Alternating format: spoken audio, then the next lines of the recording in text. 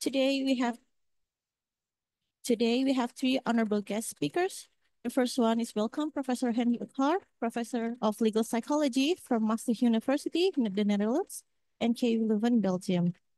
Also welcome Dr. Paul Riesthuis and Dr. Charlotte Buecken, postdoctoral research from KU Leuven, Belgium.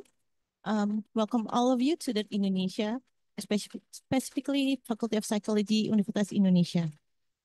To officially open this seminar, these workshops, let us hear an opening remarks from the Manager of Research and Community Engagement, Faculty Psychology, Universitas Indonesia, Deborah F. Lina Purba, PhD. Please welcome Mbak Debbie.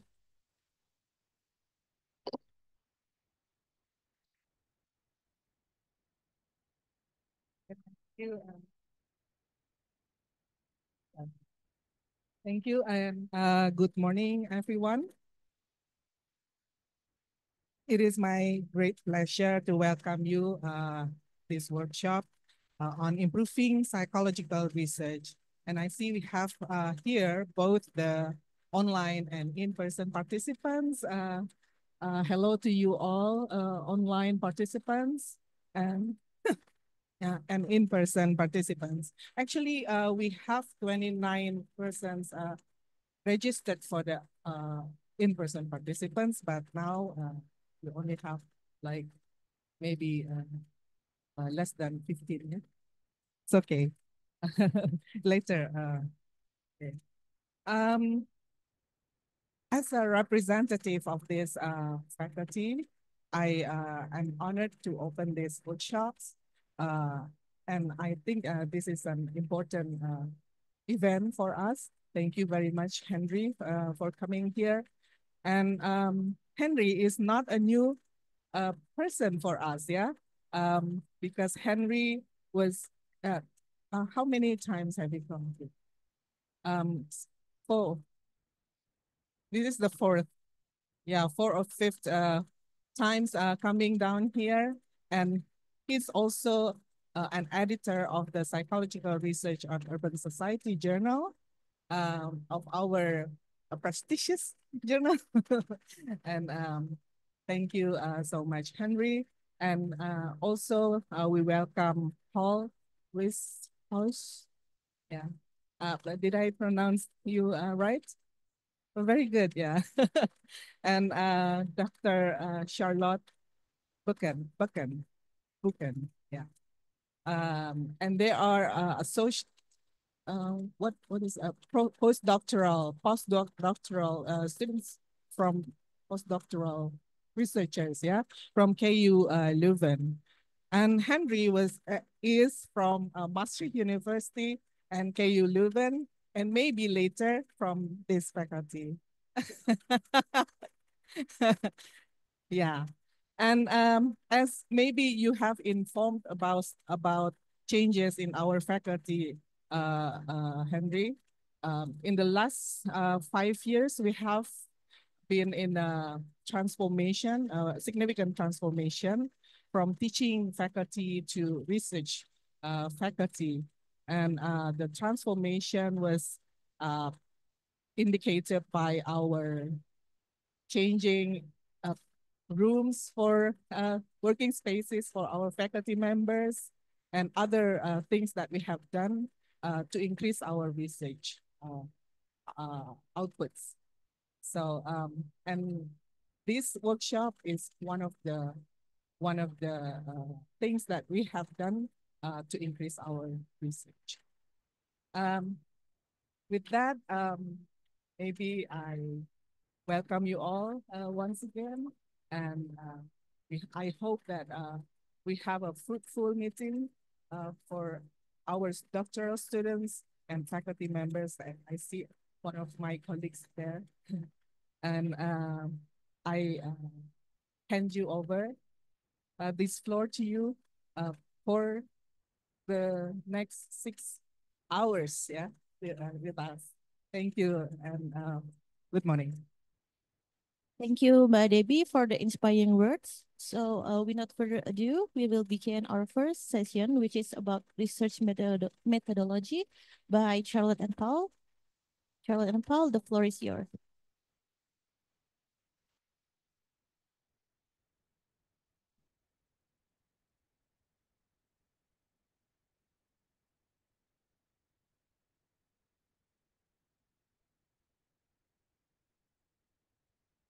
Hello, everyone. Thank you, first of all, for the very warm introduction to both of you. My name is Charlotte. I'm, as I already said, a postdoctoral researcher at Leuven. My research is mainly about memory in the legal system, and, for example, how we can reverse false memories. And as part of this, we're conducting a lot of experiments um, using, for example, the misinformation effect, these kind of things, which we will talk about more, I guess, throughout the day. The first session today, which Paul and I will be jointly doing, is about improving psychological research. Paul will be talking about statistics and power analyses and all of these things. I'll be focusing a bit more on open science and giving a bit of an introduction on this. If I'm going too fast, by the way, in terms of speaking, please do let me know. I will slow down a bit. I have a tendency to speak fast. Um, First of all, this talk is mainly structured according to this really nice paper, which I recommend everyone if they want to get into the topic of open science.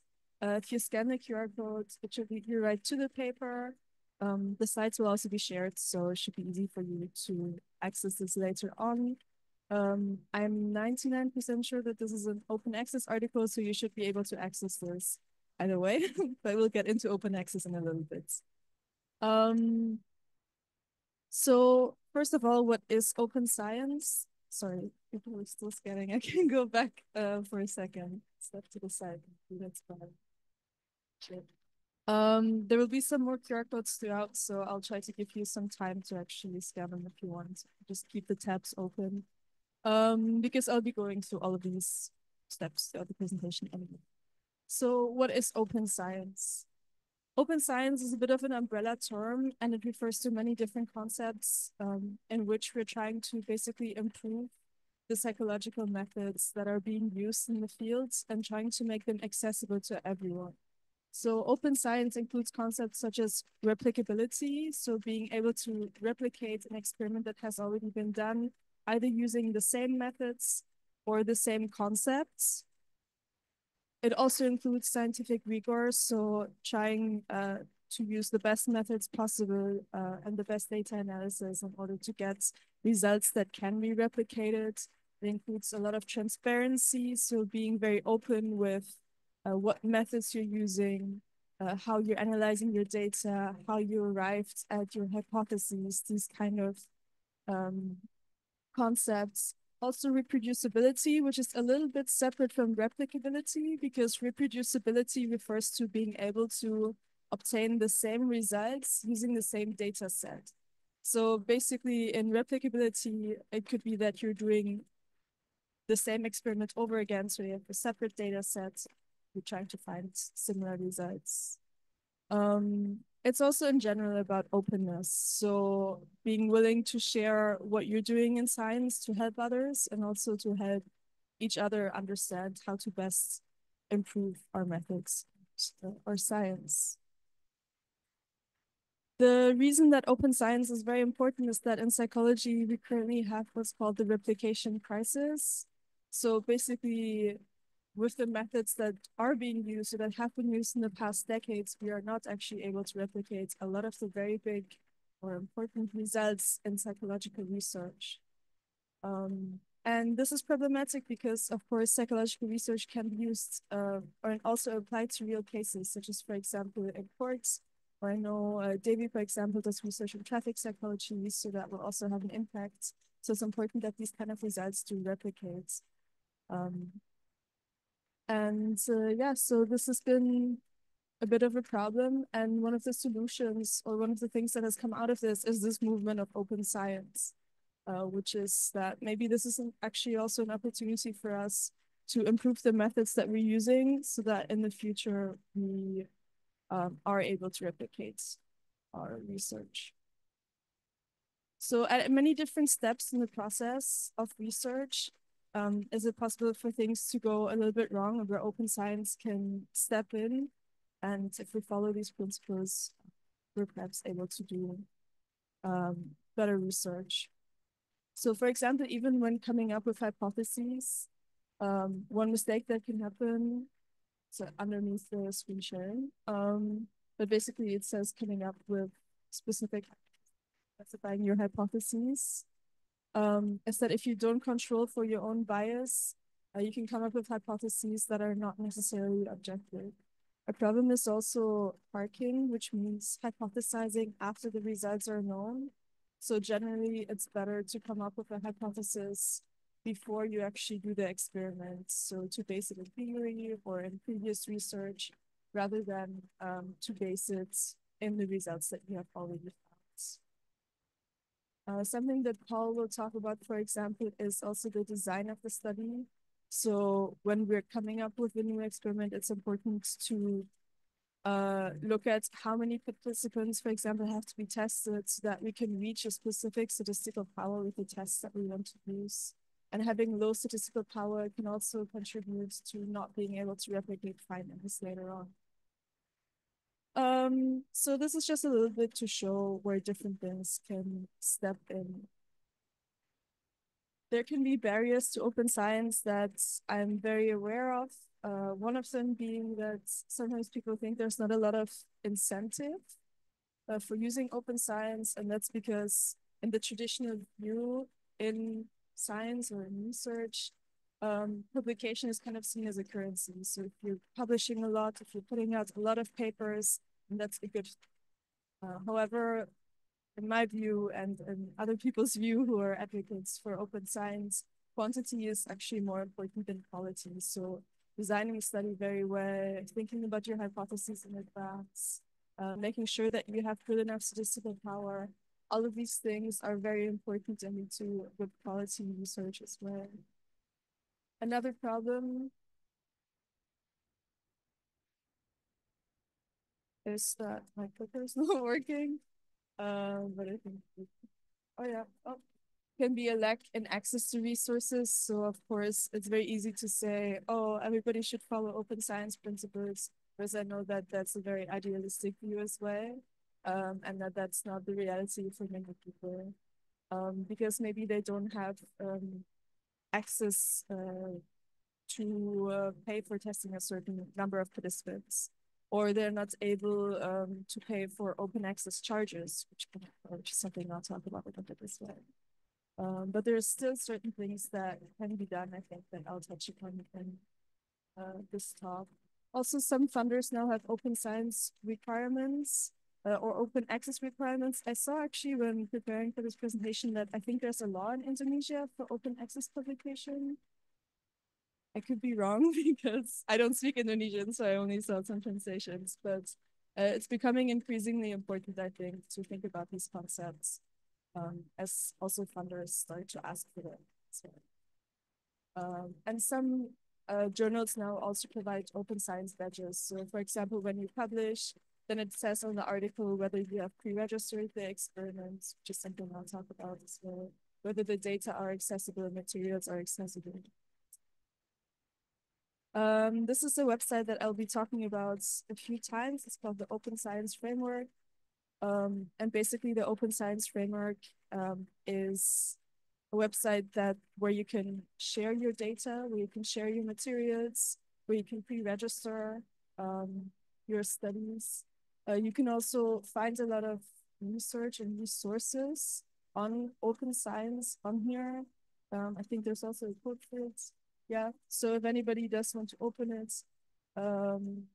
it's a quite nice website to keep in mind if you want to get into open science.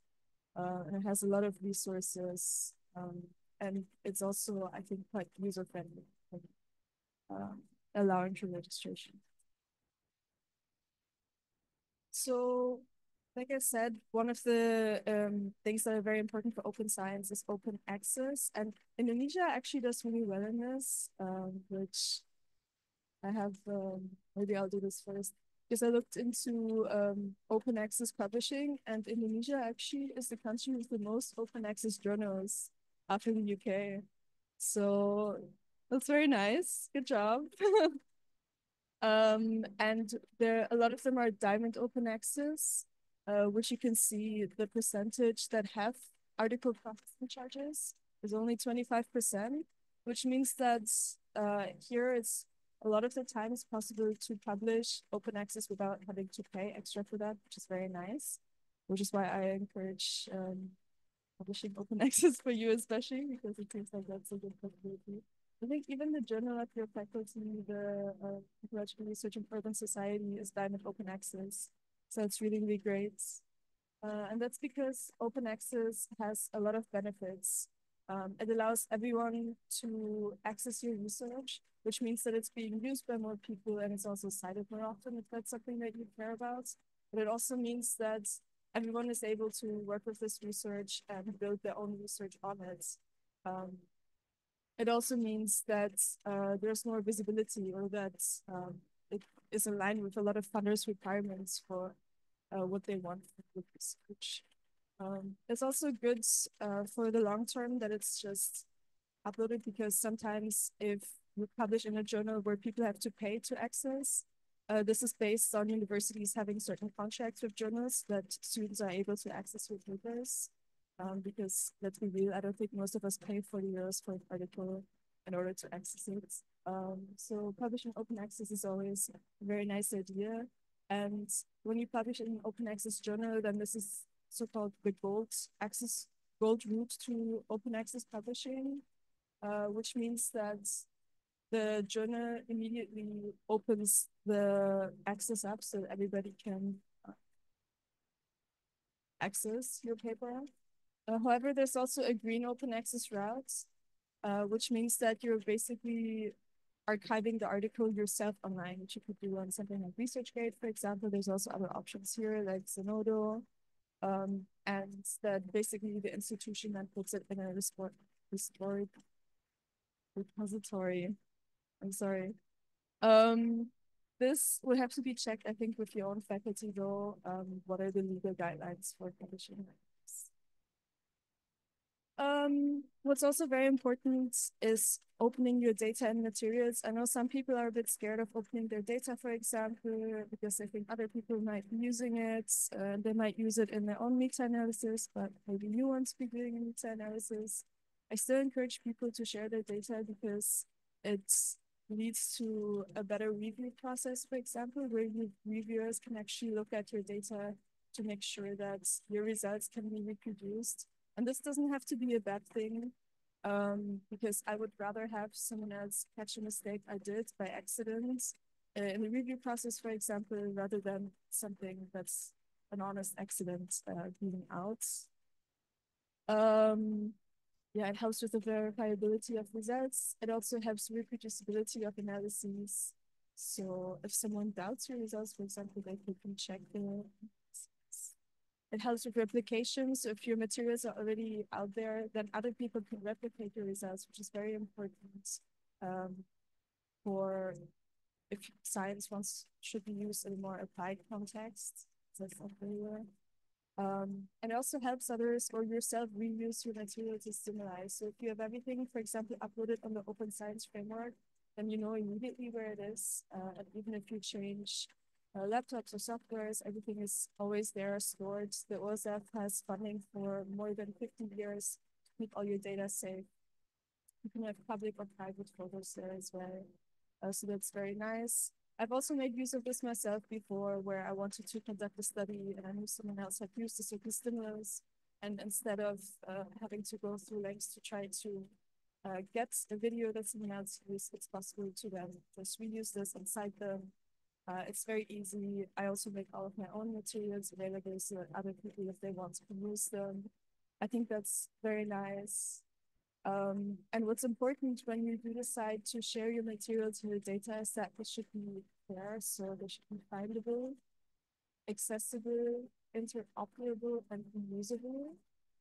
So basically, if you upload a data file that no one else can understand or read, it's very nice that you shared the data, of course, but it might not be that helpful for others. I'll show an example of what I call a metadata sheet, which is what I usually use to explain what the data looks like in a second.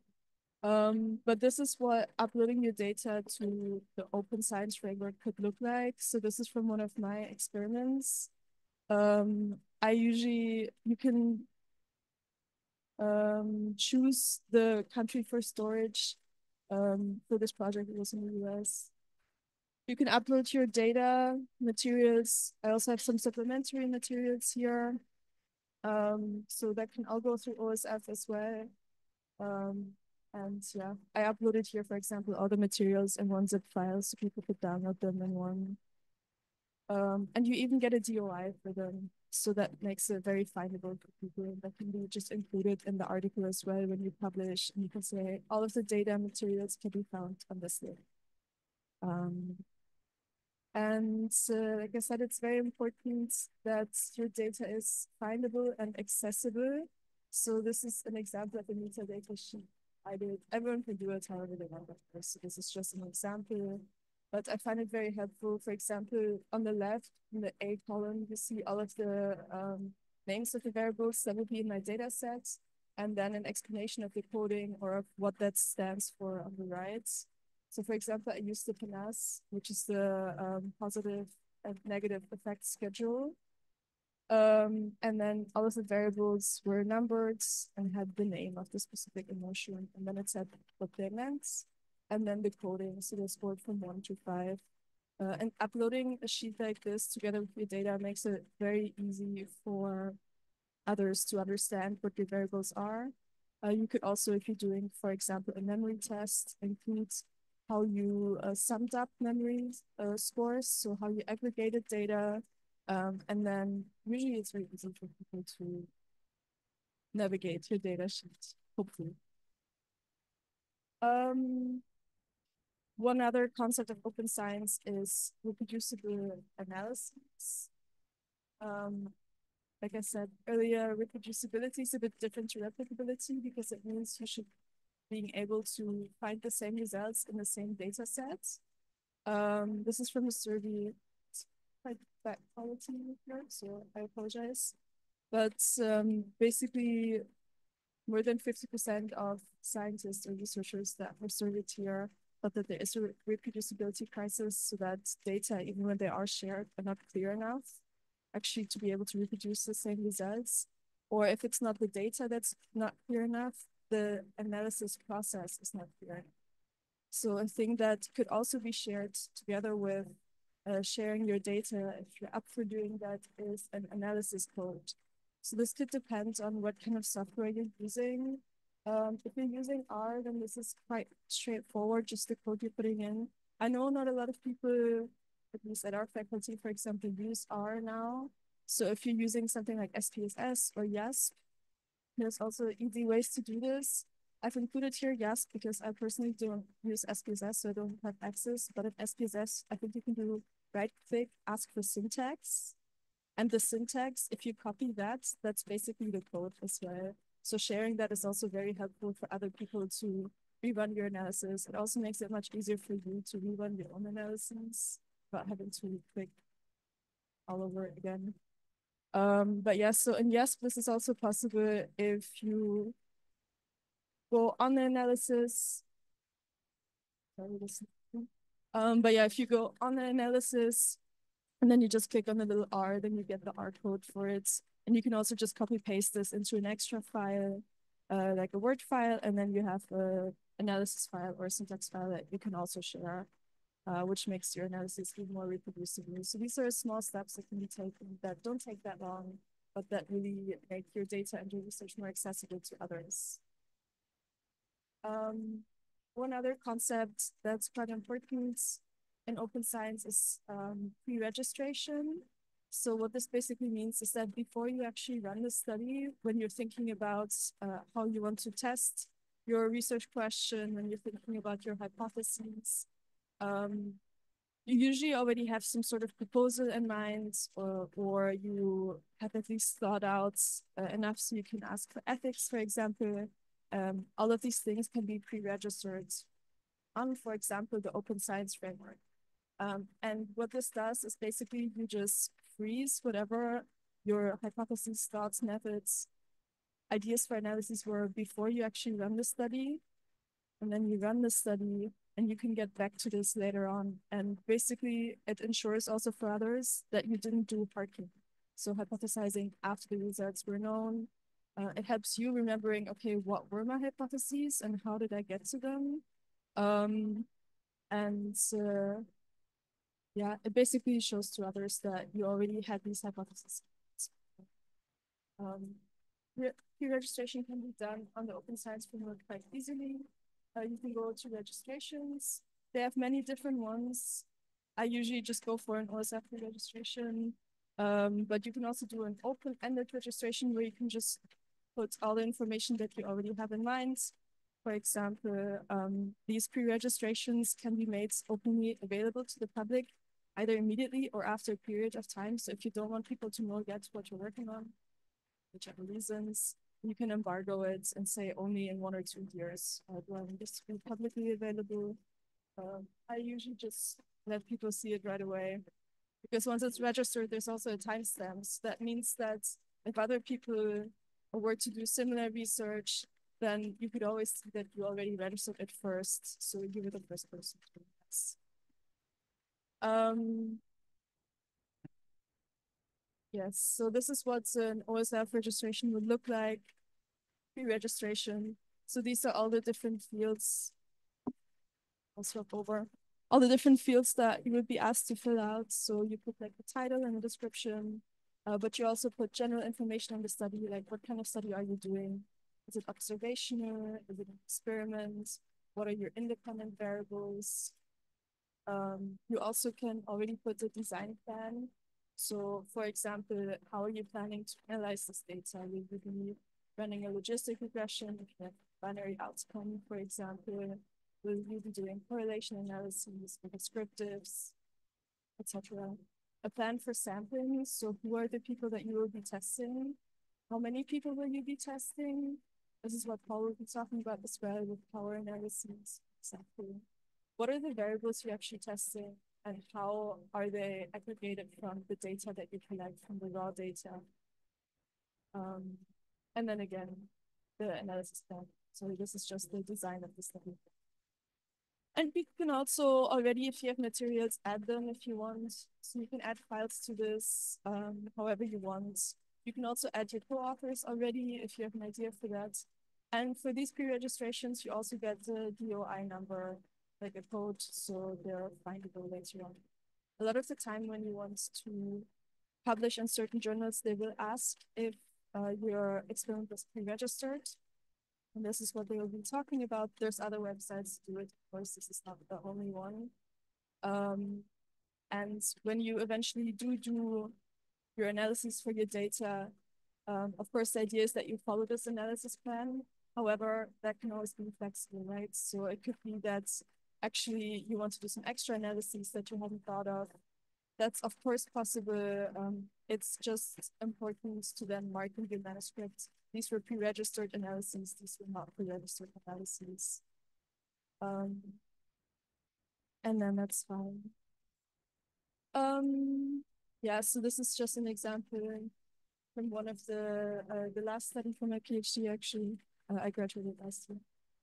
But yeah, so here, for example, you're on the study information, and there I put my hypotheses. Oh. I realize now. Sorry. Very futuristic. I like it. We don't have this in Leuven. We're at a very old faculty. But yeah, so these were for just an example of the hypotheses that I put for different types of memory. Yeah. Also important with regards to the replication crisis, and we think about open science is things like doing replication research. So trying to replicate results that other people have found, for example, can also be very good science. It's also something that can be nice, for example, for students, for master students to do, because oftentimes there's already all the materials there, and it's still very important research to do to try to see if previous results can be replicated. I think, I don't know if there's something Henry will talk about today. I don't know, the replication, doing replication, search replication in the courtroom, these kind of things. Maybe we'll talk about it, maybe not. But if you want to use research in court, then also it's important that it's replicated. So it's just some research, some articles that show that doing replication is very important. Not that many research results have actually been replicated or attempted to be replicated. So there's still a lot of research to be done here. When I do research in the field of legal psychology, I always end my discussion with these results need to be replicated for us to be able to use them. And important is also that it's not the same research group replicating their own results over and over, because it could be that maybe it's something in the measurement, maybe there's some unconscious bias in them that leads to these results. So confirmation bias, for example, the way that they ask participants things. So independent replication by other research groups is also very important. This is an example, for example, a multi-lab replication, which is when several labs come together internationally and all decide to replicate the same experiment the same way, 5 to 10 different countries, to see if they will still find the same results. One of the steps towards more open science is also teaching open science to the students. So things like this, but also just when you have bachelor or master students supervising, or when you're giving, when you're teaching an bachelor course, it's important to already teach students how important the methodology, the research, being transparent about your research is, because this is of course a learning process. So the very first studies doing, the first things I did were finding out the best things ever done. In terms of transparency, this kind of things, because we're all learning as we're going.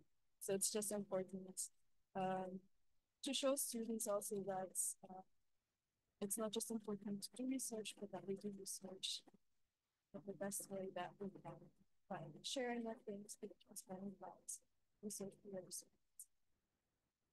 I have some resources, and then I'll be giving over to Paul soon. So this is, for example, a reading list by Dan Roberts, who are big advocates on open science.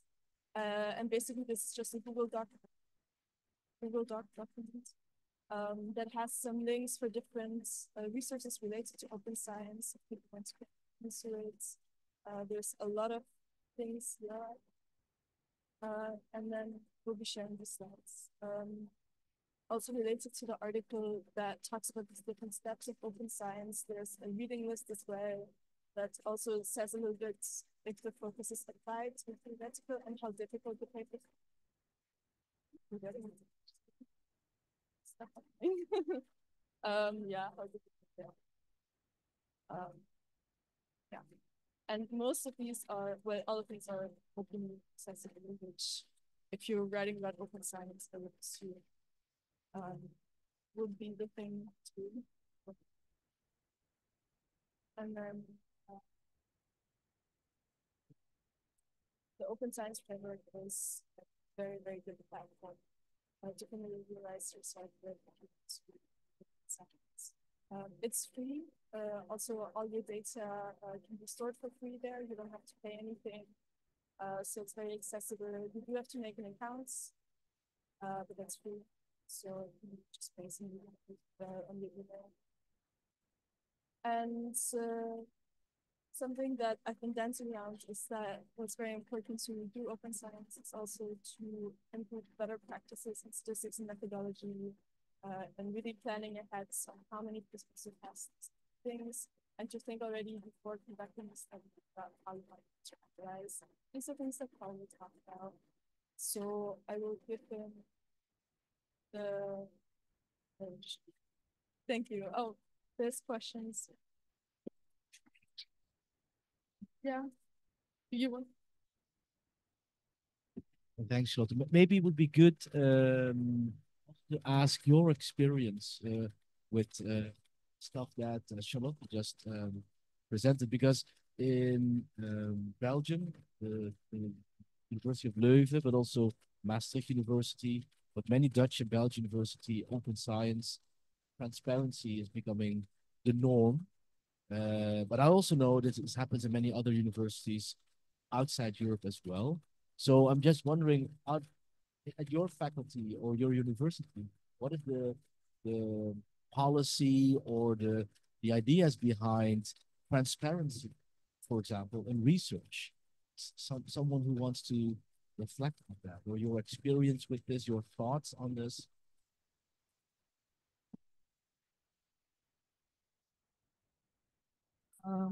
Does any of you have any experience on the open science?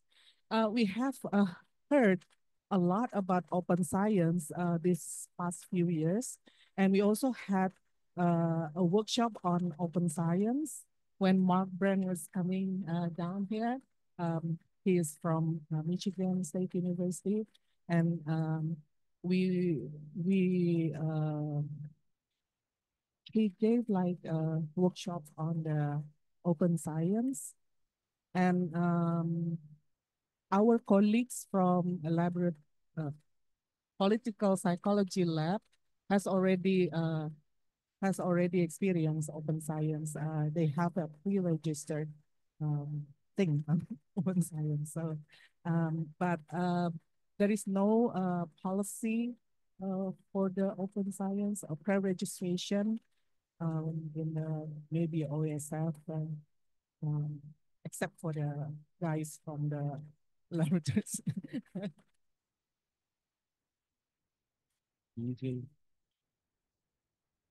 Because if I go to the OSF website, I see that the Universitas Indonesia has many projects, open science framework. So it does seem to be the case that it's being used a lot.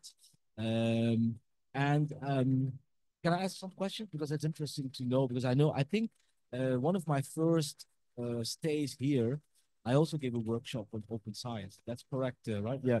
And yeah, yeah. So just a question. Maybe people can raise their hand. Who has an account at the Open Science Framework? Who has that?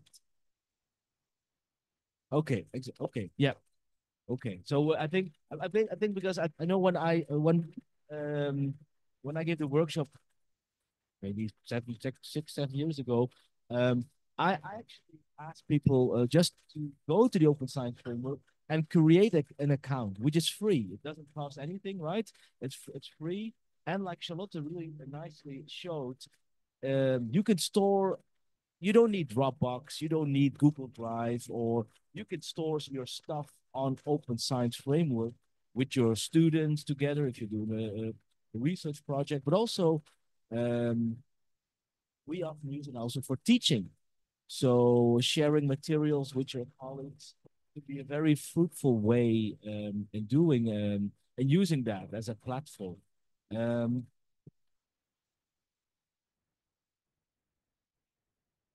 exactly. To treat it as a cloud, yeah. And also because you can work on it together with, for example, students or your fellow colleagues, which makes it very accessible and also open for others if you want. So, because you can put it in a private mode, you don't need to share everything, of course. I also know, but maybe you can correct me, Davy, because that's something that I think you discussed last time when we talked about open science, is that there was this idea that if you would put your ideas on open science, that people might that there's a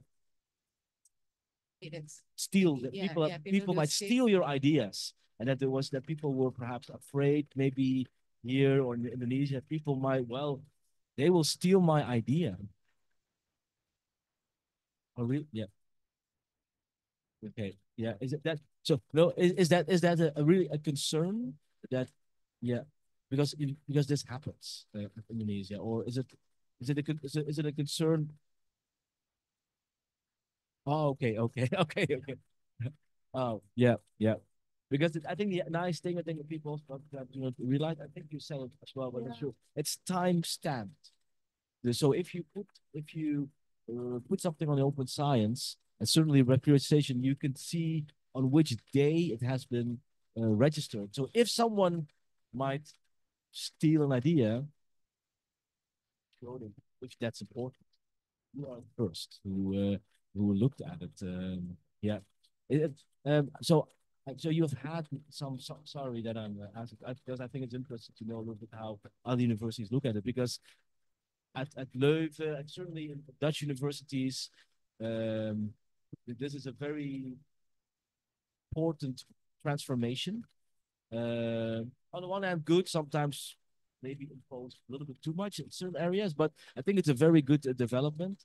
Do you think this would be something for the faculty to, as a development? Because you've had multiple workshops, but I think the majority is not using it, right?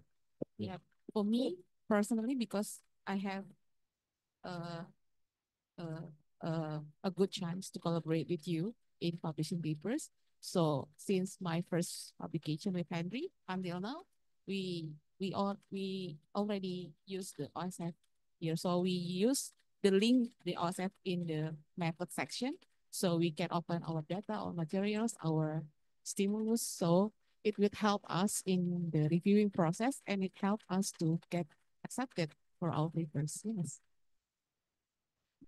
And I think what is interesting is, and that's what you could say, is the journal Proust is one of the few international journals which has this fully open access. I mean, so if you talk about open access, I think your country, this country, is certainly doing a really good job. And that journal Proust, I mean, I said before, I've heard other researchers at universities specifically mentioning this journal as a good example of open access because many of the journals, if you want to publish open access, you need to pay a fee, which is very expensive. And this is a journal which doesn't have it. Right? I think this should be the norm. This should be the future. I think that's something which we can learn because actually many of the journals, and like the German as well, you will have Indonesian publishers. Organizational journal also have a article processing charge on it. But Rouse, we do not charge the papers.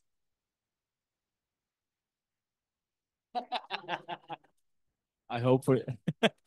I mean, even my journals like Frontiers or Plus One, they have high author processing charges because that's their living. It's they get a lot of money for it, but it's not in, I would say, not in the philosophy of making our research open, etc. And also, this will mean that some universities or some researchers can never publish something open access because they don't have the resources, the financial resources for it, which is a shame. Yeah.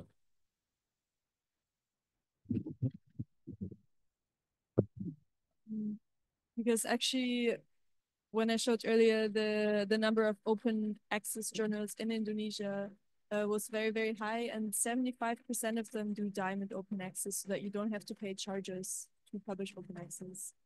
So that's a very good opportunity to look into. Yeah, so then you don't have to pay. Or looking into the green open access route I talked about when you said archive. But I don't know what the legal situation for that is.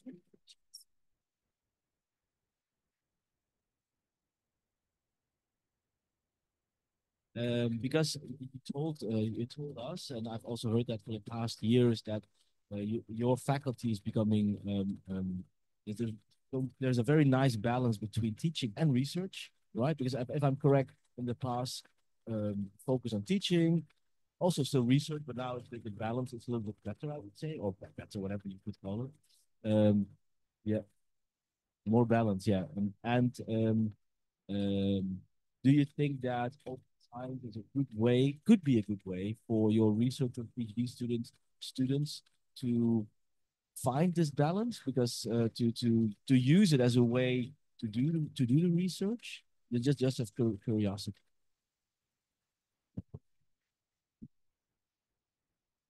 I think for our students, especially graduate students, masters and PhD students, they are not they're not really exposed in open science yet. Yeah, if they are exposed to open science, I think uh, doing this open science with OSF, they would be very glad to do it. Um, but as for our faculty members, there are thinking about maybe open science is only for experimental studies. So for correlational studies, because there are many correlation, our faculty members are very heavily emphasis on uh, correlational studies. OSF is not for correlational studies. I think you have that take on that. Yeah, certainly, because OSF is for all studies. It doesn't matter at all. Not at all. I mean, it is for qualitative research. So because sometimes people might have ideas that even pre-registration is only for quantitative research. I mean, no, you can use it for all reasons. And like I said, I sometimes use it for teaching. So I share slides of presentations on open science. And then I have a link and I can send it to fellow colleagues here. You can use it and maybe use the slides and maybe change it in your way. Correlation research, I mean, you can, because correlation research, you might use questionnaires, maybe things that you create yourself. You can all put it on open science and which, for example, let's say you want to do this study again with a short variation and you want to have a group of students do that. You can say, well, here is the project on open science. Here's all the material, easily find it, and so it helps also, I think, in efficiencies sometimes. So it doesn't matter if it's correlational or mental observational field. OSF is not limited to anything, and I think a first start would just be that's how I did it. Create an account on open science framework, play with it, see if it works, and then see. And there's what Charlotte said. It's a gradual process, and you will sometimes think, well, oh, I forgot this maybe, or but I think in general you will see it helps also, especially students, because we are raising a new generation of psychology students and psychology researchers who will be in a world with other psychology students who are raised in open science. So it's good that at least the students are aware of this and perhaps have some experience with it. It might help them for their own methodology. Yeah. Yeah. Yeah, go ahead. Yeah.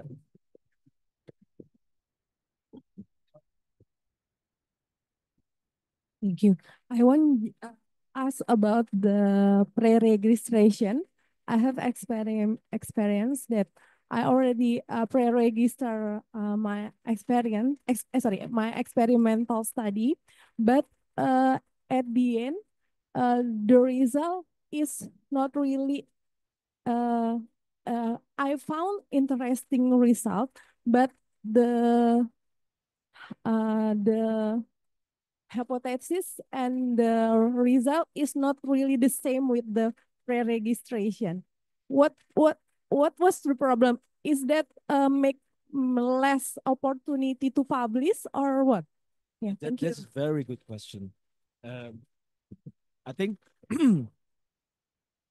if we before I would say differently, the idea of pre-registration is nothing new, right? This existed already a lot in research in medicine already, in which they, for example, or in pharmacological research, in which they had to register these big trials for example, new medicines. So this idea is not new, and actually, I think many of you have been using it without knowing this is pre-registration. And let me give a couple of examples which are very closely linked to pre-registration that I guess many of you have been doing in the past. So let's say when I was a PhD student, we wanted to do a study, and my supervisor said, let's first start with a research proposal. Let's come up with an idea how we want to do it. And we wrote a research proposal. And we then had to apply for ethics approval, which you have here as well, which looks at something similar as a research plan. So we had to create a plan, and then you did the study. Actually, a pre-registration is a plan. It's just a plan. It's but a plan can change. So which means that you might have an hypothesis or a prediction, an analysis, and then you do the study.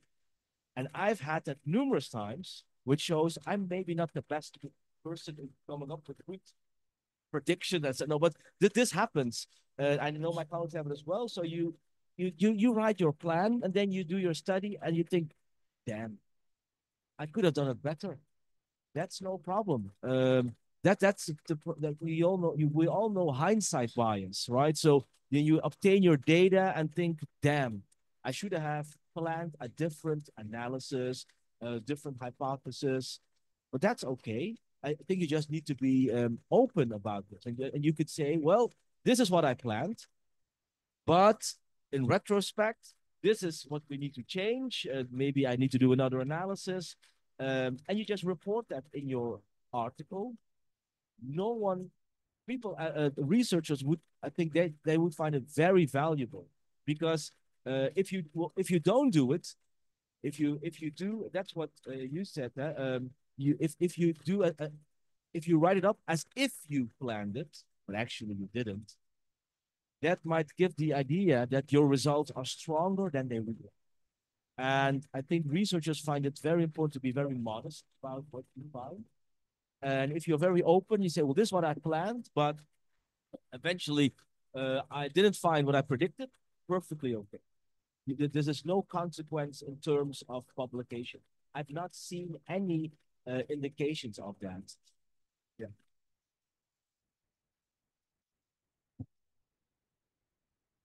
But oh yeah, yeah, yeah, yeah. So one of the I would say researchers who's doing a lot also on pre-registration, but also on the stuff that Paul is going to present in a bit, is Daniel Lakens, and you have his name on some of your sheets, perhaps. Daniel Lakens. Yeah. You could write up his name because he wrote some interesting papers as well, also about if you if you do a pre-registration. Again, pre-registration is a plan, not a prison. This is not my quote, it's a quote from someone else. It's a plan, not a prison. So if you plan something, but something changes, Daniel Lakens will need a very interesting paper on how you can deviate, what this means for your results, for your interpretation.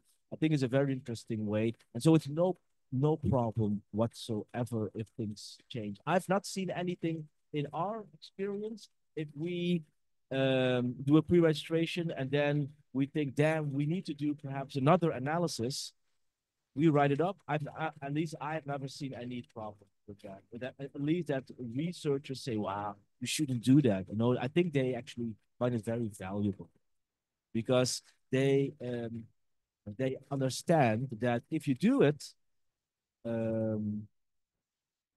you tell the reader which results perhaps should be interpreted with a little bit more caution, and which results perhaps are really the ones that you also planned and might perhaps be a stronger result. So is that an answer to the question? That so in the methodology, I must write the first claim based on the pre-register. Yes. And but is it necessary for the researcher to also report the result for the first plan, or only our real interesting result? Yeah. Well, Human, I hope that if you plan something, you do it because you think that something interesting will come out, but that's why you do research. I would indeed, if you pre-register something and pre-registered an analysis, report these analyses. Of course, these are your planned analyses. Except all, I would say, with the only exception, if you look at the data and your analysis, you think, oh no, my plan was wrong. I really had to do this plan was wrong. I had to do a different one. But I would say if that's not the case, report your planned analyses, yes? And if you find something else which you didn't plan before, but you explored, you write in your results section that you conducted some exploratory analyses, which led maybe to very interesting results. You report on it, but be cautious in overselling these analyses and these results because you didn't plan them before. You don't know if you would do it again, if you would find the same thing perhaps again. So yeah. Maybe to add to that, one of the journals, like one of the flagship journals, I would say, of psychological science, they have now that when you submit your paper, they ask you, did you change or deviate from your pre-registration and how? And there you just indicate, I had this hypothesis that I wrote wrong and it's supposed to be this. You look at the research, this is what makes sense. You report that openly, and then it will be in the article that you changed or deviated from your pre-registration. But the flagship journals, like Psychological Science, they really focus on this, and they already really focus on the fact that okay, it's okay if you change, but indicate, transparent. So that's, I think that's the main takeaway also from Daniel Bakken, from everything of these schools. Just be open about it. If you made a mistake, we all make mistakes. And maybe, did you discuss the registered report issue? I think not. No, no, you don't. Okay. So maybe one other a variation of pre-registration, which is linked to what Charlotte said, is an article format which is called a registered report.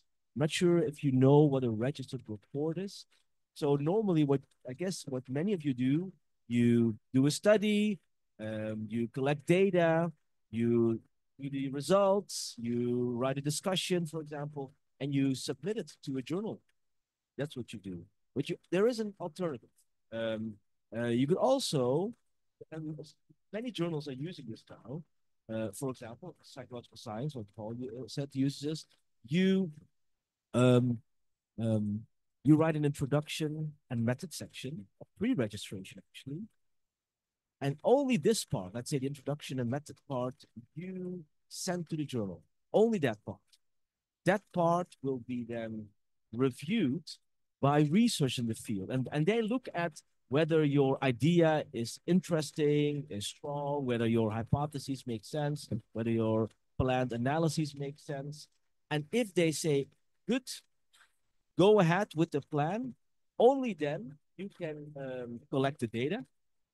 And then you collect data, and whatever you find, that study will be published. It will not be rejected anymore.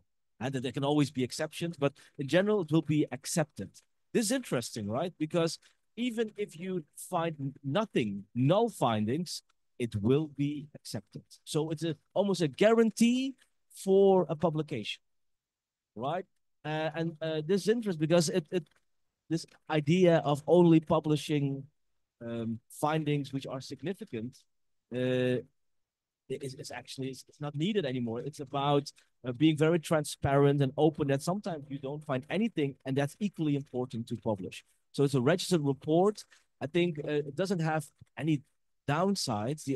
If there is a downside is that it can take a long time before you can start your study, right? So because you have to wait before researchers have commented on your plan, this can take a while, and only then you can collect data. So for students, this might not be oftentimes feasible. They have limited time in their studies, but for you or for PhD student, this could be an interesting study. And this is something that we are doing as well. And some of my PhD students are experimenting with this as well. So in the sense, they write a registered report. And if it's accepted, we know whatever we will find, we will get a publication. So I know that in this faculty, the university wants to make sure that you get Q1 publications, right? So I mean, I have my opinions about this strategy, but if you want to have a guarantee that you get a publication, this could be an interesting route also to experiment with open science yeah, and it doesn't matter what you find, and if you don't find anything, perfectly okay as well.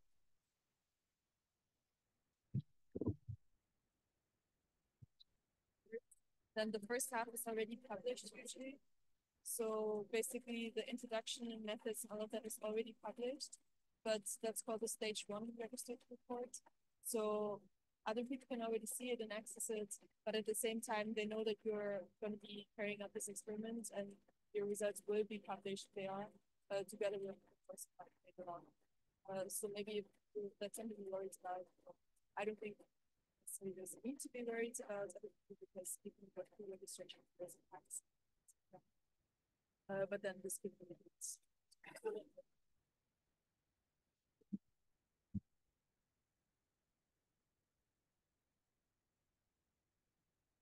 Um,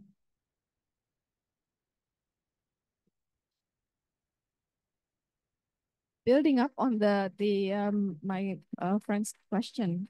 So in the article, if we have, for example, if we have deviated from the pre-registered, this is probably more sort of like operational. But in writing the article, which results that we should highlight? Because probably, in my opinion, it's probably the deviation that is more interesting to report. So how do we, sort of like weave it together in the article? Yeah, that's a good question. Well, it doesn't have to be the case that a deviation that you deviated because you found something more interesting with another analysis. That can be the case, right? So, for example, you have plan analyses, and then you look at the data and think, oh, this is something we also can do, and then you find something interesting, then you report about that, and I would then still discuss also in discussion the plan analysis, but certainly you might highlight your deviation, but be cautious in overselling it because it was not planned. But sometimes you deviate not because you find something more interesting, but your plan was just not fully right. You planned an analysis and now you looked at the data and think actually that analysis is not a good analysis. I need to do another analysis, which might or might not lead to an interesting result. It's just a better analysis, which is again okay. It's okay to make errors. It's okay to make mistakes. I think, and you have been maybe raised like me in the past. Sometimes you didn't want to be open about your mistakes. But it's okay, at least to show we are still humans. I mean, we are psychologists, right? We know how our mind operates. We have all of these biases which can lead to mistakes. So it's normal that these can happen. This is a way to hopefully minimize these mistakes. And if you do make them, report them. That's at least better than to hide them, I would say. More concrete, I think it depends. I think if you do find an interesting result based on a new analysis, certainly you can highlight it. But I think I would be cautious in saying that this is now the strongest finding because you didn't plan it before, of course. So and of course you need to weave it into a story. I would certainly then also discuss what you did plan and discuss what you didn't plan, and which might lead to a very interesting thing. But I think I would be careful in making too much of it. Yeah, that's what. okay, I think we can finish this first session. If you have any more questions, you can ask Charlotte during the breaks. We're gonna move on to the next session with Paul. But before that, we already distributed this next. Feel free to enjoy it. And also we have 5-minute break to do a survey. Paul? Yeah. So while you are enjoying your snack, please, if you can help us out, we have a perfect. If you could all like participate in a short survey, it's like 5 questions plus some demographics. You can do it while you have your nice snack. Short break, and then we're going to start with the next talk.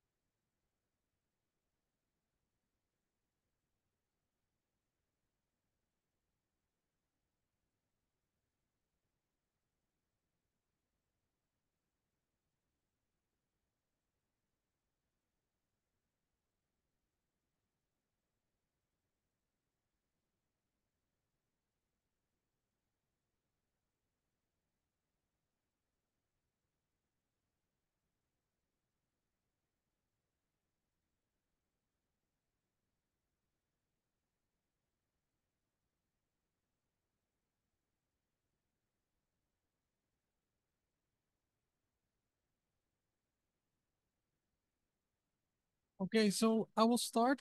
I have clicker doesn't work. Is that possible? That's of course, yeah. Okay. So I have about 35, 40 minutes to give this talk.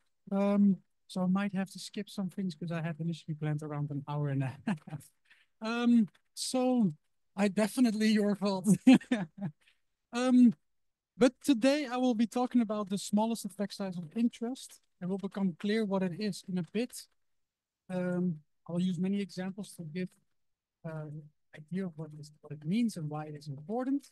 However, I'm going to ask you to be as Dutch as possible. If something is unclear, just put up your hand, scream, say something.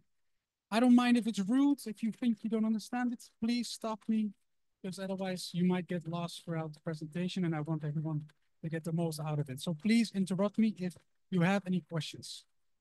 So you have just filled in a little survey, which is something that will help us to help understand what the smallest effects of interest could be for some studies, for example, in eyewitness memory research. But to explain what it is, I'm going to start with a hypothetical example that I will refer to every single time during the presentation. So imagine that there is a group of researchers that want to examine whether alcohol leads to bad memory. To do so, they ask participants to come to the lab, and some participants get alcohol, while other participants do not. Then they watch a video of a crime, and then with some delay, they will get a memory test about this crime to see, okay, do participants in the alcohol group perform worse than participants in the no alcohol? Now imagine that the researchers do the study, they conduct their independent sample t-test analysis, and they find p is smaller than 0.05.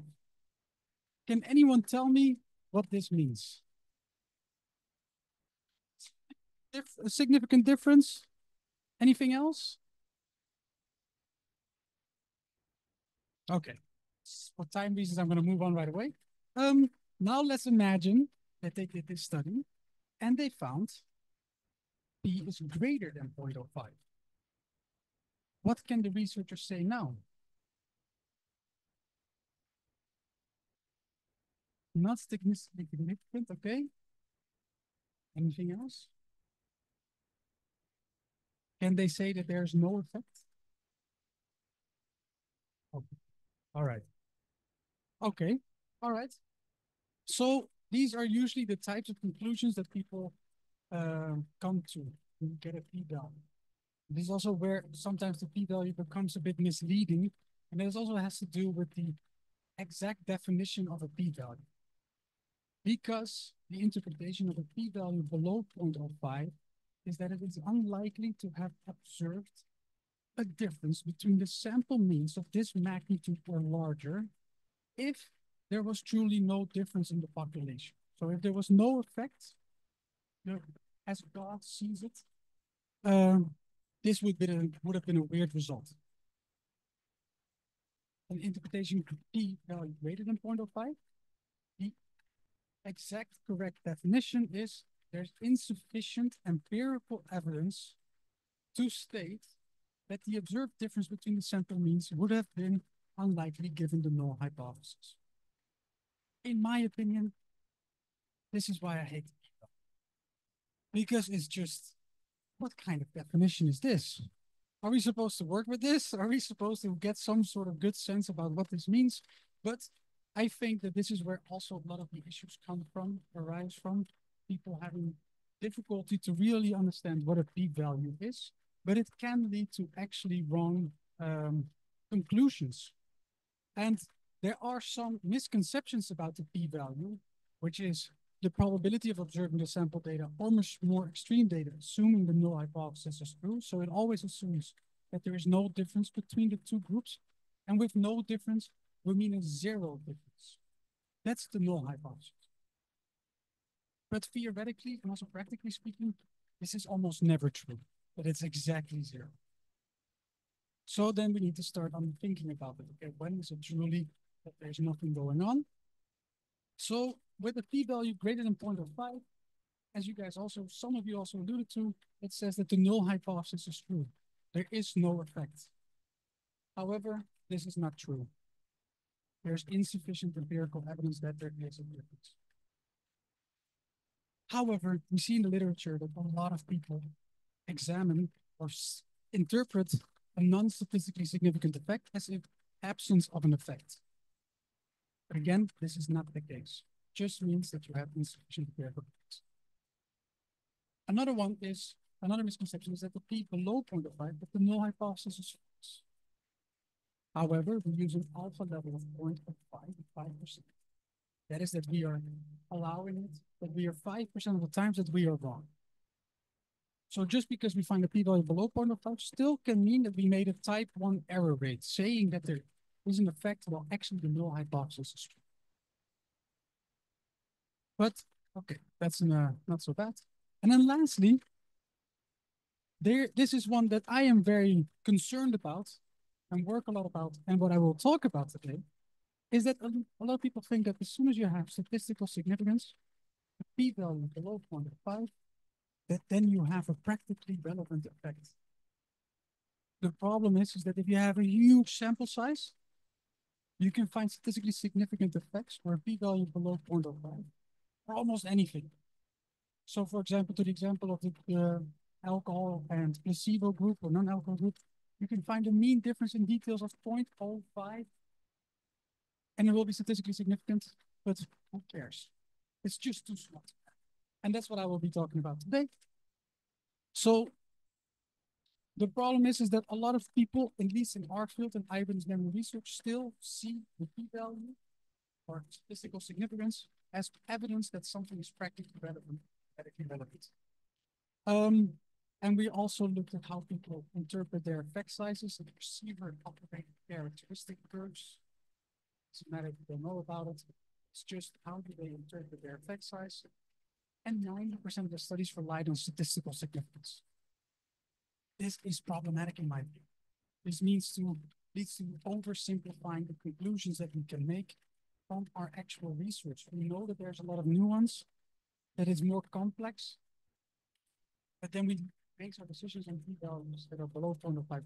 So what can we do differently? So let's go back to the example that I gave. Alcohol, non-alcohol, watch a video of a crime, then a memory test.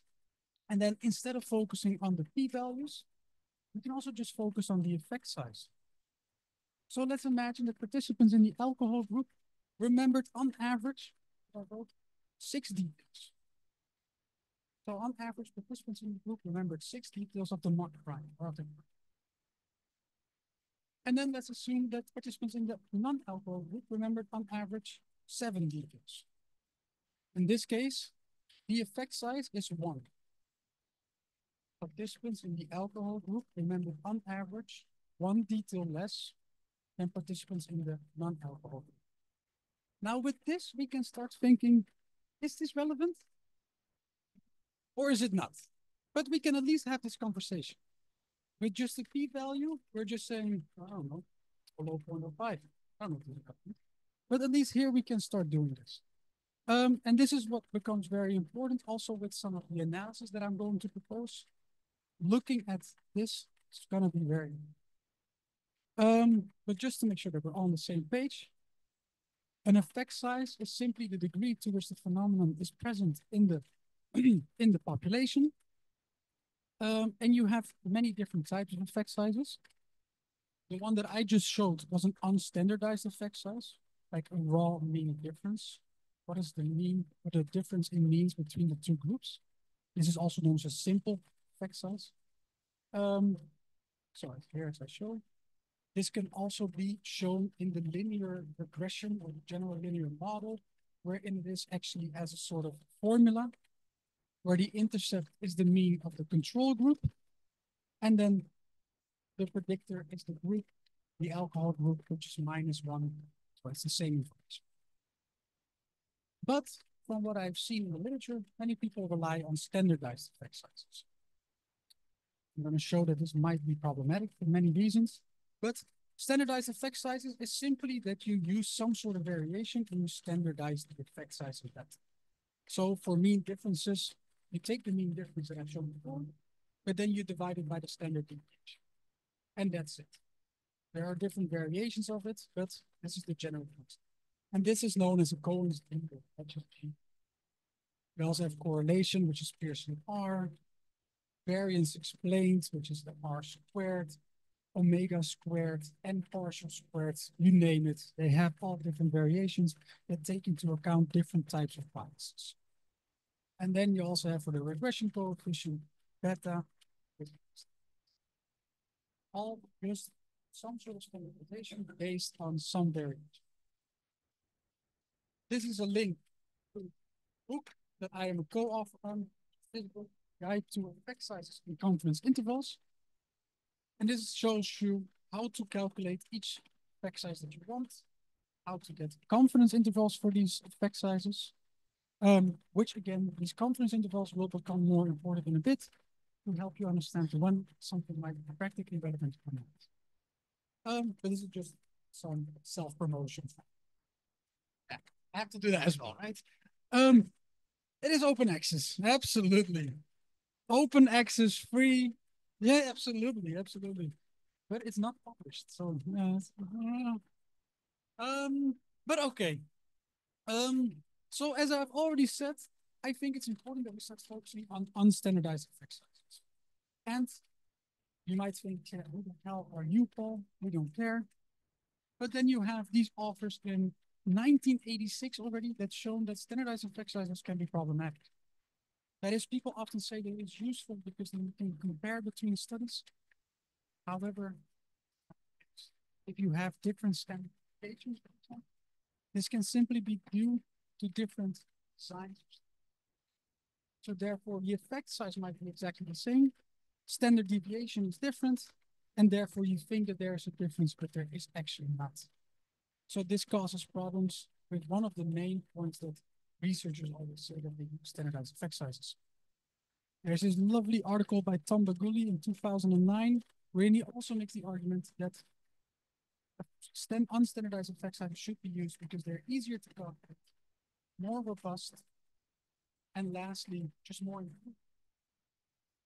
If I tell you that there is a Cohen's d of 0.5, or I tell you there's a raw mean difference of 1, it's easier to understand the raw mean difference in terms of magnitude, how big is the effect, than a Cohen's d of 0.5.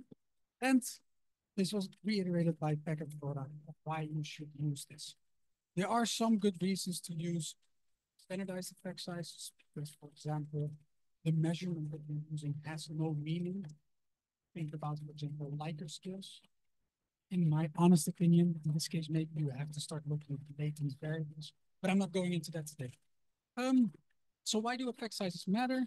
I think I've already given some reasons, but also they are important to plan studies. When you conduct a power analysis, they always ask you to give an effect size. And this heavily will show that if you have a large effect size, you don't need that many participants. If it's a very small effect size, you might need thousands of participants.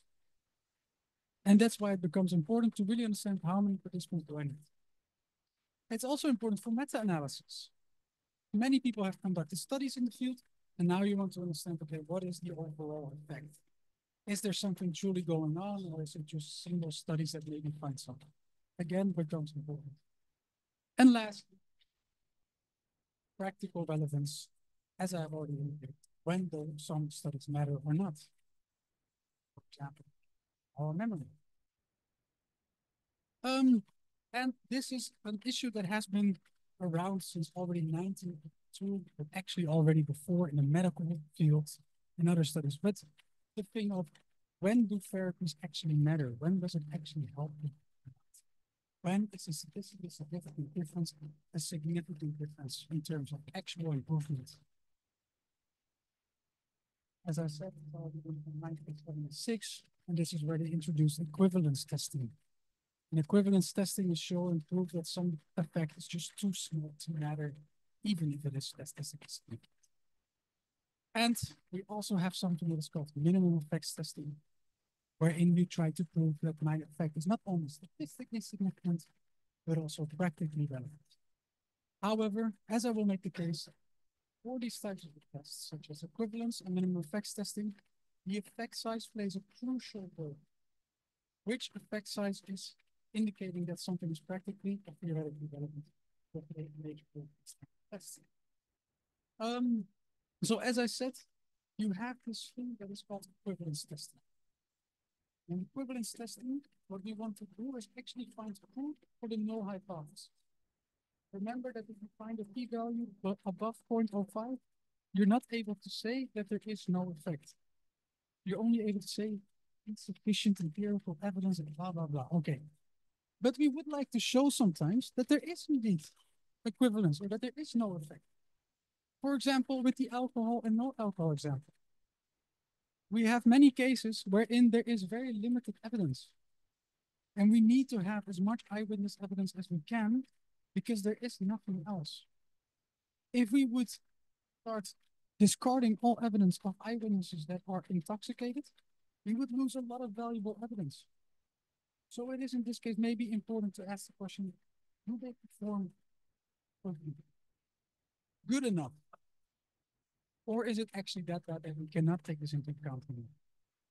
Another example is, for example, you have a new drug that is way cheaper than an older drug. And you want to test, does this drug help against depression equally well or equivalently well? Does it not perform worse? Again, with normal p-values, we cannot do this, but with equivalence tests, we can. This is effect too small to matter that we can say, okay, let's use this new drug because it's just way cheaper, faster, etc. Yes, I did. I had another example in mind, but it's the same with the depression. There's another one, which was given by my favorite podcast, which is called Quantitude. It's a podcast about statistics. But here they give the idea of how you can see equivalence testing with speeding. So you might go on a highway where you are allowed to go 100 kilometers per hour. But if you go 110, the police is not going to stop. If you go 70, the police is also not going to stop. Do you go lower than 70, the police is going to be like, can you speed this up? I mean, come on, this is dangerous. But there you see already, if you go between 70 and 110, nothing happens. It's equivalent. We don't care. Do you go above or below? The police will stop. Another example. And lastly, this is a project that I was personally part of, and that is if you have psychological assessments that you perform in person and online. Does it work equally well? Can we make these assessments? This is quite important because doing it online will save a lot of time for the practitioners, will save a lot of time for the patients, will help a lot of people in just getting a quick diagnosis. So does it actually work? And do the diagnosis work equivalently? So these are some examples. And in this case, as you've probably heard me say already, I made a couple of mistakes. I said that it worked equally well, but equally means that it's exactly the same. But that's not the case, because again, with the null hypothesis, this non-zero difference is very difficult to prove. So with null hypothesis significance testing, we really want to show, is there a non-zero difference between two groups, between the alcohol and non-alcohol group, between the new medicine and old medicine, between in-person and online assessment? However, the exact zero is such an impossible thing to prove. Hence, we use equivalence. It's about to say. This is also known as an interval test. And we say that there's a range of effects that we deem to be safe. So this could be, for example, the alcohol and no alcohol example, that we say, okay, if there is a difference between the two groups that is smaller than one, we don't care about it. It's whatever. It's too small to matter. This is not going to make a difference. If it's greater than one, okay, then alcohol indeed leads to memory undermining effects. But below one, let's move on. Here's what it is. The only issue is that there has been a review on these equivalence tests that show that it's not always done perfectly. So they are now actually being done in psychological research. But as I've shown already, these equivalence tests, they heavily depend on what is that is practically or theoretically relevant. If people don't provide important or informative estimate here, the equivalence test is not so really relevant. And unfortunately, in the review, they found that people just gave a random number to conduct this test, and they had no justifications. But okay, that is also good that we are here to talk about it so that we can improve these practices. There is also something as minimum effects. And with minimum effects, we do the opposite of equivalence. We don't want to say these effects are too small to matter. We want to say these effects are relevant, practical, or theoretical. So not just statistically significant, but are they greater than 1, for example, in the alcohol or no alcohol example. And one of them is, another example is, for example, with the drugs. You have a new drug, but it costs a lot of money. It's a lot more expensive than the old drug, but you want to show that this is really helping the patients, really helps them in their heart diseases, for example. Then you want to show that this needs to not just be statistically significant, but also practical. Another one is with the in-person and online assessment. Maybe the online assessment is very expensive, which people need some sort of technology, some sort of home. You want to show, okay, is this worth the investment or not? Okay, so these are just some examples.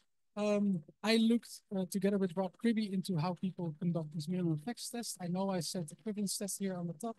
Again, I made a mistake, open science. But we looked at, okay, how do people conduct these minimum effects tests in psychological research? Do they do it better than equivalence testing? Unfortunately, we found that many people did not do very well. And that is, people didn't really argue for what was a practical, relevant effect. So this brings us to the smallest effect size of interest. I have indirectly already talked about this a lot. Because the smallest effect size of interest is simply the smallest effect size. Yes, please.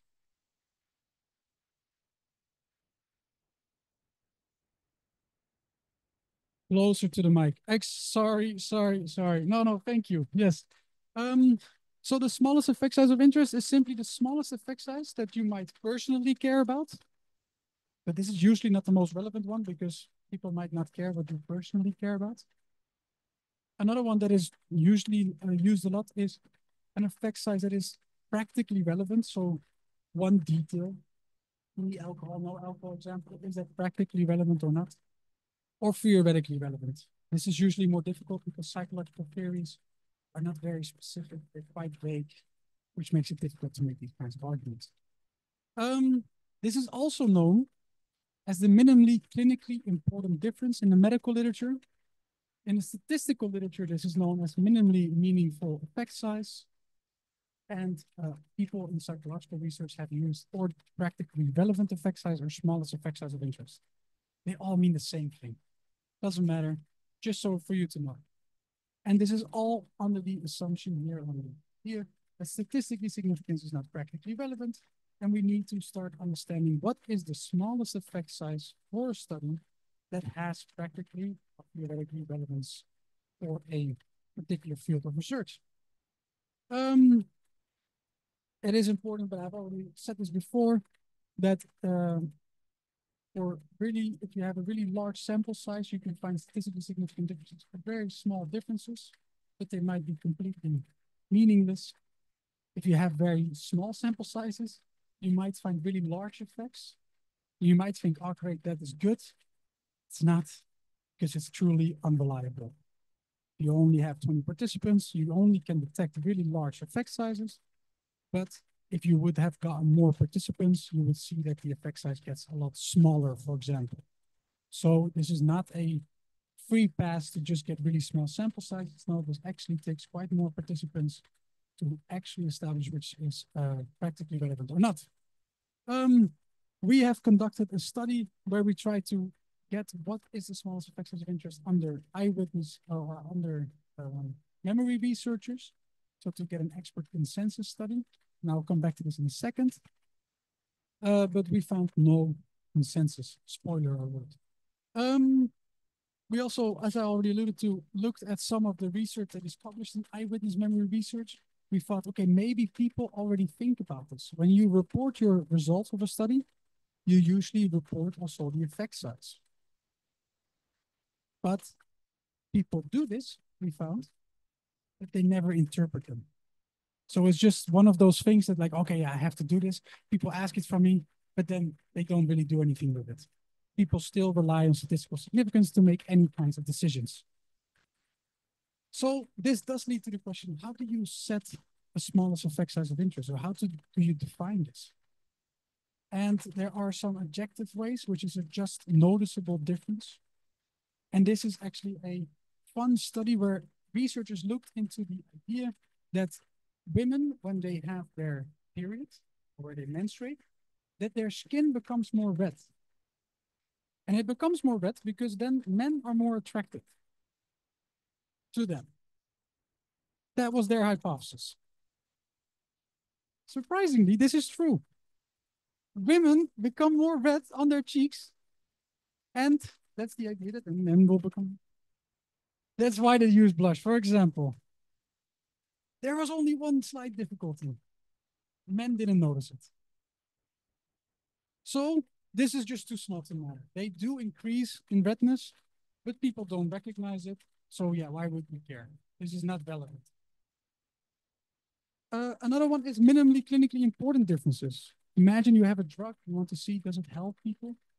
One way to actually see is just ask the patients, do you feel better or not? And then you can establish, okay, and other things, whether this is relevant or not on some sort of questionnaire or whatever. You can use a sort of anchor question that indicates what is relevant or not to the patients themselves, which is known as the anchor-based methods. And there's this nice paper. This is, by the way, the author that we talked about before on open science, Daniel Lakens. But here they show how you can do such a study if you're working with patients, for example. There are also some more. Oh wait, someone still on the picture? No. We can share the slides. Okay, one picture, perfect. Okay. There are also some subjective ways. One of them is benchmarks. Jacob Cohen provided these in 1988. 0.2, 0.5, and 0.8, small, medium, large. He proposes these on page 25. Page 26, he says, don't ever use these. Don't ever use these benchmarks. Only have no other information. It's funny. It really is the truth. He really says, don't use these because you can always do better than me. This is just my opinion. He then goes on page 532 to 535 to give an explanation for why. And that is, they are not contextual. Just because Cohen thinks this is small, doesn't mean that it is small. Sometimes a Cohen's D of 0.2 can be massive in one research field, while in another research field, nobody could care. We need to start thinking, what is an effect size that is relevant for our field of study and not what Jacob Cohen thinks. I cannot repeat this enough. As I said, I actually said this on page 25. The terms small, medium, large are relative, not only to each other, but also to the area of behavioral science, or even more particular, to the specific content and research method being employed in any investigation. Recommended for use only when no better basis for estimating for effect size index is available. But we can always do better. I'm telling you, we can do better. The other thing is what people have done is, okay, let's look at all the effect sizes in the literature. And then we just take the effect sizes, the 25 quartile range, the 50 and the 75. And then that is our small, medium, and large. However, this is also problematic. We know that there's publication bias. People only reporting on statistically significant results. So the effect sizes will be inflated, way too large. Another problem is, it still doesn't tell me if it's practically or theoretically relevant. I don't care what people have published. I want to know, is this relevant or not? And this doesn't tell us that. And they really, Panzarella and colleagues really show this nicely. You can also look at related studies. So you look at previous research. What did they find? But again, just as I said, there's publication bias. So what they may have found might just be one of the flukes that they reported because they found a statistically significant effect. Also, just because it's a previous result does not mean that it's relevant. It just means that is what they found. And this is a nice paper from 1979 already, showing the problem of publication bias and file drawer problem. You can also do it on resource-based. This is a valid approach. However, people usually miss one crucial step. So in the research-based approach, you just say, no, I have money for 200 participants. That's all I have. And that's fair. We don't all have money to get 20,000 participants and do our study. That's not how reality works. The problem is that we do have to look, okay, I have 200 participants. What are the effect sizes that I can detect reliably? And is this still relevant, or is this way too large and I cannot get any informative information from here? So this, you need to do a sensitivity analysis to understand, is it useful to do this study? Is this study still informative if I conduct this? If I do this study and I find a p-value above 0.05, what does this mean? Is this relevant? Is this informative? It's just for you to think yourself, am I going to waste my precious time and money on a study that is not informative? Are there different ways in which we can make it more informative? Different study design, for example, within subject design, or more repeated measures, etc. There are ways in which we can go around this. So these were some of the subjective ones. There's another way that you can establish the smallest effect size of interest, which is through expert consensus. So you ask experts in the field, what do you think is the smallest effect size that is practically or theoretically relevant? So you really going to ask the experts, what do you think? And I think in this scenario, you need to focus on the unstandardized effect sizes, because the code is not going to help us. And that's how experts can give their expertise on what might be relevant or not, which is what we did, but we found some problematic practices. But this is one way. Another one is a cost-benefit analysis. I've already shown it in the equivalence examples with the drug and the new drug and the old drug. Is the new drug way cheaper? That's a benefit. Does it help people beyond a certain extent that the old drug does? Is it easier to take the drug? Do people not have to go to the hospital? These are all kinds of things that you can think, okay, these are all quite some benefits that this new drug has. How much more does it have to be better for it to say, okay, this is equivalent or indeed excellent or way better? Henry did some of these cost-benefit analysis in the field of eyewitness memory research, and he came to the conclusion that for eyewitness memory research, one detail might already be relevant because there are legal cases wherein one detail actually made a difference. So this is one way as well to do such a cost-benefit analysis to establish what the smallest effect size of interest is. And I highly recommend you reading these if you want to do these. Also because I'm also on the paper and I do like self-promotion. No. So this also, I have sometimes to think, this will also change your hypotheses that you have. So what we usually say is there an effect of alcohol on memory? And we just mean, is there a non-zero difference? And this is in the null hypothesis significance framework, which is what NHST stands for. Null hypothesis significance framework. Is there a non-zero difference? But if we have a smallest effect size of interest, I don't care about this anymore. My hypothesis either switches to an equivalence test or a minimum effects test, which is my effect size greater than the smallest effect size of interest or not? And then I can say this is practically relevant or theoretically, or I'm interested in equivalence. Is the difference between the alcohol and the non-alcohol group too small to matter? I want to find evidence for the null hypothesis. There is no significant difference between these two groups. And as you've seen, you see here something called 95% CI which is confidence interval. And you can use confidence intervals to do all of your testing basically. If your 95% confidence interval does not include 0, it's statistically significant.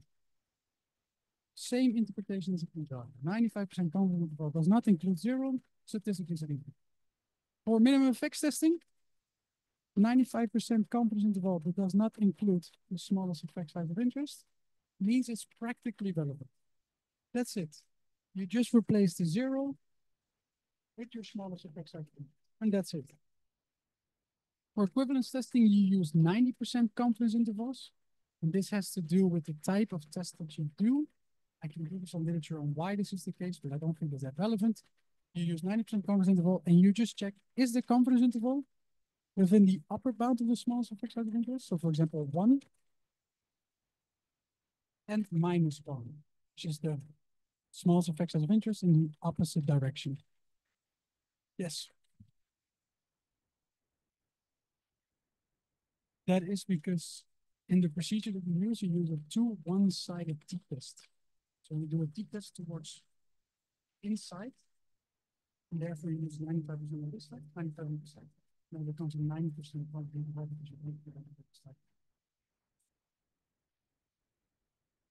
But I can also send you some literature on why this is the case and why the inferences are the correct ones using this. But for practical purposes, this is the way to go. So that's one way to look at this. Look at the confidence interval and see if it's statistically significant, practically significant, or equivalent. So this is called the confidence interval approach. Now we'll go quickly through this. I'm going to go through the example of alcohol and memory, that study that I've given before. And we're going to use the smallest effect size of interest of 1. That's what we're going to use. Now, if we then look at what are some potential results, we have this one. And you see here, that doesn't work. We can see here the smallest effect size of interest for the lower bound and for the upper bound. We see a distribution, and the red one here is 95% confidence interval. Can anyone tell me what this distribution would be? Is this an NHST? Is this statistically significant, practically significant? By the way, this middle one is the 0 bound. Can anyone tell me what kind of result this is? Don't be shy. We can all make mistakes. I'm just going to pick on Henry. Go ahead. And, or just statistically significant? Exactly. The 95% confidence interval does not include 0, and also not the lower bound of the smallest effect size of interest. So it's statistically significant and practically significant based on the smallest effect size of interest. We go to this one. What does this mean? I'm just going to pick on Charlotte now, because she should know this.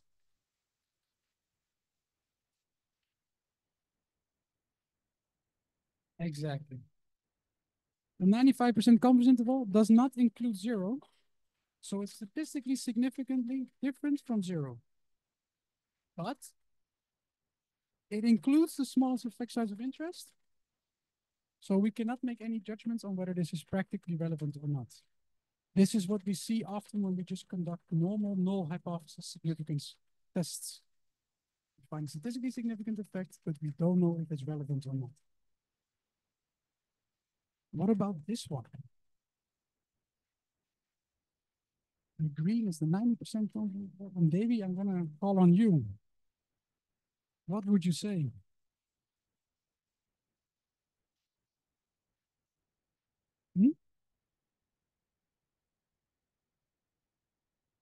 To read the data. Would that be the conclusion or just the... okay. No worries, no worries. It's completely fine. Does anyone else want to make a try? The options is this, let's start with the first one. Is this statistically significant? No. Because the 95% confidence interval does not include 0, or it does include 0. Is this practically relevant?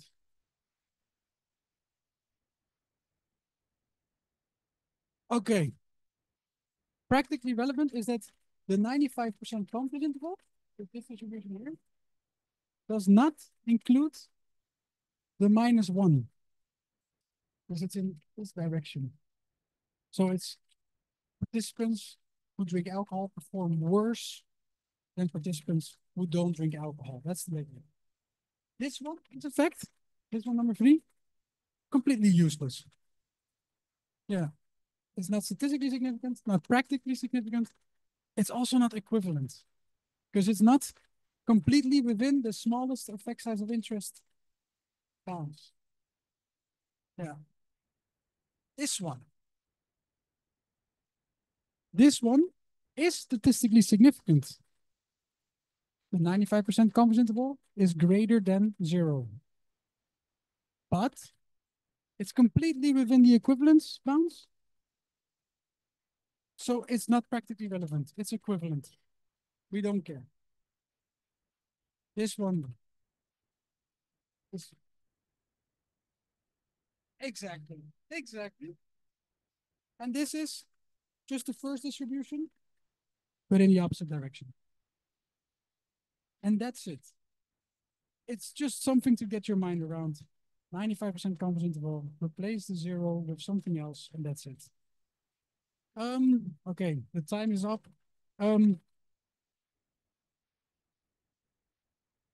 Yeah? Okay, I'm almost, okay, and that's good. That's great. Okay, now I only have a couple more slides. I've tried to do this as fast as possible. But this is just, this is it. It's you have a 95% confidence interval or 90% confidence interval, and you just look first. Does it include 0? Yes or no?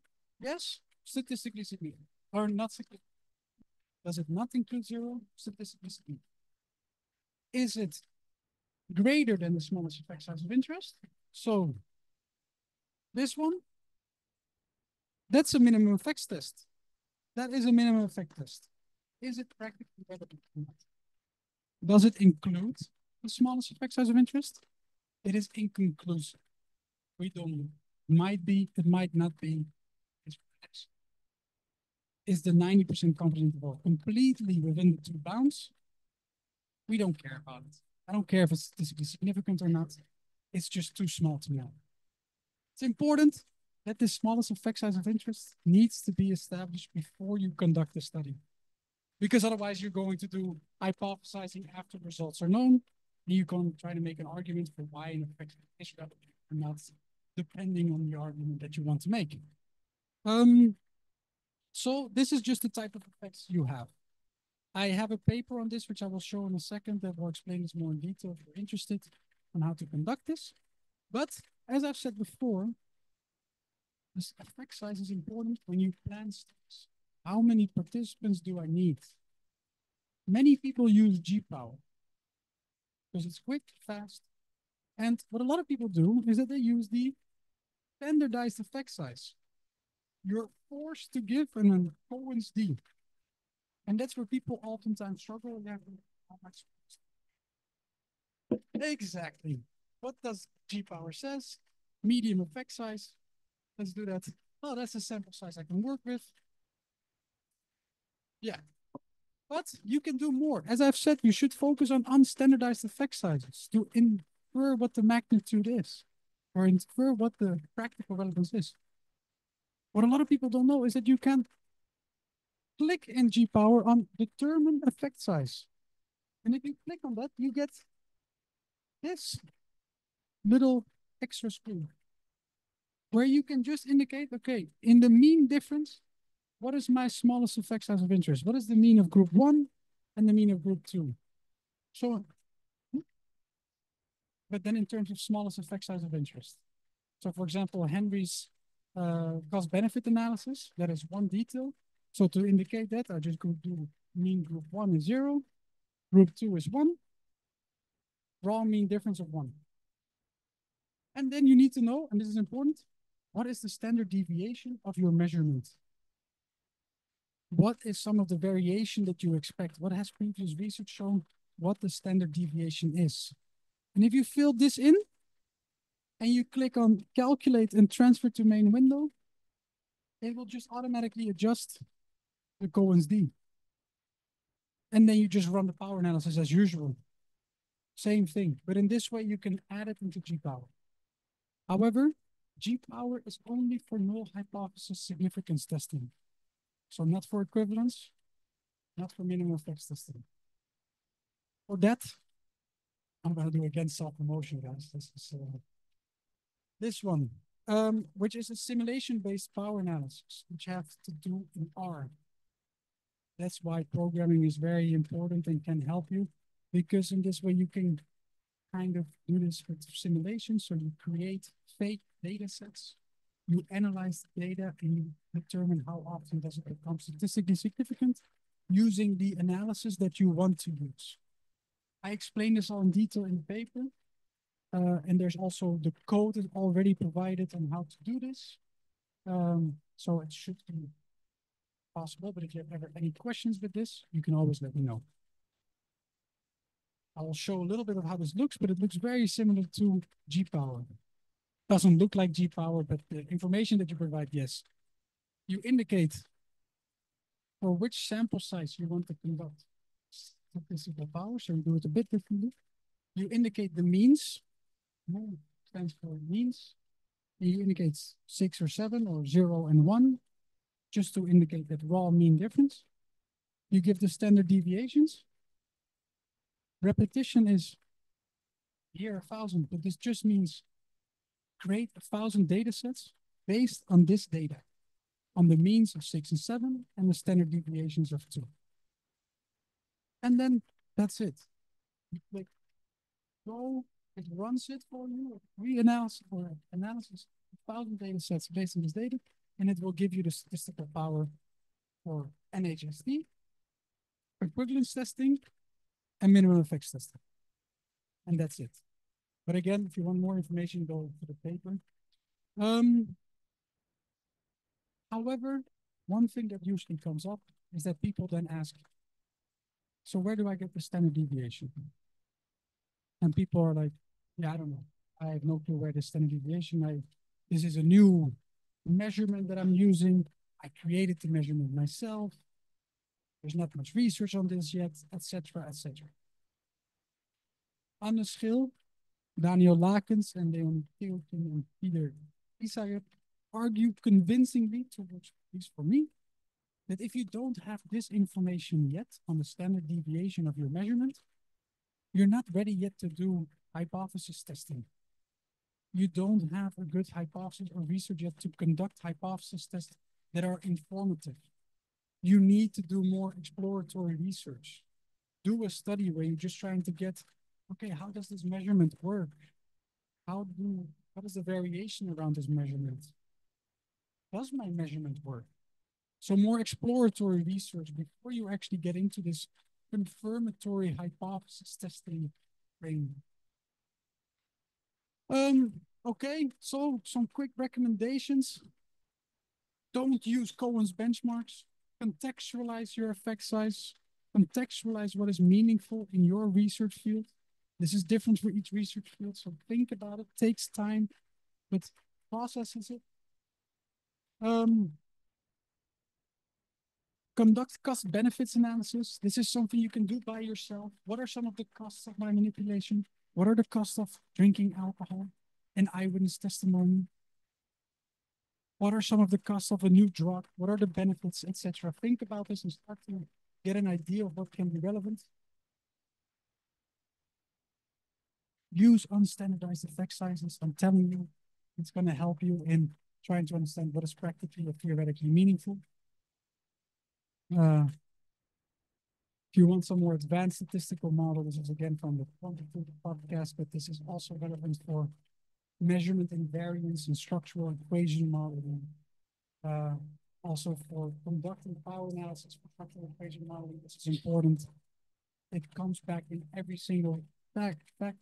And also receiver operating characteristic curve analysis. It's a paper by me, Henry, and Charlotte. where you can also conduct this type of analysis. But it's just that this is around for many types of analysis. And that is it. I shared a slide, and there's also all of the references. So if you're interested, you can read more about it.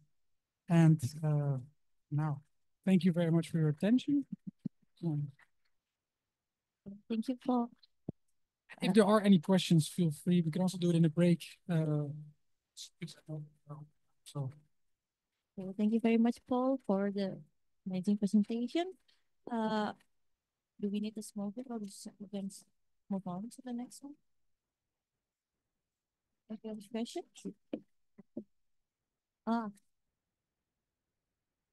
Okay, we can hear someone from online. Let me see the chat.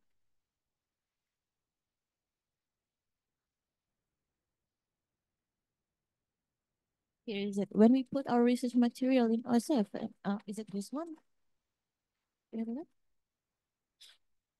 Oh yeah, Mbak Lia, kalau mau bertanya, you can turn on the mic or the camera. Okay. My question is for the first session, actually, not this one. Is it okay? Yeah. Okay. I think my question is just the same as in the chat box. If we are conducting research in Indonesian, so it's better to also translate like questionnaire in English also for the journal publication, or it's okay to just use Indonesian language. I think that's all. Thank you.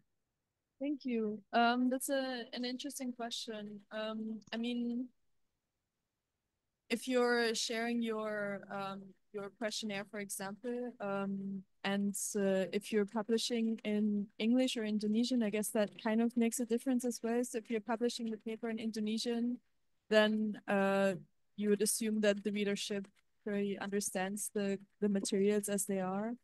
In any case, if you also publish them in English, that just means that there's wider access for other people to also be able to replicate your study, for example, or to use your materials.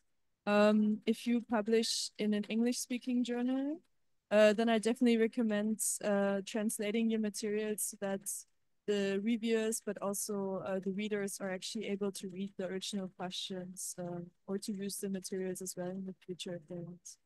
So I think translation would be very nice. Definitely, I think needed if you publish in English. If you publish in Indonesian, then maybe not as necessary. Okay, thank you. Thank you. Thank you. Is there any more questions? Yeah.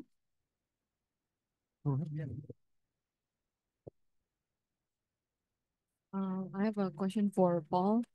So you said that from what I understand, it's there's a lot of caveats with effect sizes, right? So you also mentioned that we need to do more exploratory research. So does it mean that quantitative methods is not always like superior? Is it more recommended to do more qualitative research, or how does it work? And also how does like one know again the standard deviation, and also like what if we do not have any like prior research, and the fact that a lot of publications still focus on effect sizes, how would we like navigate this? Thank you very much. No. So I like the questions more because I think it touches upon a really important issue, and that is at least in my opinion, quantitative research is not superior to qualitative research. They address different research questions, and qualitative research is sometimes way more important than quantitative research, and vice versa. That's just depending on the kind of research that you conduct. Qualitative research can oftentimes be very useful to understand what is going on and to then conduct experimental studies to get a, say, causal explanation of what is going on. But for observation and for different types of questions, qualitative research is, in my view, just important as quantitative research. It might sound weird because I'm more focused on statistics, but my recommendation for many people oftentimes is don't bother with the statistics. You have foundational work that is missing, and you need to focus on that. Statistics comes later. First, get the basics correct in what is going on and to understand, is there an effect, what is a relationship, those questions. The focus on effect sizes, that is still important. That is what all of this is about, the effect size. People use standardized effect sizes because the idea is that they can compare effect sizes, but it's okay to still, also my recommendation usually is to use standardized effect sizes, make that a priority, but also work the standardized effect size. Unstandardized, focus on unstandardized effect sizes, but also report the standardized effect size. I mean, it's this much more space in the manuscript, and if people want to see, helps them in one way or another. But I think for people to interpret the magnitude of an effect size, standardized effect size will rarely, if ever, be useful, because it's one of the benefits they say it has. It's a metric that has no, well, it's a effect size that has no metric. So it means it has no values. There's nothing like details remembered. That's missing. And they often say that's a benefit. For me, it means it becomes meaningless. It's based on standard deviation. So focus on unstandardized effect sizes when you interpret the effect, report the standardized effect size as well. And then I think incorporate it. I hope that answered the questions. Yeah, thank you.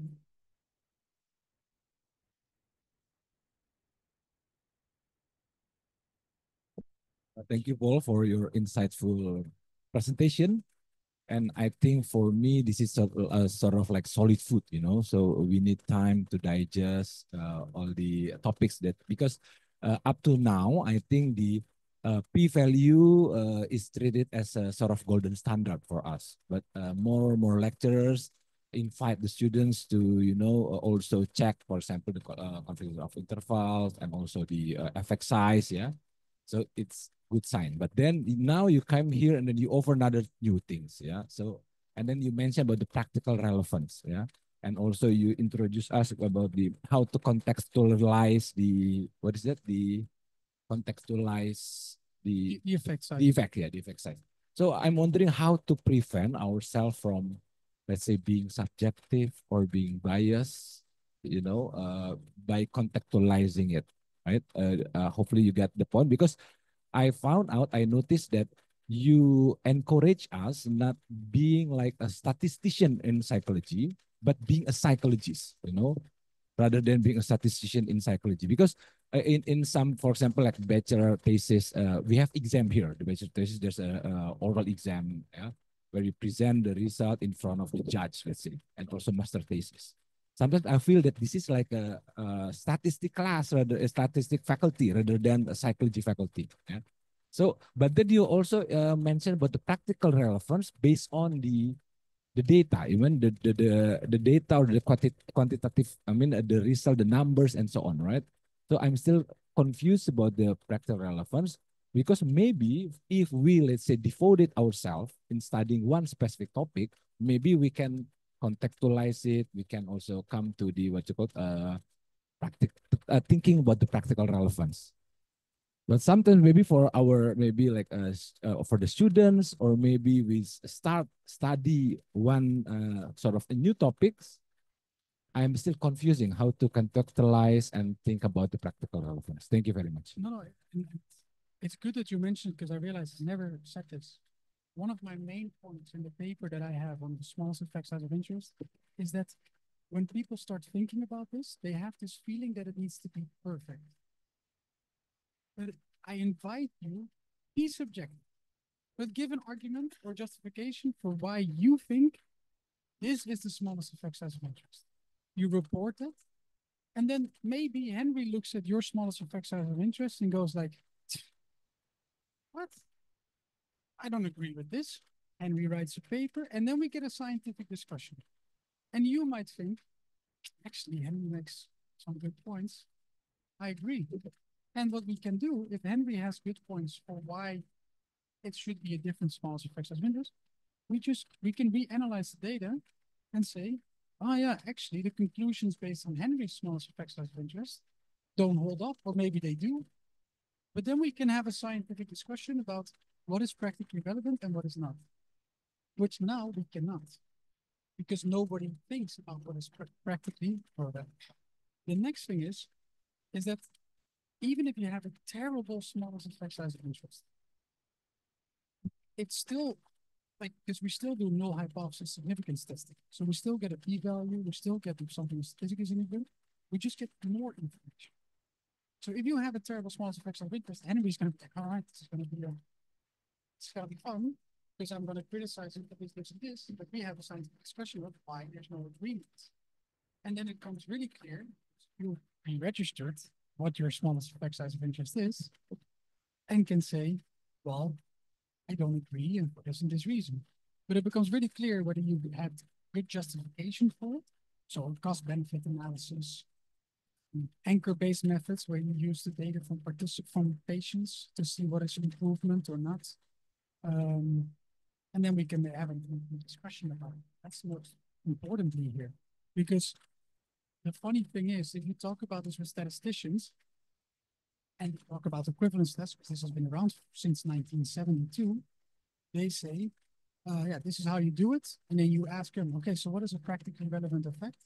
And I'm telling you, every time their answer is, practitioners will tell you what a practically relevant effect is. We talk to practitioners, they say, like, statisticians will tell me what a practically relevant effect is. But the only ones that can say it are practitioners or researchers in the field that can give an actual judgment about this. Statisticians cannot. Statisticians can run the analysis for you, but the first question they're going to have for you is, what is your smallest effect size of interest? And then you say, I thought you know that. And they say, no, this is you, man. This is all your work. And it's a funny thing where both groups are looking at the other.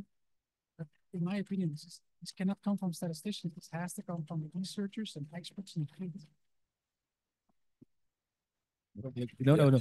Can I add something? Yeah, so also related to your question, I can imagine, of course, that what is being said here is a lot of extra information, and how can you incorporate that now in your work?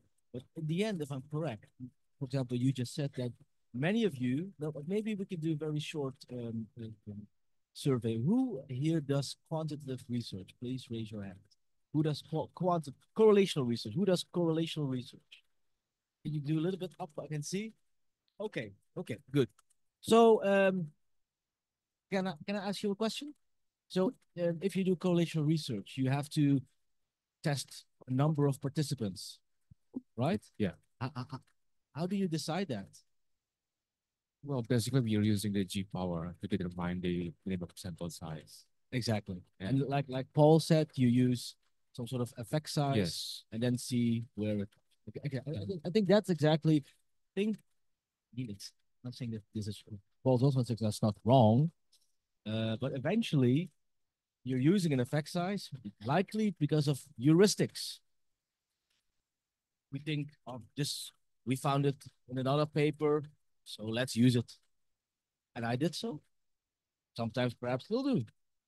I'm not saying this is fully wrong. I think we can do better, because the idea of if we then find something, if we find a certain effect, the question is it really relevant? And that's, I think, what Paul is, I think is important, that we treat significance almost immediately as, wow, yes, it's relevant. Yes, we can publish it. I can make claims in my discussion, but we don't know if it's relevant. There are so many statistically significant effects, even in my own work, now thinking that's really not relevant. Who cares? It's significant, but I don't think it really matters in real life. So, for example, we did a study in which people got some form of therapy, and then another group did not get this form of therapy. And the participants who got this form of therapy, they made they had some wrong memories afterwards. But and the difference was significant, but the difference was so tiny. it matters that much in retrospect, right? And I think it's important because else we're overclaiming our findings, and um, people might use your work maybe in therapy or in community psychology or in traffic psychology and base policy on it, which perhaps the research is not yet relevant enough. And that's why, indeed, I think we are the only ones that can decide whether something, when something is relevant. And I think that this is already a very difficult question. I mean, Paul says it should come from us. But if you see, if we ask our fellow colleagues, they don't agree on what is relevant even, which is also okay. I mean, people can have different justifications, but even if you would ask your colleagues from your research group, I see there is a mindfulness research group here. Who is in this group, the mindfulness research group? Is there some, okay, another group. Mental health was also a group, right? Who is in the mental health? You. Okay, and which group are you? Leadership. So you do correlational research, experimental. And do you sometimes have discussions on when is the research relevant? When will this happen? Especially because it's experimental and it's like in lab. We do discuss a lot about whether it's the external validity can be accounted for. How do you decide whether this has external validity? So prior when we designed the experiment, so it compares between working in person and working online. When we designed that experiment, we did an expert judgment and we involved practitioner to review whether the design of the experiment was resemble the work environment. Yeah. Do you also, if you, so that's interesting, we should look also at how things are being measured. Does it resemble the real life? I think that's great. I think many are. I think it's great. So, but are you also, do you also have discussions about which effects are relevant? No, we didn't have that discussion. I'm not saying, Yeah. you're not, I think this is something we don't have a Yeah. lot. We just do it. Yes. We are being trained in statistics, etc., and just do an analysis, a power analysis, a quick and easy way. I mean, this is the normal practice. But I think we can do better. And it's not, actually, in principle, it's not a very difficult task, but it does require thinking on, okay, so asking yourself what is relevant is not difficult, but coming up with a justification, maybe that might be difficult. I mean, but yes, we are all scientists, scholars, so I think we should be able to do so. Do others, because you said you use G power, do others here also use G power? We always, okay, yeah. And have you ever, where do you get your effect sizes from? Yeah, yeah. Sorry about that. Literature talking about the relationship between two variables. We just throw a mark in my study. I just put a 0.15 as the small effect size. I think this is a lot. You know, I've been thinking also, when you do when you do power analysis, for example, G power, we use G power. You look at, for example, the effect size of previous research, maybe meta-analysis, which are oftentimes standardized.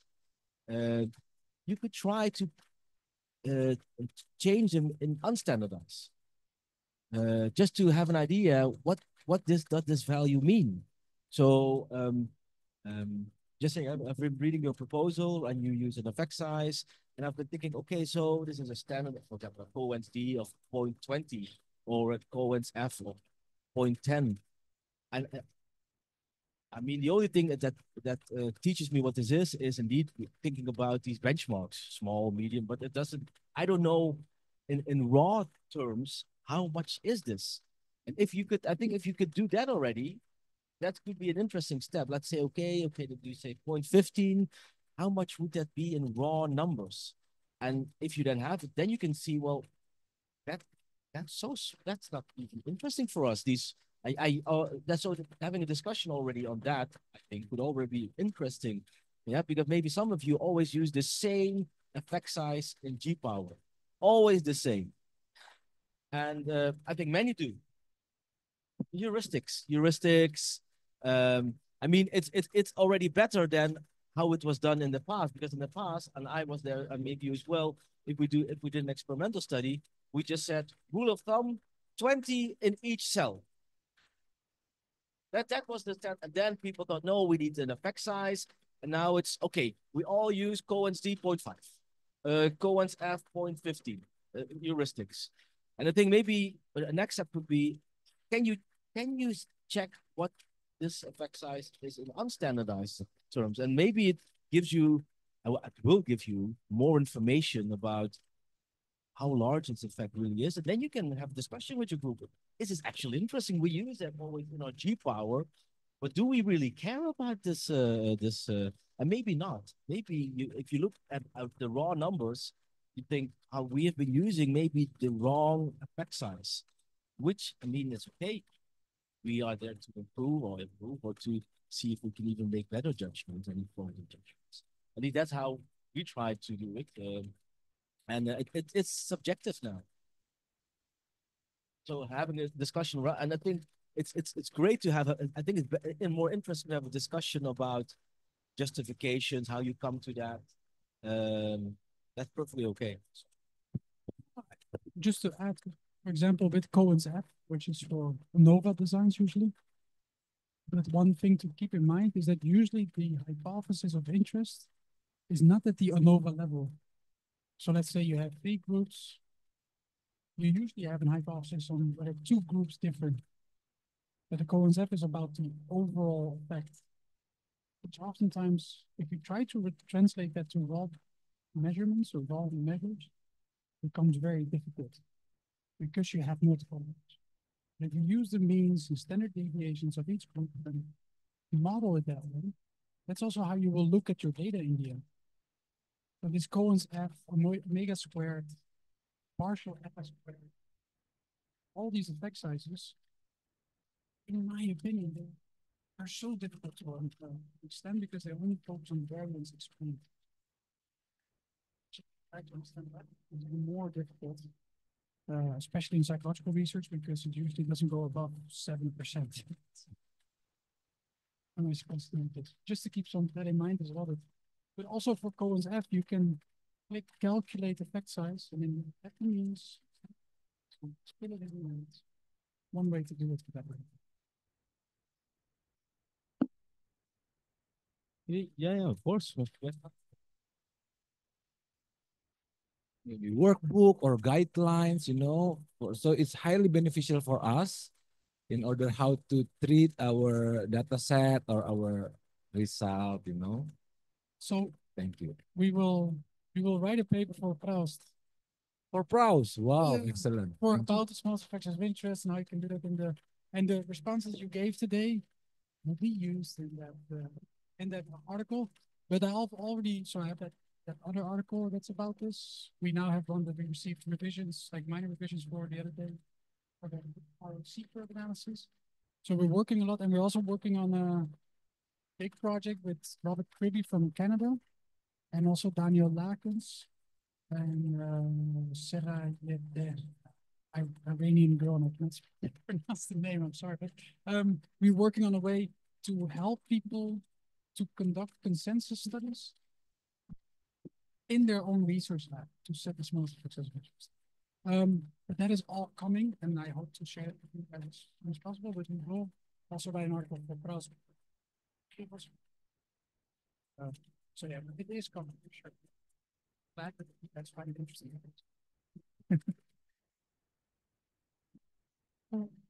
Are there other something? There's a question from online from Linda. Thank you for your inspiring presentation. I have something that I want to make sure.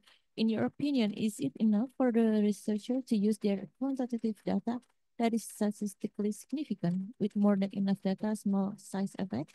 Or is it better to more ideal to enrich our research with further qualitative data or mixed methods approach in order to confirm our research practical significance? Do you have any thoughts on this?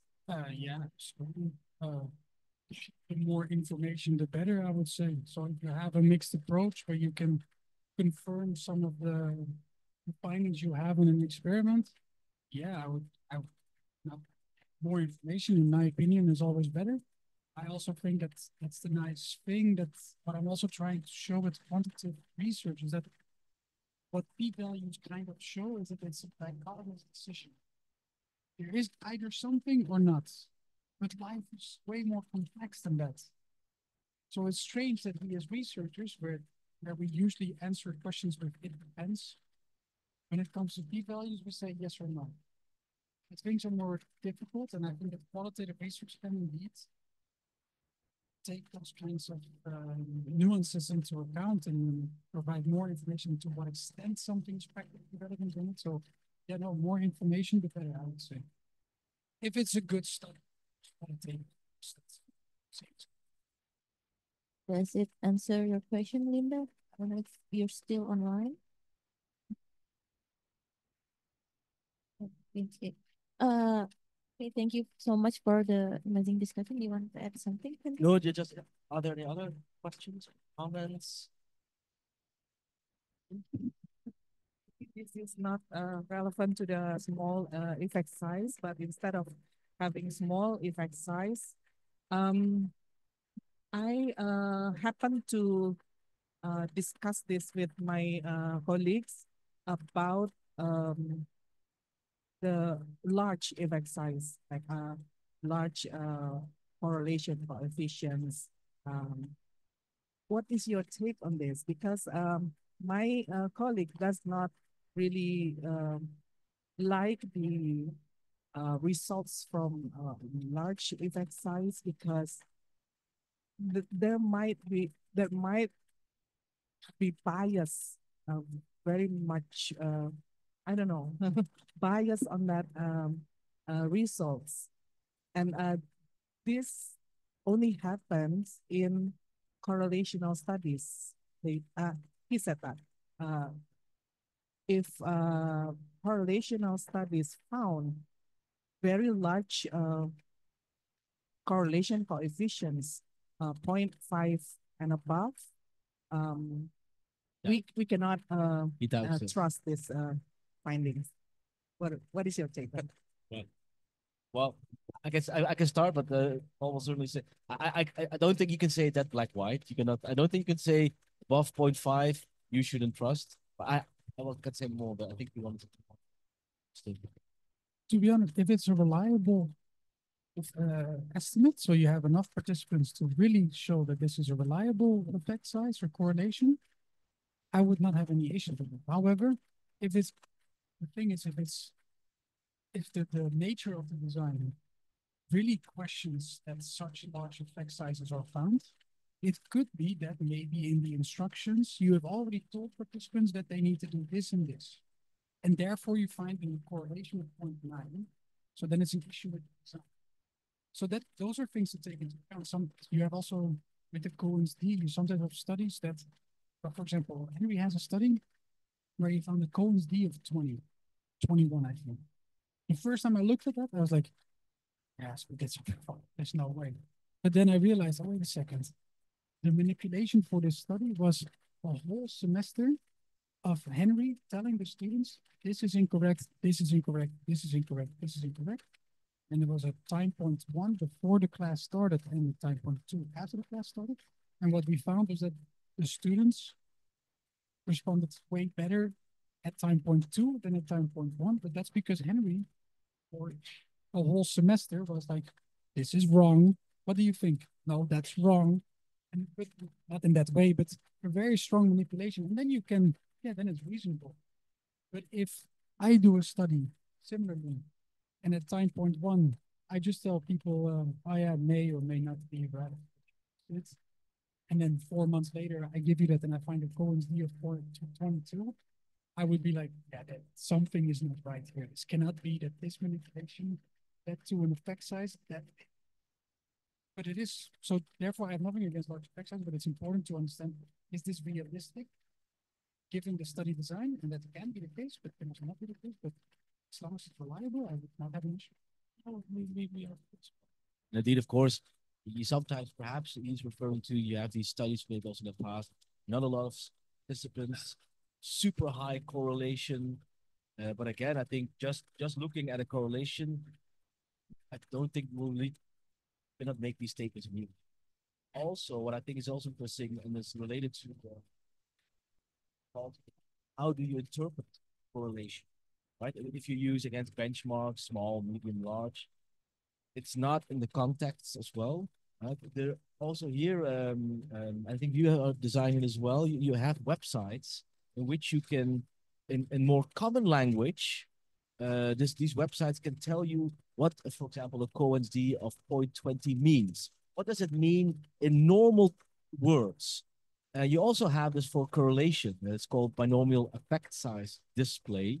You can get in normal terms, normal words, get information. What does this effect, what does this correlation mean? So what does a correlation of 0.8 mean in a sentence? How can I, if I would explain this to someone, what does that mean? And then you can again decide yourself, is this interesting or not? Because indeed, if you just say, well, 0.50, that's large, so it's unrealistic. Maybe in a certain area, research field, it's very realistic. Could be. It depends on the field, depends on the manipulation, depends on a lot of different things, I would say. Yeah. Yeah, actually, yeah. Yeah, is it an answer? Yeah. Okay. Yeah, sorry. Yeah, is there any more thing to discuss or any questions? Otherwise, we're gonna close this session. Actually, we have in the next session a panel discussion about developing a lab. However, because we're kind of over time, After the break. yeah, I don't want to have lunch break now. Yeah, I think, yeah. Maybe we can, normally we would have at 11 a panel discussion and some us on lab developments, and but we can do it after lunch. Okay, then. That's okay for everyone. That's okay for everyone. Okay, so then we're gonna have a lunch break until 1. Oh, 1. Yeah, Until 1. 1 hour. Yeah, 1, right? Yeah. Yeah, until 1 p.m. And then we're gonna continue to the panel discussion about developing lab and writing the scientific article. Yep. Yeah. Okay then. Okay, have a nice break, everyone.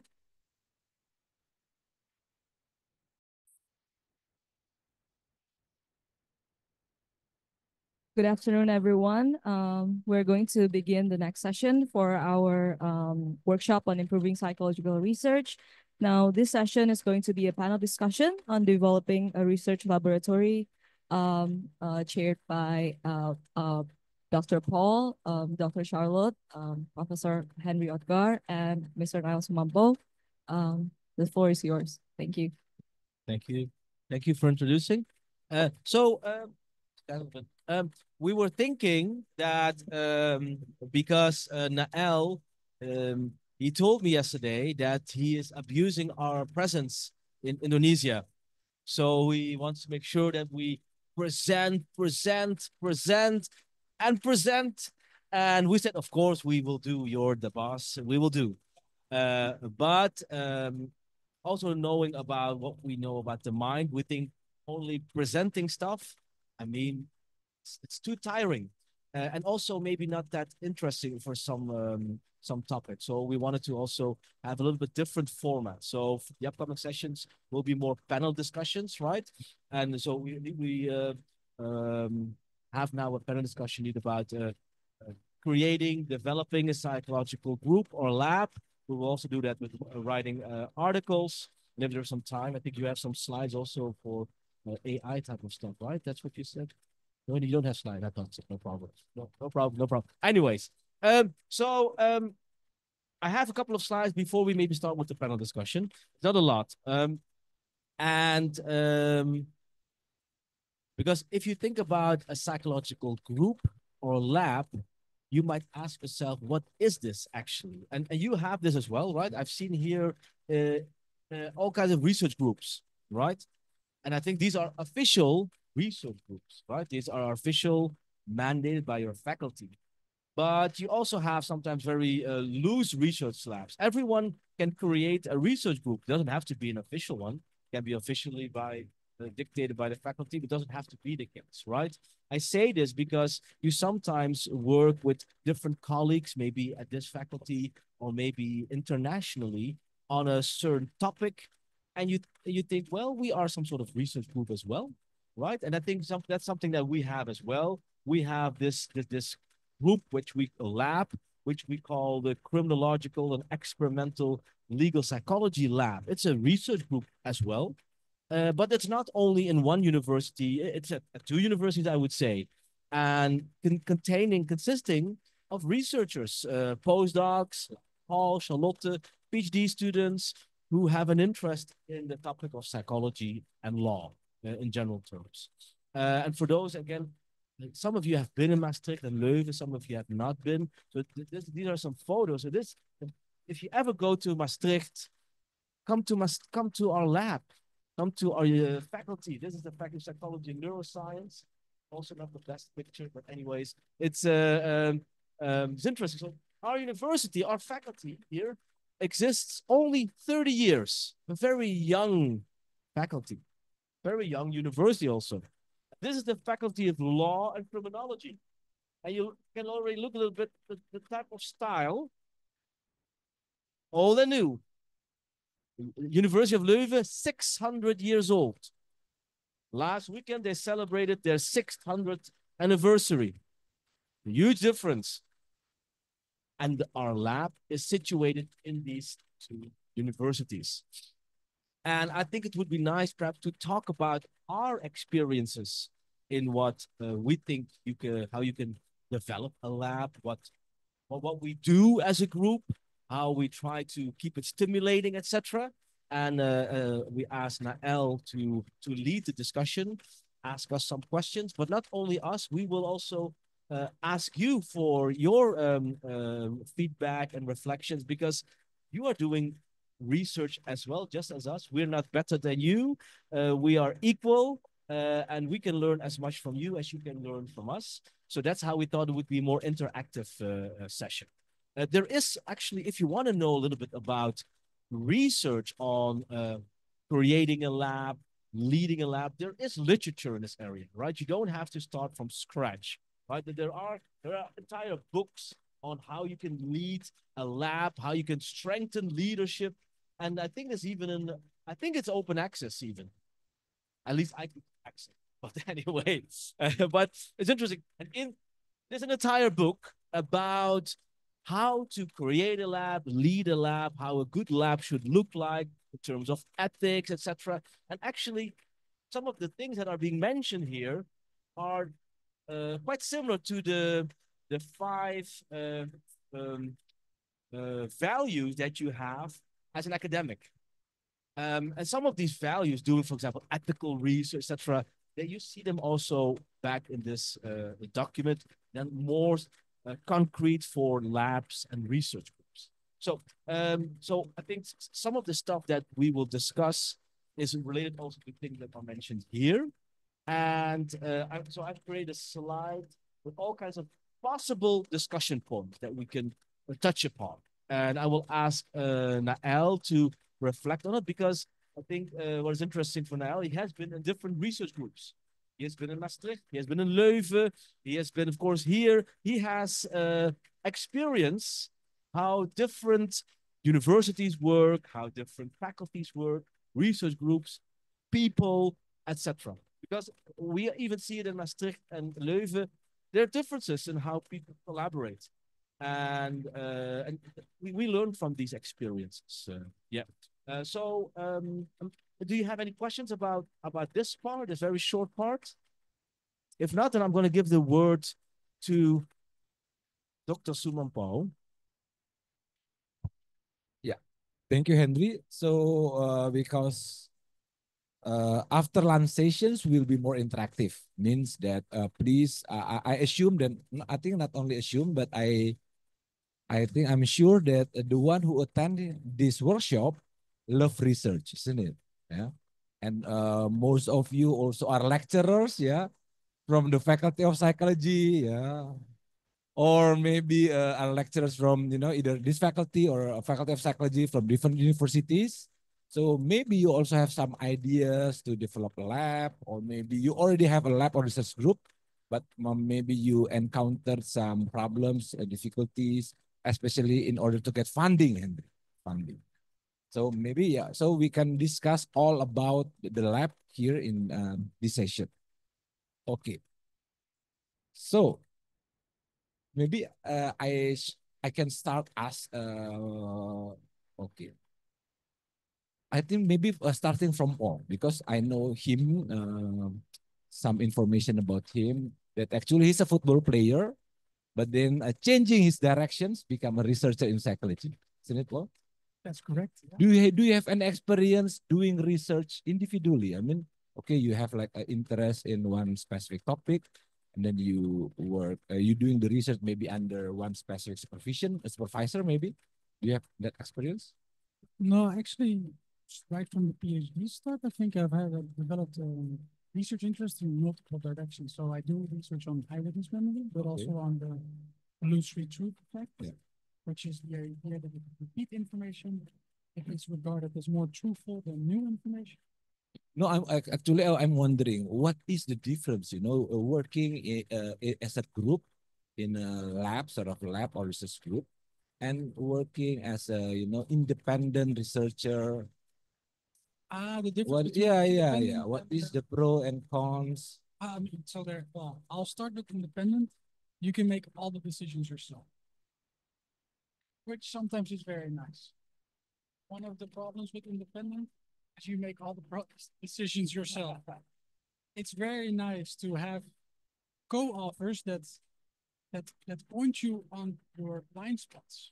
And we all have these blind spots that you don't see. So it's very nice to have someone that looks over you, that looks at the article or whatever you're doing to help you out. And yeah, that's the nice thing. The only issue that I have sometimes with group work is that it also leads to this diffusion of responsibility, where one person does everything and the rest plops their name on the particle, and that's it. So you need to find those people that you can work with, and I think that's the key.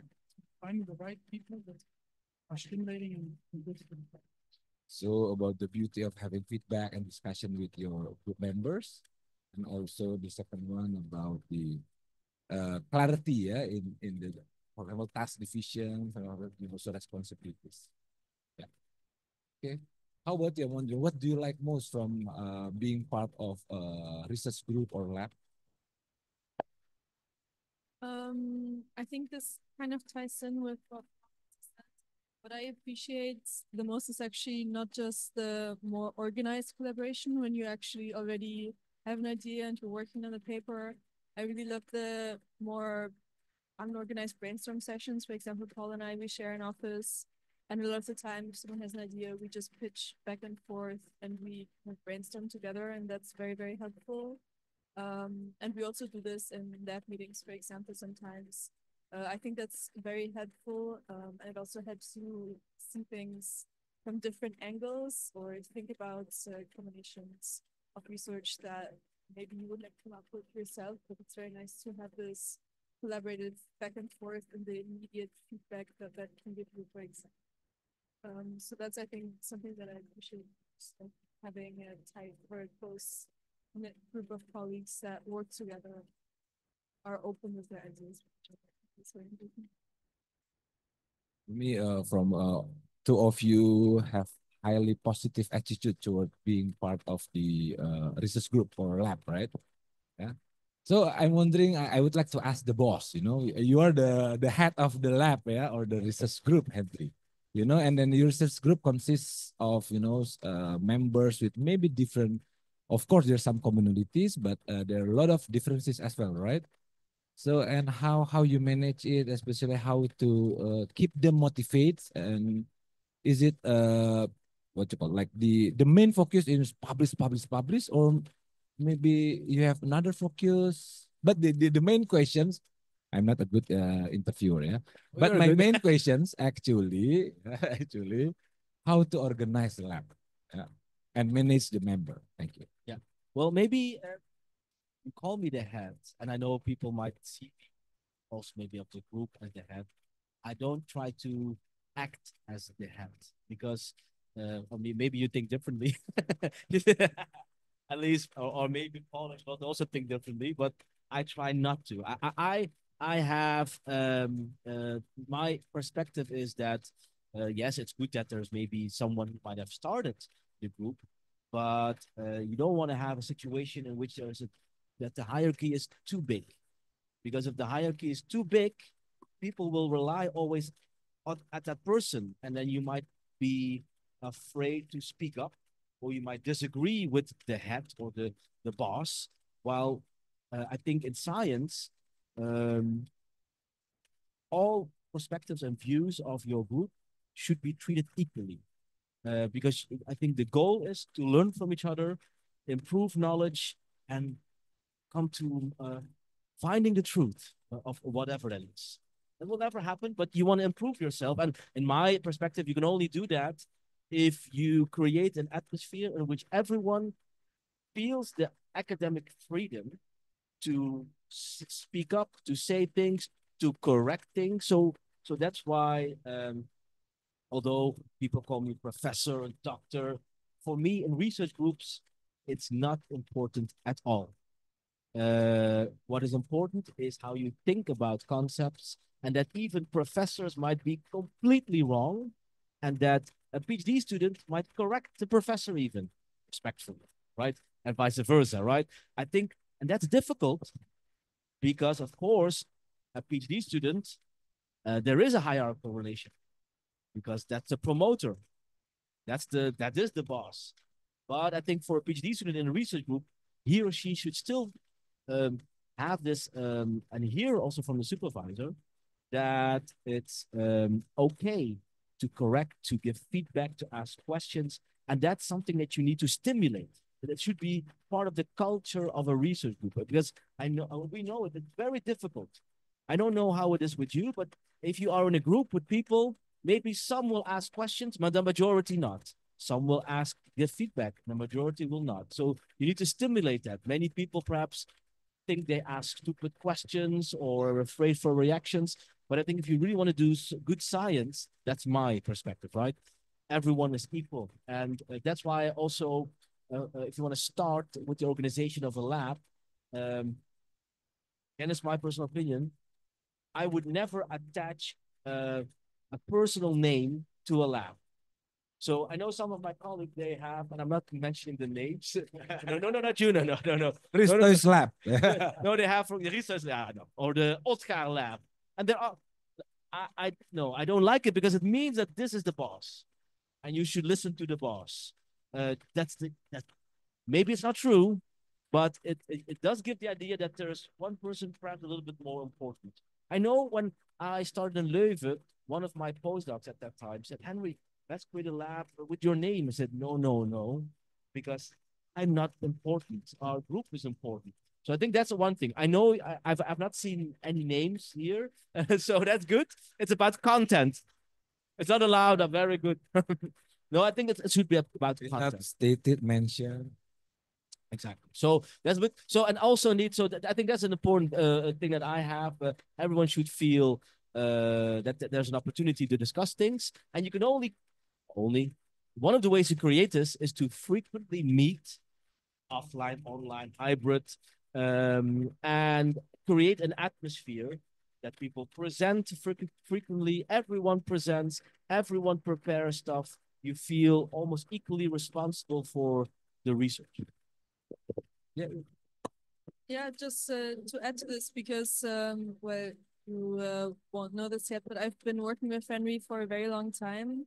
So I actually started as an undergrad student, working as a research assistant in Henry's lab.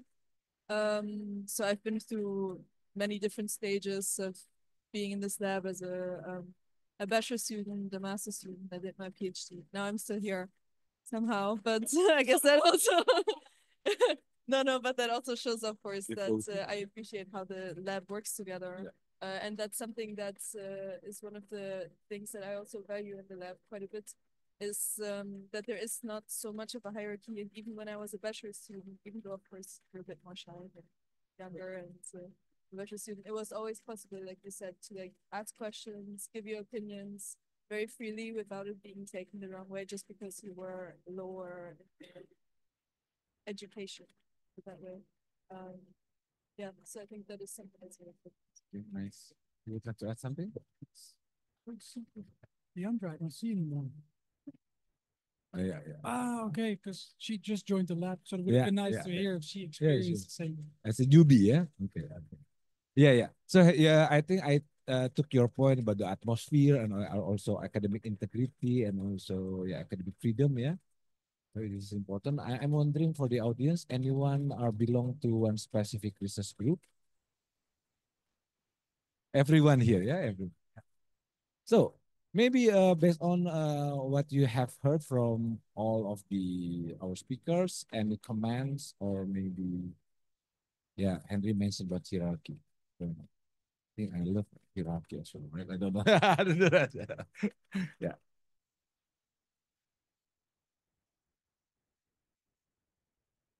Yeah, Mike, please. Yeah. Okay. Thank you. Uh,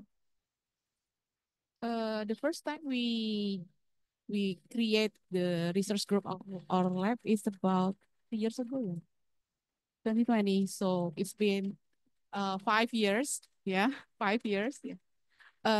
My one of our big challenges, especially in our lab, is we only consist of very few lecturers here, and as you know, lecturers are mostly busy, right?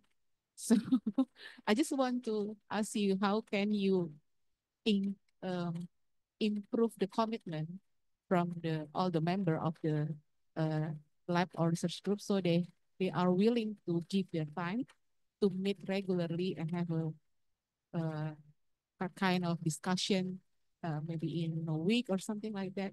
So the improvement of the lab will be recognized. How to do that? Yeah, yeah, that's a very good question because um, labs might not work well if they might not work if you don't have commitment of your lab members. So you can create research groups across the world, but if you don't feel and belong and feel that you belong to a group, then it doesn't work. Then it's only on paper. And that would be a shame. I think it would be nice if you have a research group that helps each other in terms of teaching, in terms of research, maybe co-publishing, or maybe funding applications. And here are some things that at least we try to do. And sometimes works, sometimes it doesn't work, which is also okay because we try something else.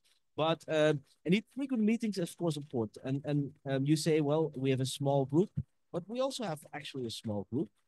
But we do invite our students. So our lab meetings are open for everyone.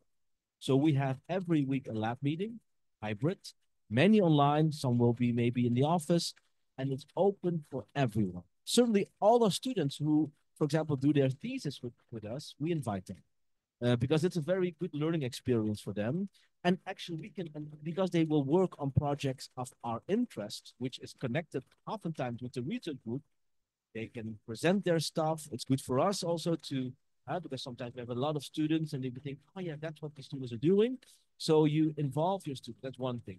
So you already create a little bit larger because what I like of a research group is that you get feedback.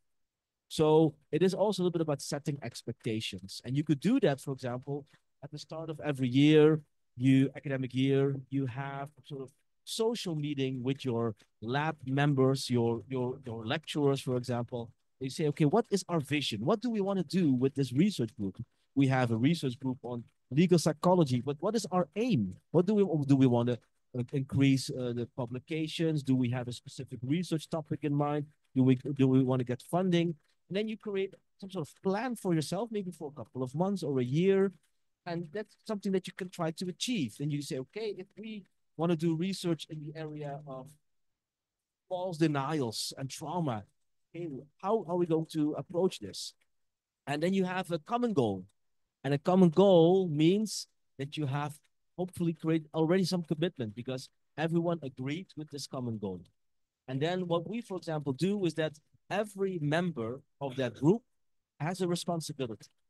So although there is academic freedom, there's also a responsibility. One of the responsibility is that at least every, let's say, whatever, 2 or 3 months, you do present something.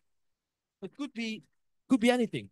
It could be that you present a study of yourself, a proposal, or you read a paper and you present it, or you were giving a lecture and there was a student who gave a very interesting question and you want to share your experience, or you know someone else of another research group, and you think, I will ask him or her if that person can give a presentation. So you have frequent discussions.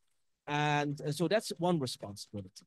So to make sure that everyone tries to be involved in a contribution to the group. It's not, of course, there is academic freedom, but if you want to work in a group, there should be some involvement, right? So although you are on the one hand independent researcher, you are also a member of a group, and if you or else it doesn't mean anything, that group. So that's, I think, one important thing. And the other thing is, and that's a difficult thing, which we also struggle, is a responsibility of helping each other and providing feedback to each other. That's a difficult one, right? If someone presents, many will not provide feedback, many will not give questions, but that's, I think, so important if you want to improve your work, right? So to make sure that people also understand all of the stuff that is being discussed is not it's not a personal attack or something. No, it's to have a common goal. It's to help reach that goal. That common goal could be you want to write a funding proposal, get funding. No, that's goal. We're going to help each other to do that, because I'm a strong proponent of team science, working in teams with people. That's why it could be that someone has more expertise maybe in psychology and law, another one has more expertise in interviewing, other more in statistics, and you can help each other. There will not be one person. Maybe there are a few, but there are seldom persons who have all of the knowledge. So you can help each other. And if you help each other, you can help each other also in publications. So then, for example, you are first author. Next time, someone else is a first author because he or she came up with that idea. And that will accumulate only. So that, I think, working in this team can have benefits if you have some, you decide on some form of agreement, some form of thing that you want to try to do, and it doesn't have to work perfectly. I mean, sometimes our lab meetings are not really efficient at all. That's okay, right? No, it's perfect. It's okay. I mean but we do try to stimulate each other and help each other, and in that way, hopefully, be very open to one another, right? And I can imagine this can be also a cultural thing, because people especially in the Netherlands, they're very direct, so they're okay with asking questions and nasty questions. Sometimes a little bit too direct. Also, I mean, you can frame it differently. So depending on culture, this might also lead you to think a little bit differently on how the group will function, right? For example, I already see, but I know that for many years already here, that if you have meetings, there's one thing that's always present: food. Food. That's not present in our meetings. Coffee, maybe, sometimes cookies or something, but it's not. I mean, but that's a central element of how you work or in a group. But it can be a very good element, right, as well, to create an atmosphere. So what I'm saying can differ also depending on what the culture is of a university, of a country, etc. as well. So the structures is highly important, yeah. Create sort of routinity and yeah, and also the lab should be sort of open, right? So the students, either bachelor students or maybe researchers from different research group also could join the discussion, for example, or the activity access in that group. Okay. Any additional point from you? You also just mentioned, which is something we've been trying to do more over the past years, to have also external speakers to have this exchange also with other people's what they're doing.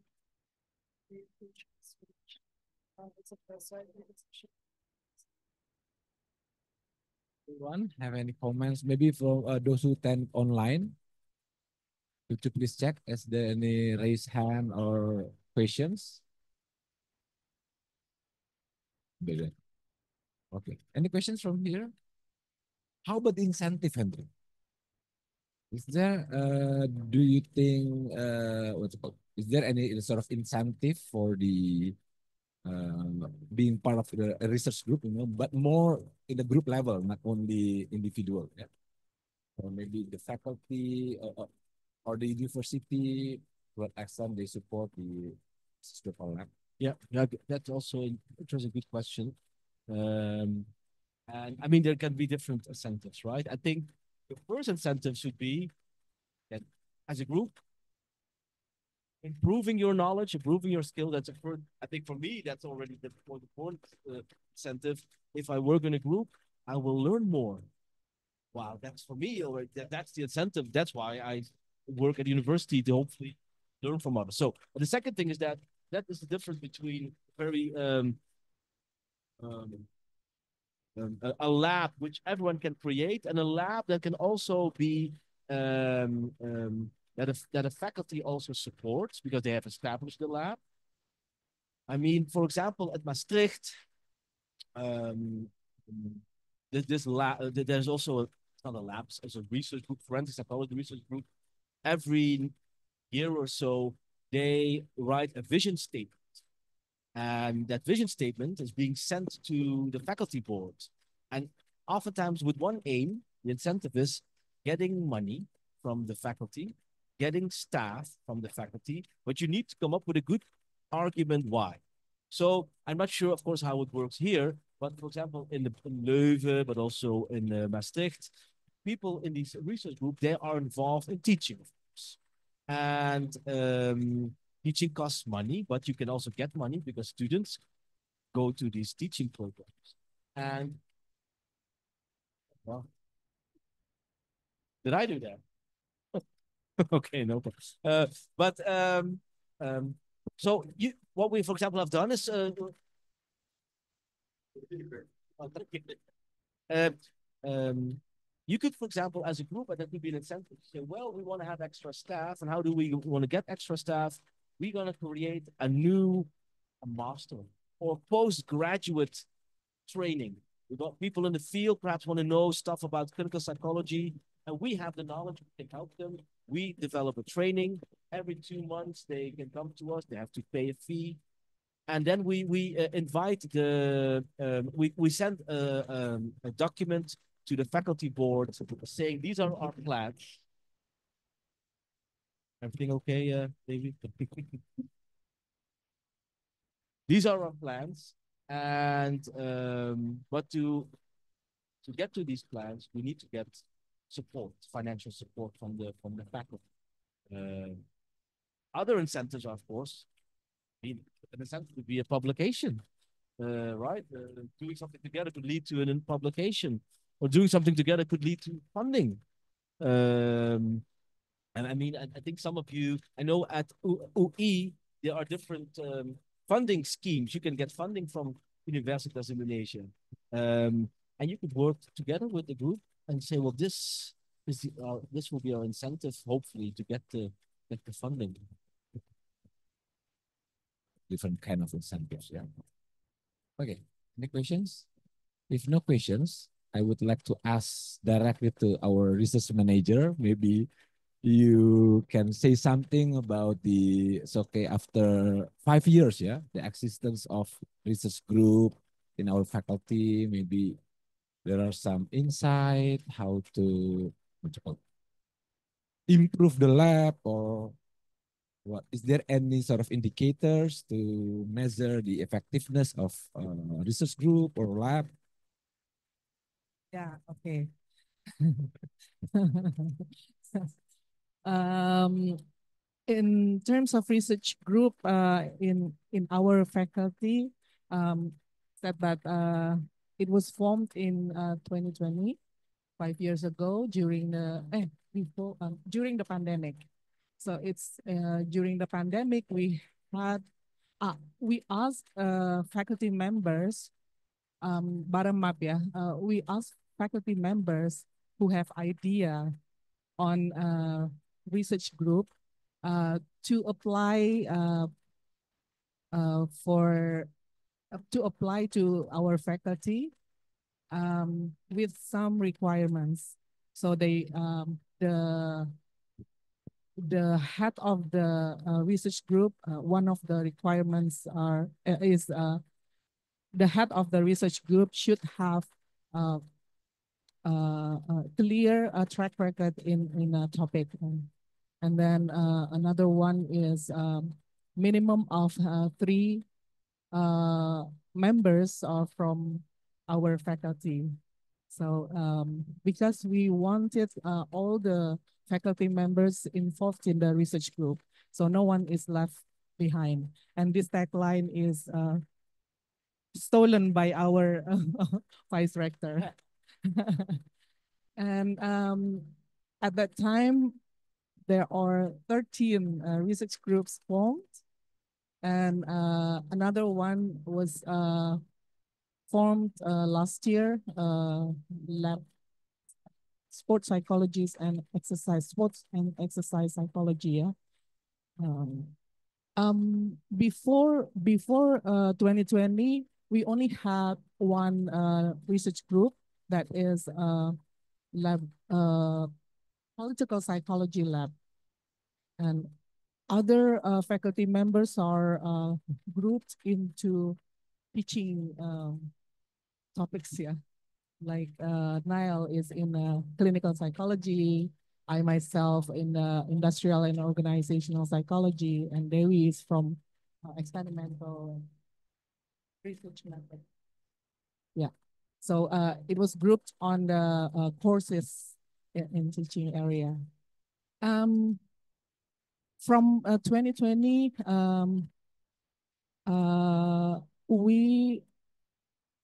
we gave some seed money, a small seed money for all the research groups to consolidate internally between themselves.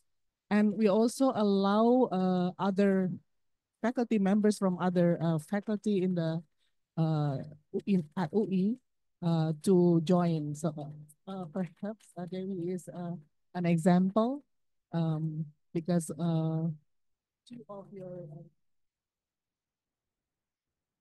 engineering faculty, yeah, we encourage all the research groups to collaborate with each other in the faculty and also outside the faculty. Yeah, and Niall already mentioned this. We also have like annual incentives for all research groups based on their outcomes. So outcomes are, there are many points of outcomes like publications, what do you call it? Like intellectual property, patent, something like that. And other activities that are pertaining to research.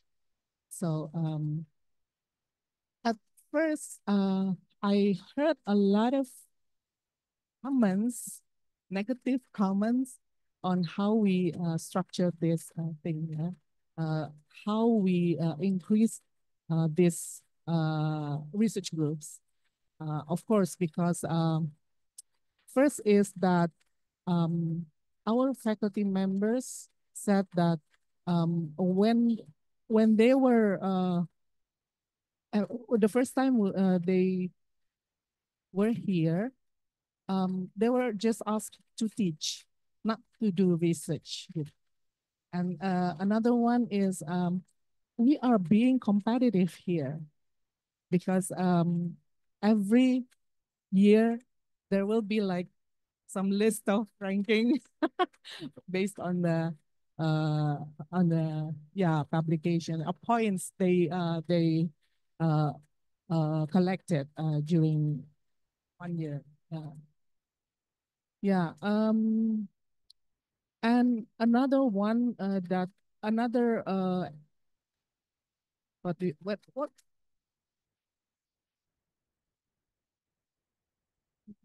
this is like Another one is the collaboration with external party like yourself with Dewi on grants. So it is a must to have an external researcher as a partner, a researcher partner in some research grants, especially grants from the faculty and also from UI, also university-wide.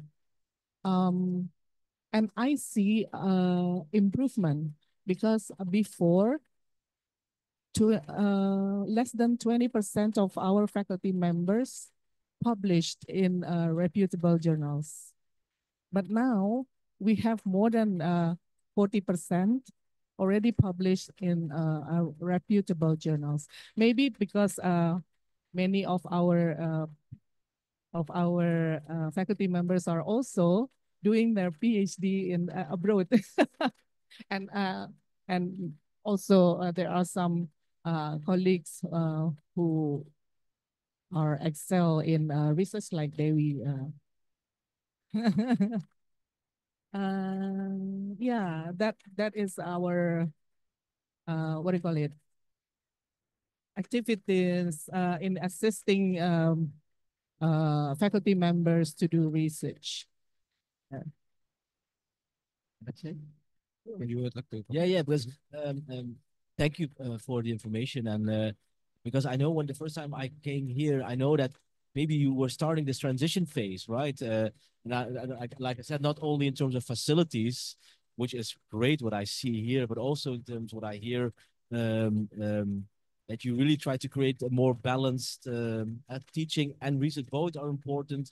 Not one is more important than the other. They are both equally important, both important at a faculty. And I'm very impressed to hear, for example, that people who want to do research, that they also try to maybe publish about this. I know when I started here, I think you also told me that sometimes you face a lot of challenges with, for example, writing in English, or even writing, or even publishing. And we will talk about it more in the other panel discussion.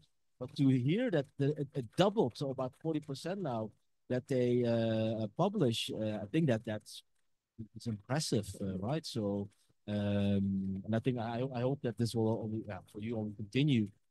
Yeah, neat. My curiosity lies more also, and maybe you can reflect on this. That you asked us questions about uh, um, how we collaborate, not so what the responsibilities are. So what we have said about how we work, is that something that you think would work for you, or do you think, well, some things would work, but other things we do differently? Because we can learn from you as well, right? So just wondering, some insight.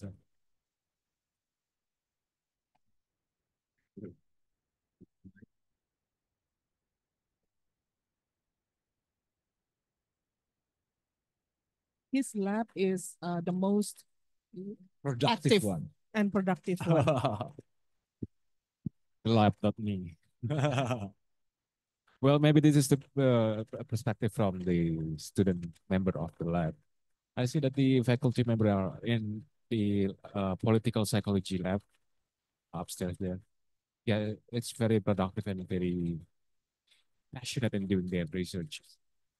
Um, the experience, I've been joining the lab since like 6 years ago. This is one of the first lab established in University of Indonesia before any other lab following the game of being a research club and lab.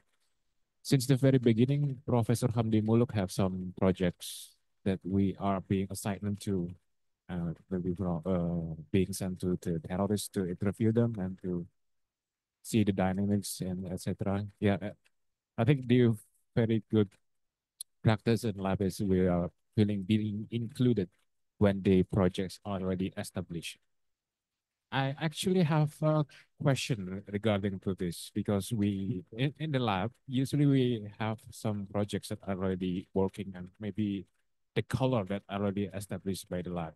But then some students will come up with research idea that sounds or seems outlandish or It's so brand new, and how dare you want to go to this direction while we are not thinking about that?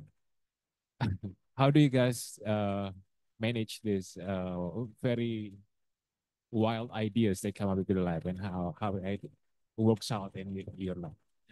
You want to say? Yeah, we can. Yeah. So that we have that as well, that we have mainly master students that we work with.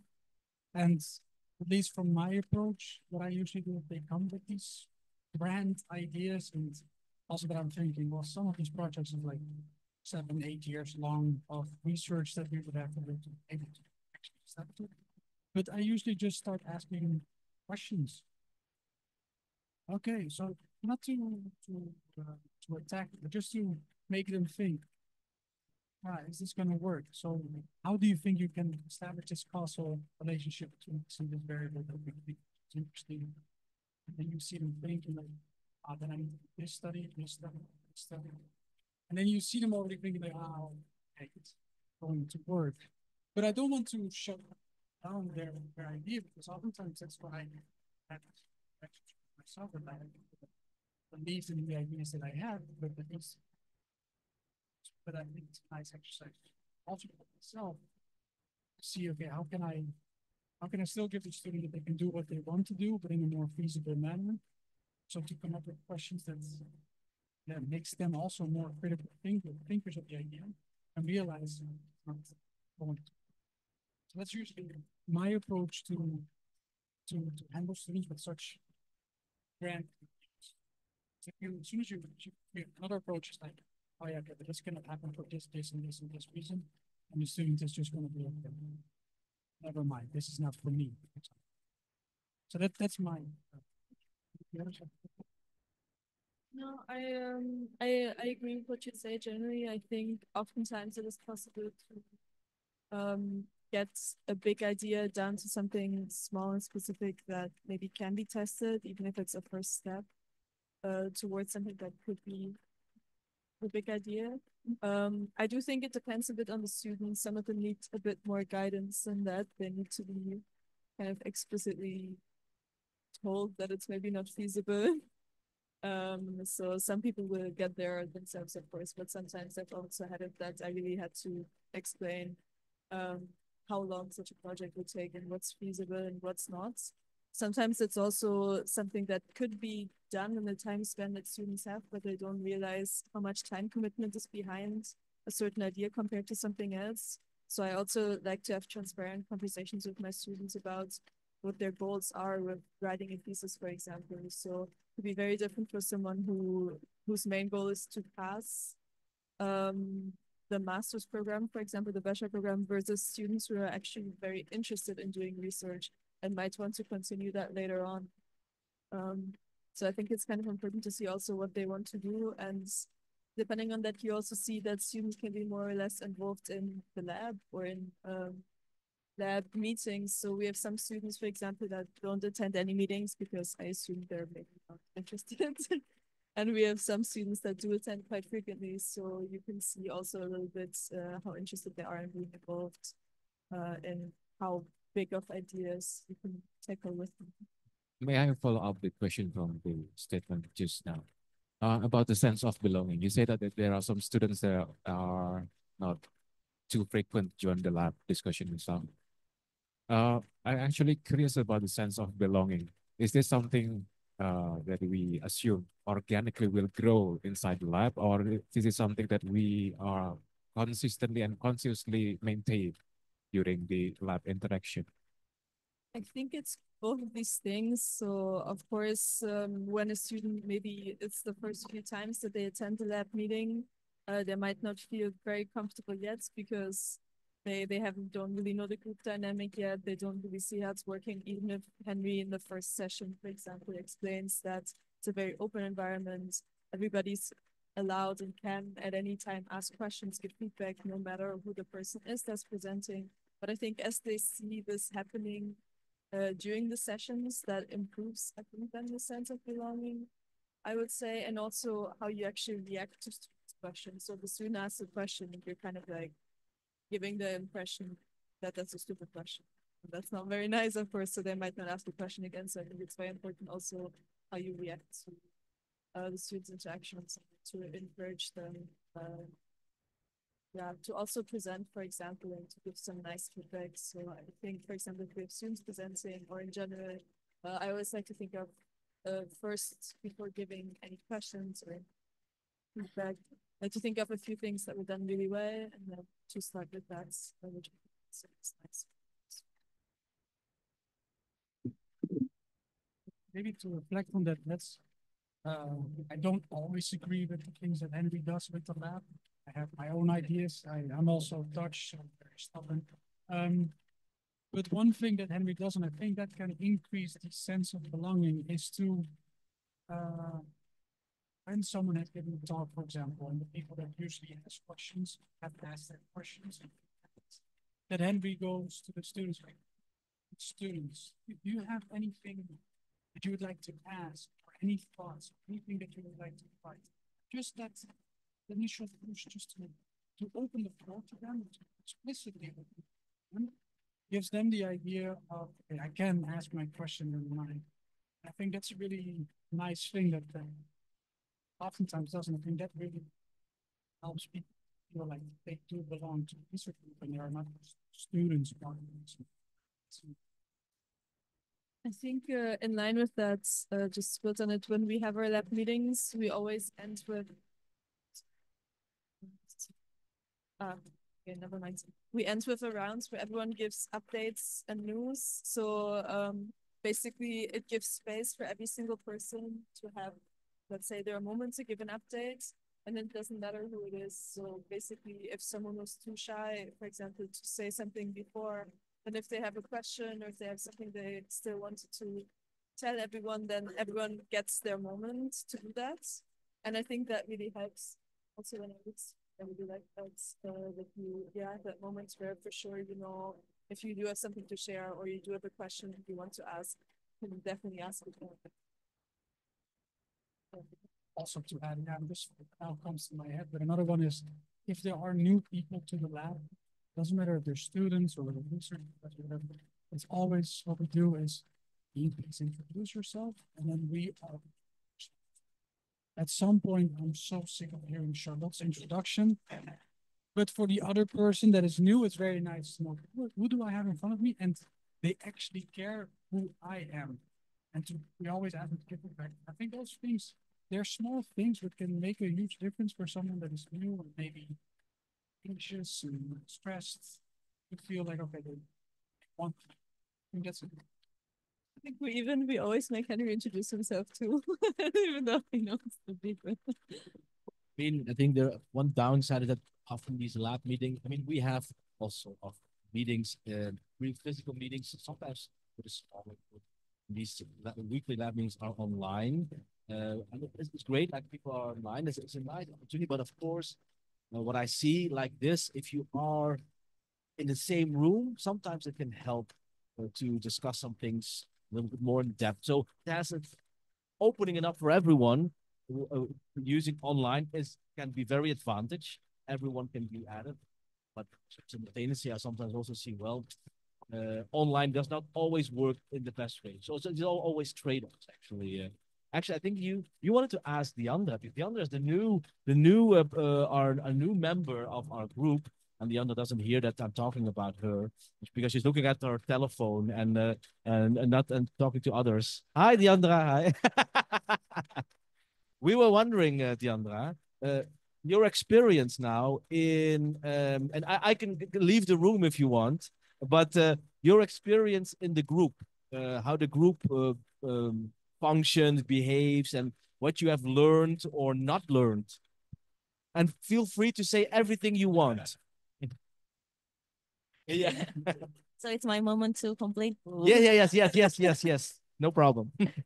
My experience, I'm very welcome in the cell group, and also it's very, like you said, it's very open environment, which is still new for me when I arrived, and I'm not really used to having a spotlight by myself usually. So yeah, it's a good opportunity for me to learn, and then also, yeah, makes me want to it will be nice if we also have the same environment in UE at that.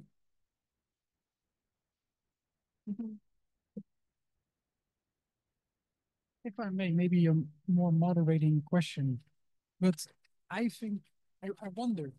The second question is, who are the members? To what extent do you guys think it plays a role of who you include or not in your group? Because you, of course, you have with students, you don't have a choice, but it is a choice in who you hire. So PhDs, to what extent do you think it makes a difference, or do you think the way that I want to? Just a question for everyone. If you want to answer, go ahead. Well, I'm not sure if you know the behavioristic tradition, which was, I'm not sure if you can remember that the behavioristic idea was that you can turn anyone in whatever you want. We had a black box, but you can turn everyone in anything you want. I don't believe in that, of course, and shows otherwise, which is also connected to this. If you think about, for example, hiring issues, which is a very complex matter, I have to say. For me personally, I do need to see that there is, if someone, for example, wants to be in a research group, it should be someone, of course, a little bit with the same philosophy, the same, there should be some of click, some sort of, yeah, convergence on stuff. And so if someone would really work a different way or would say to me, well, I don't like to work in groups. I want to work alone, or only has a very specific interest and doesn't want to say, well, I only want to study this. The other topics are not really my interests. For me, that would be difficult for the group then, and also for me to work with. And also, what is important, certainly if you're a PhD student, you need to work with this person for certainly a minimum of 4 years. And you want to I think it's good to invest in knowing who the person a little bit is, because if it doesn't turn out well after a couple of years, it's not a nice way to collaborate. It's not nice for the PhD student, not nice for the supervisor, and that has happened. I've seen examples in which a PhD student had to stop because this just didn't function well in the group or with the supervisor. So yeah, although it's difficult because it's a little bit subjective, of course, how to decide. And on that, I find it important. I must say that I think the members of our group, they all have their different ways, but still very respectful, nice persons, which I think in Indonesia everyone's nice. But I think it's important that that sort of level that you have a little bit the same ideas in certain aspects, but might differ on other aspects. But you do see the bigger aim, the meta aim, etc. Then that for me would be already a pro. I've had people who wanted to be in our group, but knowing who they are, I thought I don't think that I mean it's maybe a great researcher, but I don't think it would fit with our group. So although I'm open for everyone, you don't want to have someone in your group who is really completely different. Can sometimes also, I mean, in mind we have academic freedom, so I want to make sure that you're not in a bubble that everyone has the same ideas, but on a more personal level, right? So not on a That was actually nice when Paul and I were both PhD students a few years ago, and we had an opening for postdoc in the group. You involved us in the interviewing process, which I think was really nice. I mean, of course, it was your decision who to hire first, but it was nice that we kind of got to know the candidates as well and were able to give you at least an impression of who we thought would work well with the group. I think if you are going to be working together for many years, for one of them, one need to for one of the postdocs, who doesn't work anymore in our group because she has another yeah, works somewhere else. During the hiring process, I think on a content level there were better candidates. Don't tell that, but there were better candidates. But the person who was hired, I had the idea she was also very interested in our work, really wanted to contribute to things, wanted to help, was also nice. And I thought, well, that's, I think, more interesting to work with, right? So it doesn't, for me, doesn't, if you have 10 publications or 3, but that person with 3 publications is more open and that, etc., then perhaps I, but that was, yeah, that, I know we discussed it as well, but yeah. I must conclude today's talk show, yeah, or panel discussion, right? It sounds that not only similarities in terms of our research interests, but also, kind of the characteristics, but the idea is how to develop that positive research atmosphere in the group, right? And then you see the self-improvement and then also the science, right? Your field is growing. Okay. Thank you very much. So big applause for all the speakers. Thank you for all the best practices. I think this is a start. I think 3 of you still open for, follow-up discussion or for questions. Maybe you personally have your ideas or your plan to create sort of a research group or lab. Yeah, feel free to ask them or contact them. Okay, thank you. And now we move to this next panel discussion, right? Still panel discussion.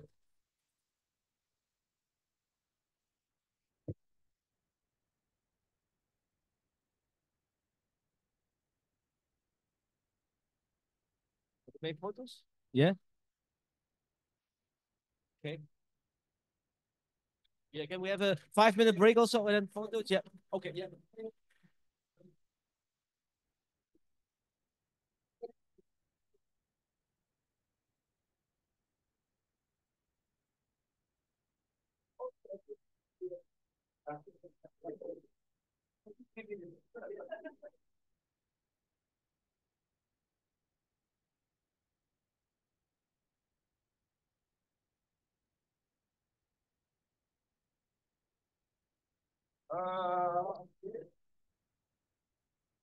So the speaker needs a short break, maybe around 3 minutes.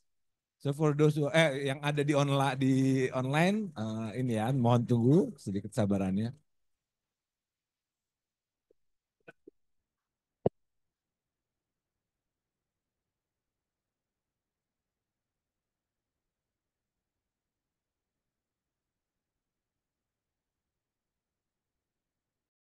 Doctoral and master students, right?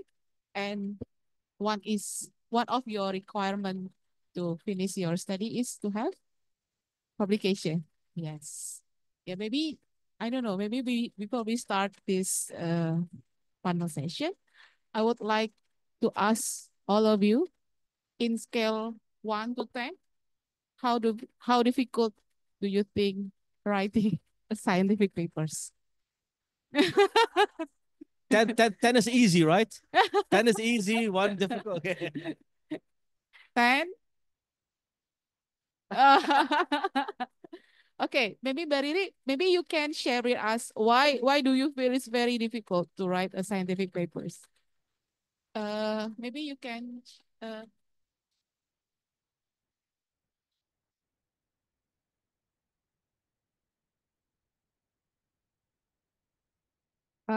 For start, I'm probably, I don't know, I'm probably one of the anomaly. For a start, I'm not a full academician. I do work in research in more than 20 years, but it's more in the practical side of it. So I'm not used to using academic language. That's one. And secondly, I'm not also used to quantitative research. I'm very much a qual researcher. I do a little bit of quantitative, so it's really a struggle for me to study statistics and stuff, and then to translate those numbers into narratives.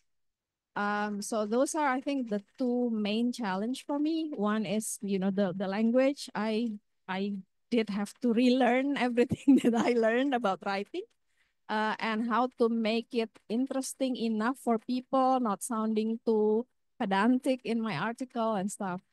And then, of course, there's a challenge of preparing myself mentally for being rejected. And also to understand reviewers' comments. I had the well, I should say that I was lucky enough to get some experience of getting reviewers' comments from another student. From actually, she was a master student who did the research with me. She and as in master's program, they also have to write articles, right, Mbak? So we worked together on her article. So I had a chance to read the reviewers to her articles. From that experience, I then got the sense of, oh, well, okay, so this is how you should respond.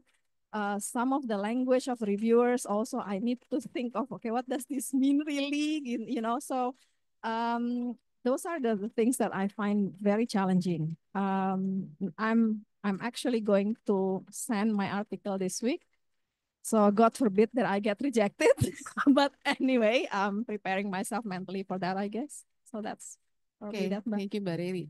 So based on what Mbak Riri told us, I could conclude that there are few factors that we affecting how confident we are to publish or to write scientific papers, because writing scientific articles is very different from writing just like a popular or in a magazine or something like that, right? So first you said about the competency of the research, how to understand the research methodology, quantitative and qualitative one. And the second one, you also mentioned about the the mental or psychological aspect from us as the individual, how to become persistent, how to be more confident with ourselves. And the third one, they are you also told us about the supporting factors, right? You get some feedbacks from other students, something like that. Maybe I don't know which one of you, maybe you can share us um based on your experience. I know that all of you must already have a lot of publication, but how can you start doing writing the articles from zero to many?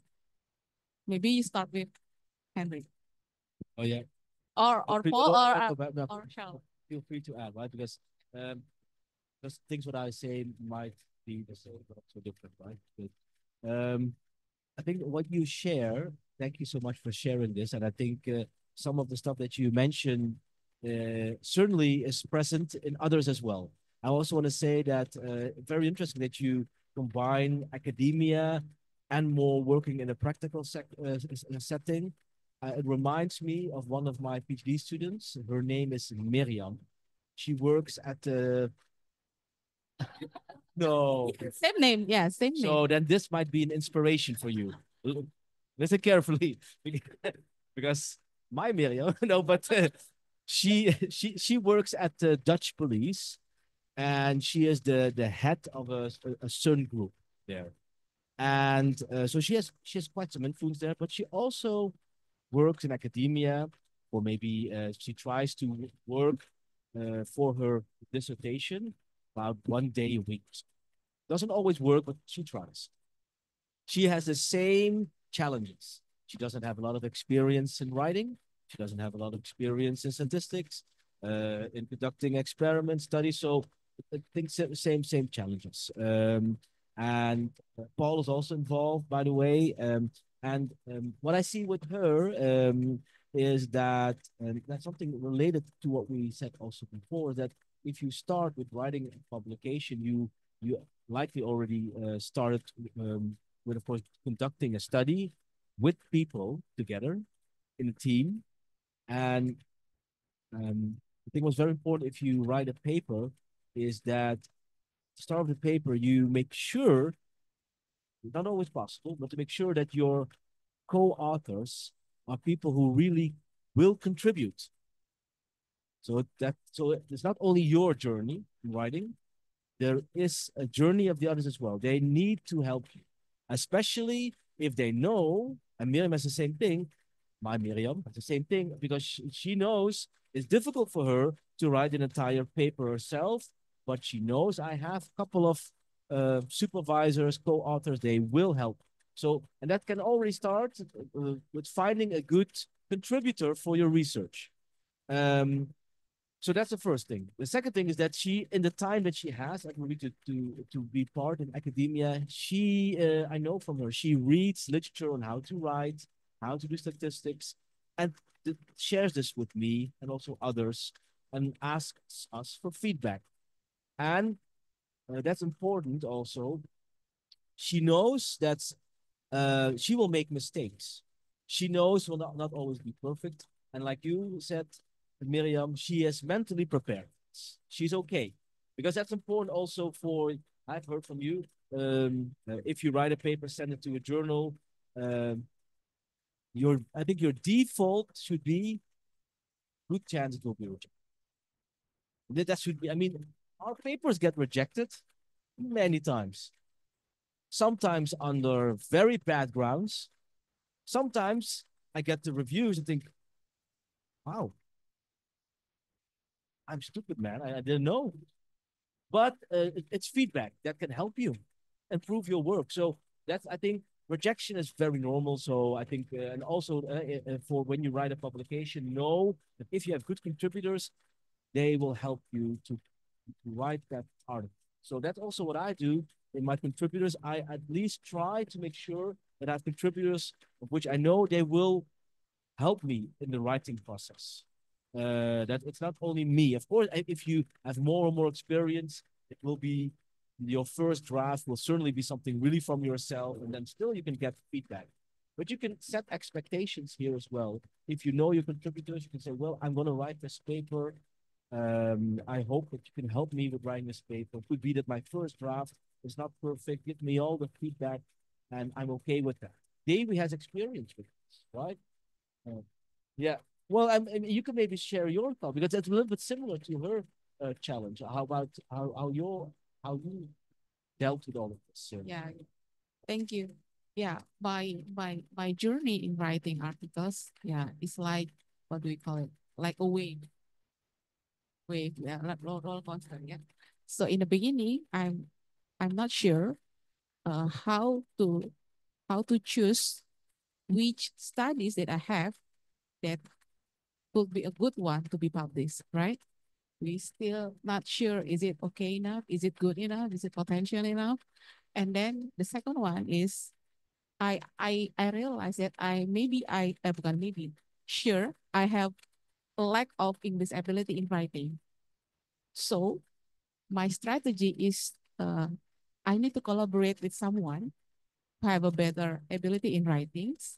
So what we do is I find some students or assistants that can work with me together once in a week for 2 hours online, but we did it sentence by sentence by sentence by sentence. My experience is with Diandra first. At one time, maybe we can also only write one paragraph, 1 month, because we still have to structure how should we write the introduction part. How can we make the story? It's very difficult for us, but we still continue like this, 2 hours in a week, and then we can finally getting closer to finish our articles, and then okay, now we will find our collaborators. I know that I don't have any opportunity like my other colleagues to study abroad. So my strategy is I will find the collaborator from the abroad, and fortunately I've met Henry, and I asked Henry, I have these topics related to your study about the false memory. Would you like to write with me and collaborate with me? And you know what? When we send our first draft, we see, and Henry is very, very, very, very detailed in giving comments. But by this journey, me and Diandra, we are okay, okay, it's okay. We have to learn. Sometimes we cry. We cry because we don't know how to deal with that. Oftenly, oftenly. But yeah, oftenly we cry. Oh my God, what should I do with this? Oh my God. The other things is when you have a potential collaborator from the abroad, they give a feedback for you very quickly. Like Henry, when I send the draft today, at the latest tomorrow morning, he will send it back to me. Oh my God, Henry. Oh my God, what should I do with this? And then, but finally I can understand, okay, so I have to think about this. In introduction, what should I focus more? In method, what should I write in details? And I learn how to write. And yeah, from my experience, one thing that we have to uh to have to be successful in writing is persistence. Muka badak is a must. Yeah. Gitu.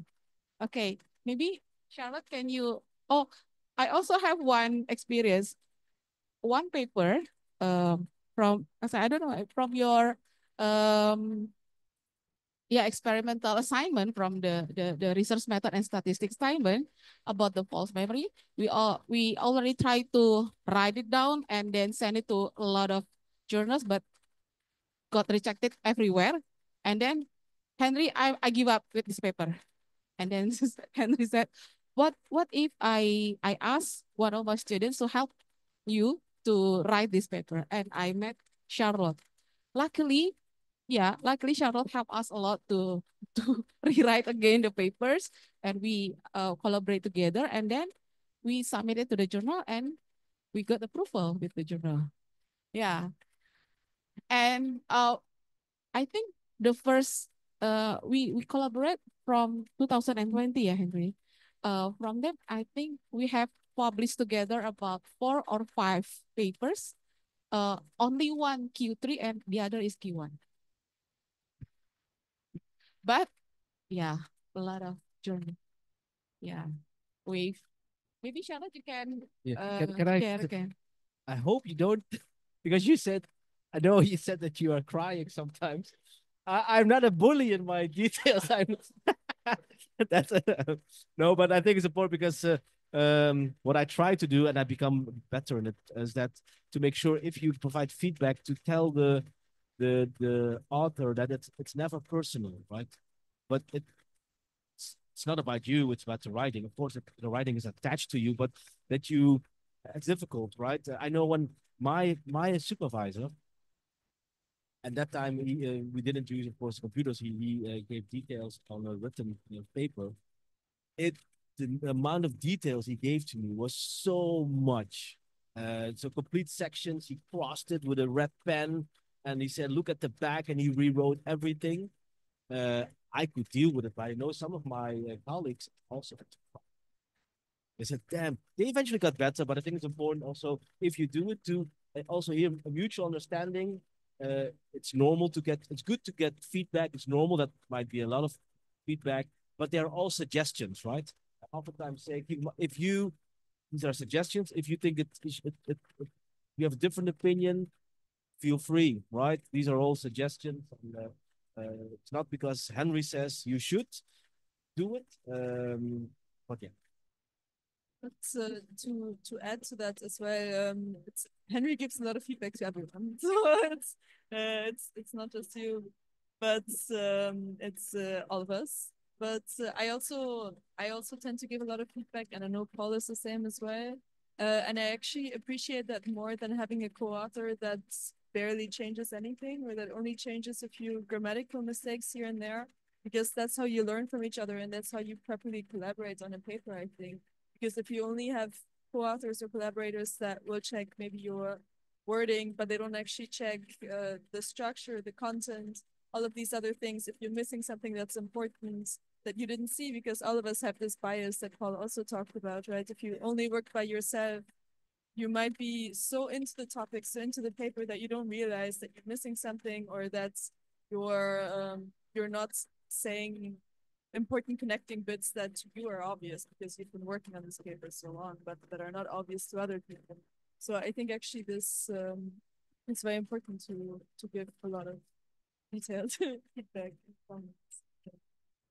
Maybe you can share your journey. Yeah, very similar, I would say, but I've always seen it a bit as learning a new language.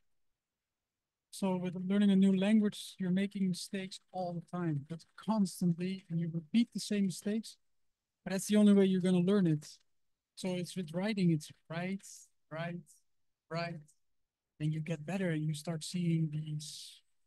Also, with the structure of your paper, you realize when you read it, like, this doesn't make any sense. What am I doing? But well, the first time you write it, you have this idea, write it down, and then you send it off, and then your co-authors tell you that this, oh, it doesn't make any sense, but your head it made sense. But then when you read it a week later, and you're like, oh yeah, that didn't make any sense.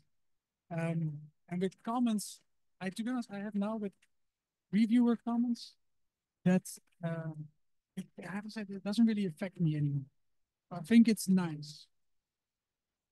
Because I remembered in the beginning that I thought about it for a couple of days, and I was like, oh man, I don't agree with this now. But I got this from wanted to podcast with what they told to do if you got reviewer responses to print out the reviewer comments in a nice format and put them all together. And like this, and you throw them against the wall. Don't look at it for a week. And after a week, you look at it again. And then you will also realize when you read it again, I know they meant to say this. They weren't so negative. Yeah. The first time you read it, you take everything very personal and negative. Well, if you just wait a week and then look at it again, you usually start realizing, and also if you take the mindset, also that is a good thing to take into account anyway, is that the reviewers try to help you. They try to avoid that you publish something or make mistakes before it actually gets out there and everyone can read it. So keep that always in mind, that because you can always also think about the reviewers being this mean, terrible person that is just trying to destroy you personally, but that's usually not the case. These are people that are just taking their free time to look at your work, write comments, and to help you normally in the best way possible. And if you realize they are not trying to help me, they're just being mean, my opinion in these cases, see if the comment is relevant, useful. If not, don't do anything with it. Don't change things just because a review says so. Think about it yourself. Is this relevant? Is this true? Does this make sense? And you can disagree with the reviewers. I tend to do that a lot, but that's also it's part of it. It's yeah, but with the writing as well, it's a process. Trying, writing, you will get better for sure. It can also be when you get reviewer comments, because I mean, you're of course most of the time, if you're writing a paper on something, you're an expert in the topic. Whereas, of course, in the best case scenario, the reviewer is also an expert in the specific topic. But it can be that they don't know as much of the background literature as you do, for example, so they can misunderstand things. And it's also a learning experience, I think, if you see, okay, they didn't get properly what I was trying to say, so the comment is not really applicable, but that also reflects on you in the sense that that maybe means that you have to be clearer about what you meant in the first place. That can also be good feedback. That doesn't necessarily have to mean that there's anything wrong, but you can still address that by just being more clear about what your aim was, for example. I think that's something that I've seen as well. And also, you can sometimes also be a reviewer for journals, of course. And I think that also puts it into perspective a bit more, because when you're a reviewer, you put so much of your free time or of your time into looking at other people's manuscripts, and you wouldn't, and you do want them to improve the paper. That's why you're doing the review. That's why you're giving comments. You're not trying to make them feel bad about themselves or about their work or anything. So I think that also puts it into perspective a lot more, because these are people that are taking their time, of course, to look at your work because they find the work important. Okay, thank you. There are some points that very interesting. Yeah. And maybe also back to Miriam, your question also how to start with the paper.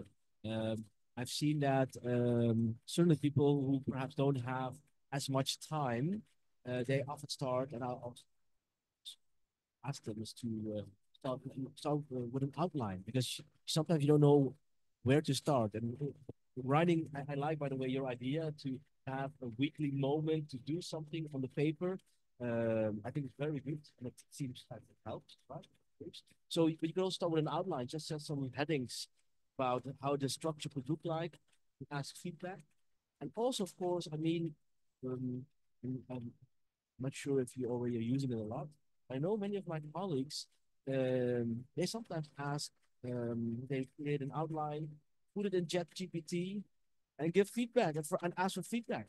Or they write a paragraph, ask ChatGPT for feedback.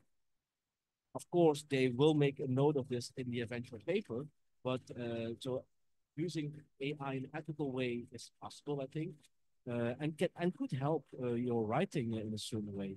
So this is an extra source of feedback you can ask, right? Yeah. What I've started to do recently, well, in the last 2 years, is that before I write the paper, I actively think, what is a possible journal that I want to send this to? What are their aims? What are their scope? And think, okay, how can I structure the paper in a way that's most suitable for first journal, but I usually have 2 or 3 already in mind for the case it gets rejected. But then it's in line with that. And what also happens a lot is that journals have word limits. That happens more and more often. So that I had this a lot during my PhD, that I wrote a paper at 15,000 words. And then I was like, okay, let's submit this. And no journal accepts 15,000 words. And I'm like, oh God, now I need to delete everything.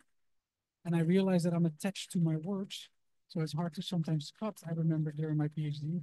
Now I'm more flexible. And I'm like, yeah, pretty bad. But I think that those are always helpful things also to start a paper. It's all I think, okay, I'm going to write an outline. But for what exactly? For which journal? Which is the scope? And I think that will help a lot as well with structuring the paper already to have an idea. I need to structure it in this way. That's most applicable to the readers of this journal of this. Okay, interesting. Yeah, also just about, but since, for example, in your case, you work in practice as well as doing research. I don't know if they're related to each other at all, but if they are, then it could also be a nice moment for a paper to reflect on the applicability to the field you worked on in the introduction or in the discussion. It can be a nice tie. So, for example, in our field, which is more legal psychology or psychology in the courtroom, we do sometimes like to start with a case and use the case as kind of a thread throughout. So you can use it as a way to show the relevance. And again, in the end, to reflect on it in the discussion. You can also do that with a hypothetical scenario. Something like that can be nice to showcase the research. In very interesting. Some key points that I keep in mind. First one is we have to do it over and over, not just once, but over and over. Keep writing, and then we have to be open-minded, positive thinking with another feedback. We have to be smart enough to find another sources to help us in writing. And we thought one good strategy that I think that we can use also the AI to help us in doing the writings. And I don't know, maybe I will ask, maybe one of you would like to share what do you think is uh, the most barriers that you have in writings and scientific articles? Because on one side you have to have a published paper to finish your study, but on the other hand, maybe you feel that oh that is not what I want. That's what I like. I don't like to write. I don't know. Do you have any experience? Maybe you can share with us.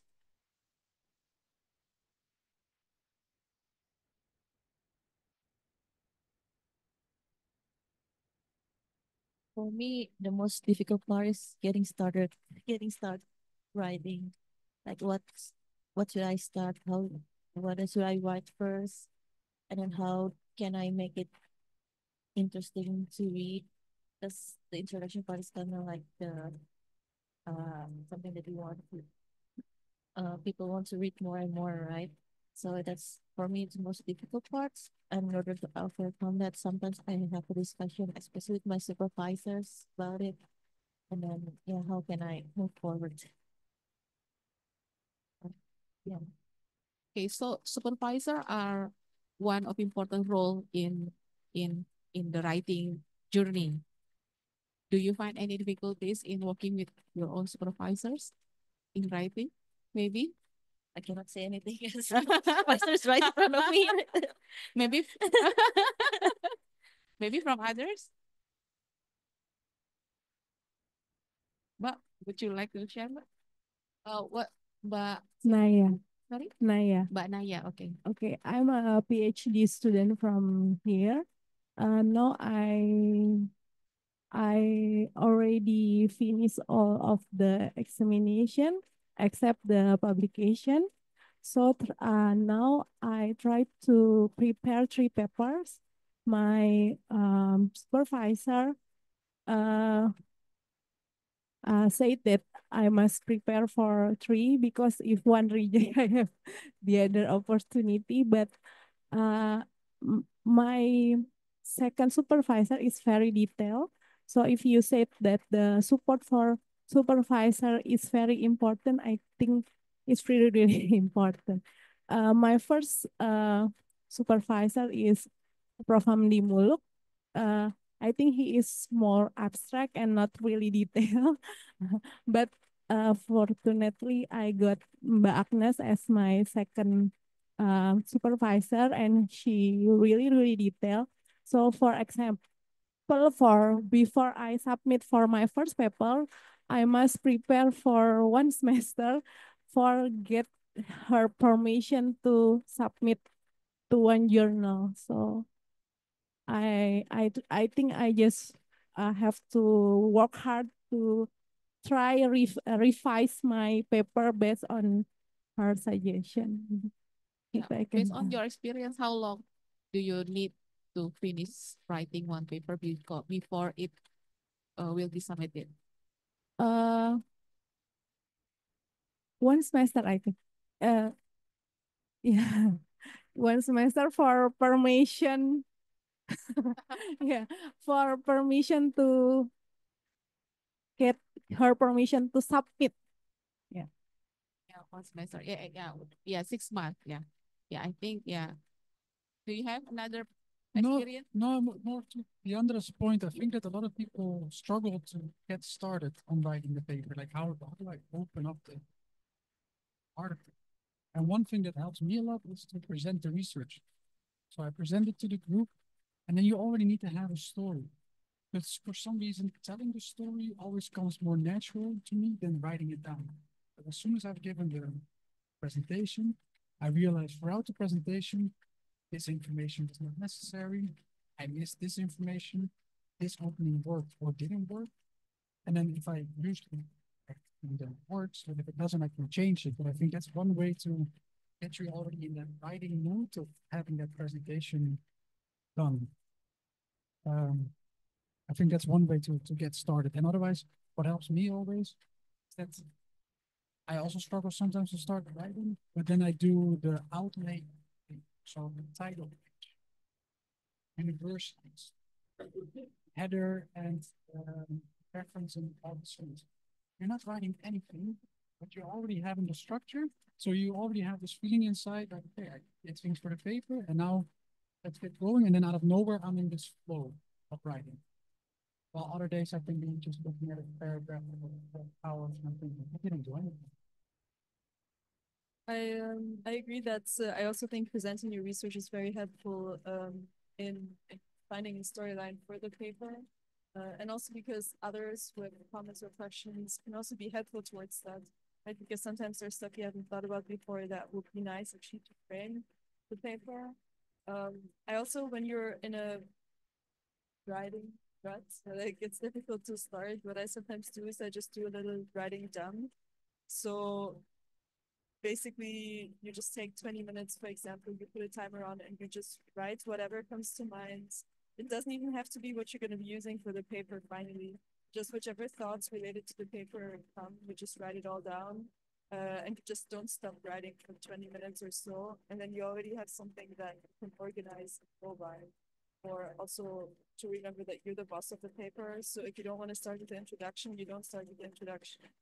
If you find it easier to write the results section, if you've already done the analysis, write the results section. If you find it easier to write the methods, because obviously you've already done the experiment or you've already done the literature review or whatever it is, just write that first and then you already have half the paper written and you didn't even have to come up yet with the storyline of what is my introduction going to look like, what is my discussion going to look like. So these are things that can help you get into it and then once you're there, that helps you. Yeah, continue the rest. Yeah, and actually that's one of the reasons right now I do pre-registrations that we talked about this morning, but mine are very long. So I write the whole introduction, the theoretical background, where do my hypotheses come from, really detailed, and it could be a registered report, like something that you submit to them. And that is because at this time, I have a reason for why I'm interested in this work. I have a clear example for why this is relevant. Something came to mind. However, when I conduct a study and then try to think back again, what was the reason exactly again? This is oftentimes lacking. But what it also helps with is pre-registration when you already have the idea in mind for the methods and you write everything down, that when I have to start writing the paper for submission, I'm usually done now within 2 weeks because I have the introduction method section already have. Results, okay, I have to say I'm good at statistics, so that goes really fast for me. And then the discussion you are constantly thinking about when you're analyzing the data.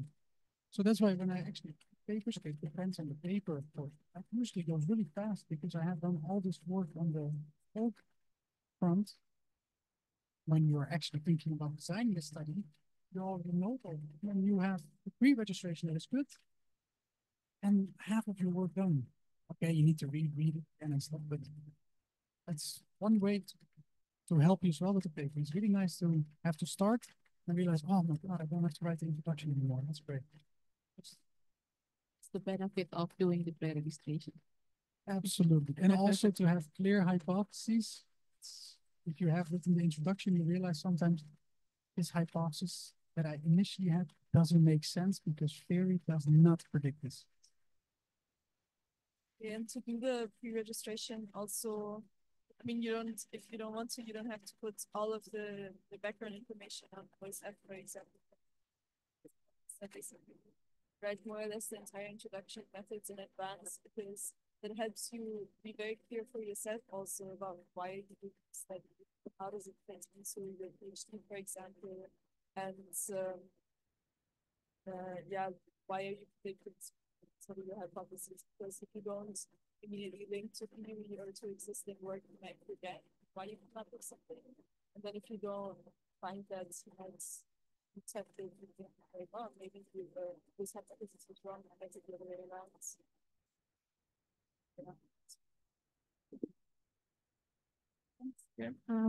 Maybe I want to ask, we are from Indonesia.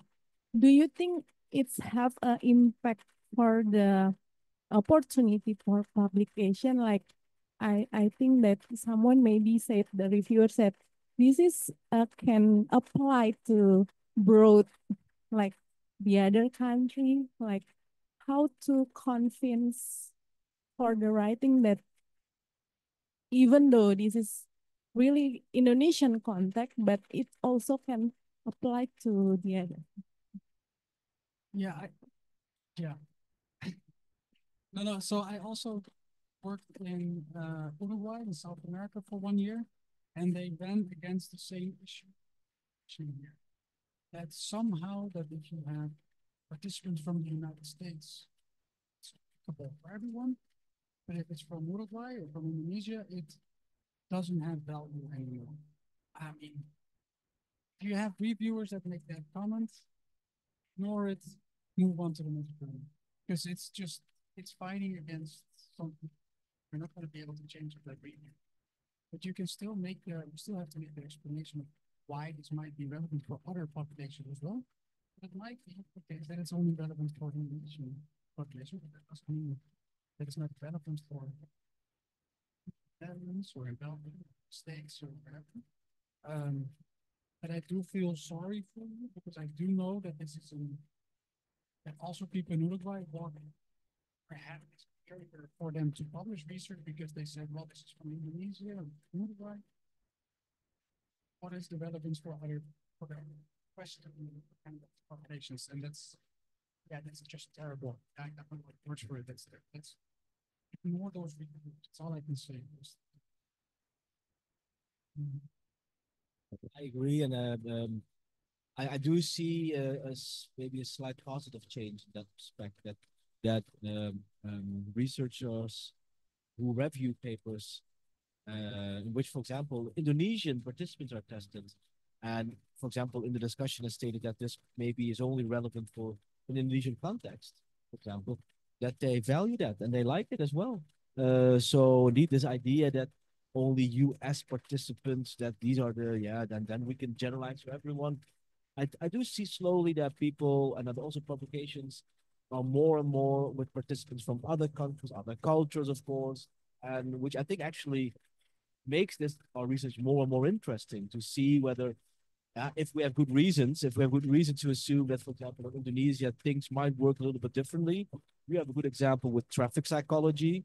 The challenges that we see in traffic in Jakarta are quite different from the Netherlands, right? And I think the people in the Netherlands might learn a lot from how Indonesian citizens survive, and behave in traffic. So in that sense, and if I think, and I see that the researchers are becoming, I think, more open to this as well. Yeah. Okay, maybe I would like to ask you, when we start to write the papers, often we cannot write it by ourselves, right? Just being alone as a single author. So we have to make a team, right? For the authors. How could we divide the responsibility? How is the strategy to divide the responsibility in writing the papers? Maybe you can have any experience in doing that. Yeah, I mean, there's not one way. There's not one single way, I would say. But one thing that I've been experimenting with a little bit with some colleagues also, you have this. I mean, it just the way to do it. You're not sure what the abbreviation stands for. Credit. Have you ever heard of it? I mean, you could before you conduct a study already have some sort of credit statement for yourself. Okay, you will do the recruiting and the testing of participants. You're the one starting with the production. So you discuss in advance, you make a plan, what everyone is going to contribute. At a certain point, you will have colleagues you know already what the contribution is. I mean, if I ask Paul or Charlotte or others, I know I will get a contribution. So you know that will be okay. But if you work with new ones, it might help to make that transparent. So because you might perhaps feel the need to find a collaborator who has a big name in the field, but if that person doesn't give you any good feedback, only grammatical, it doesn't help your writing, right? So I think it's good to be open on the contribution that you might give. And I've also numerous experiences with people who don't really provide a contribution. And at a certain point, then I think, well, do I need the contribution? Perhaps not. Yeah. So you plan it before you and while you conducted the study. Yeah, not for every project, right? So just experimenting a little bit with this. About the international collaborators, do you have any difficulties to have or to get collaborators in writing papers?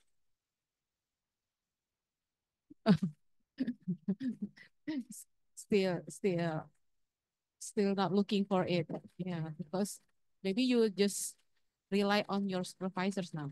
Oh, you have any other experience? I do have to say that this is an issue that we, at least myself, are also struggling with.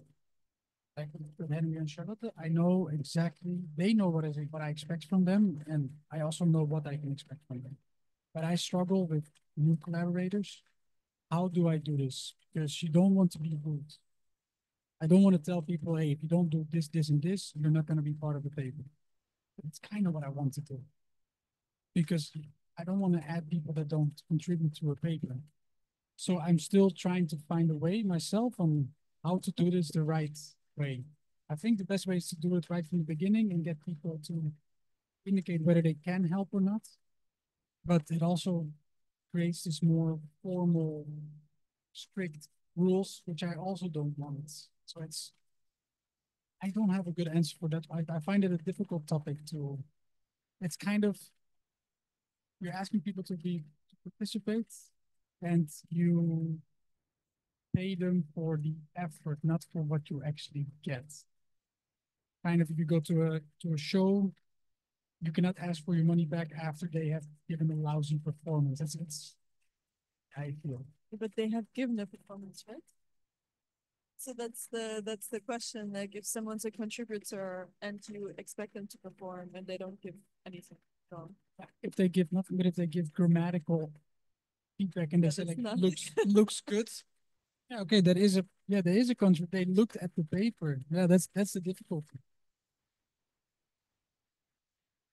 Okay. Any other questions from you? Maybe you want to ask anything about writing papers?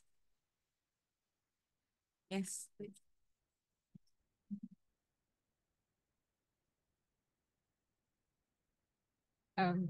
First of all, I'd like to thank Dewi for sharing your story about trying to write every week, because you're personally a lecturer that I look up to. So hearing that story like really lifts my spirit, because I also struggle a lot with writing. So it's really nice to hear that someone as bright as you. Okay, it's gonna sound twisted, but like, yeah, you get what I'm trying to say. I think what was difficult to me when it comes to writing, especially shifting from bachelor thesis to writing for a journal article, is framing the theoretical contribution. Because usually in bachelor thesis, what's expected of you is just you compare it with what prior studies have found, but you don't really try to abstract that finding and try to find how that contributes to the theory or the extant literature.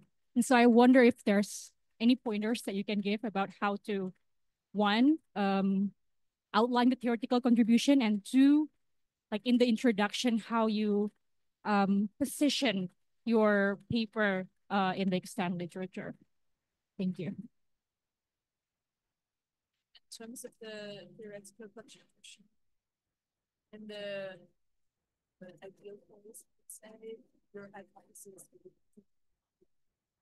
Sorry. Yes. Is it for the, yeah.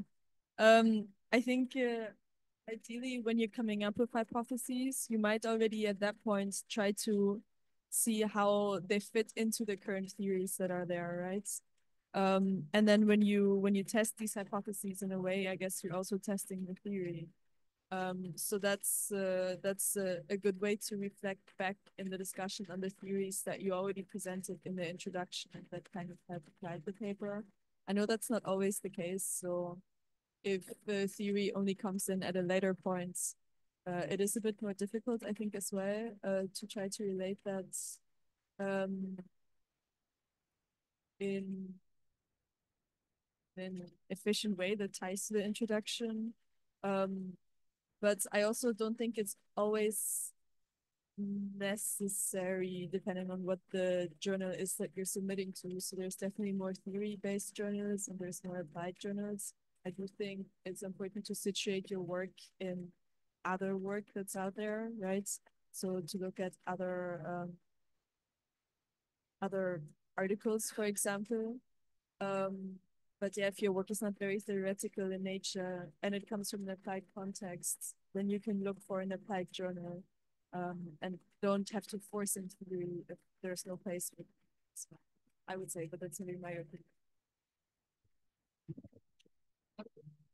Yeah, I have a different view or strong perspective on this. I think theory is super important. However, psychological theory is, in my opinion, quite vague and you have many theories. You can spin it whatever way you want because there's no precise direction. Yeah, so I think oftentimes just it's more a mental experiment for yourself to think, okay, what do I expect? What do I think that's underlying this effect, which is already theorizing about what could be going on. So it's more for yourself to situate it into the theoretical framework that are currently present in psychological research. I mean, there are people that also there are people calling crisis everywhere, but theory crisis is also present, it seems, in psychology. So I find this one that you can relate it back to theory, but I sometimes really wonder what's the added value if there's no good theorist. So that's something to keep in mind, but that doesn't mean that we should stop theorizing. I think it's more that there needs to be a lot more work on this. Yeah, no, sure. Yeah, I agree.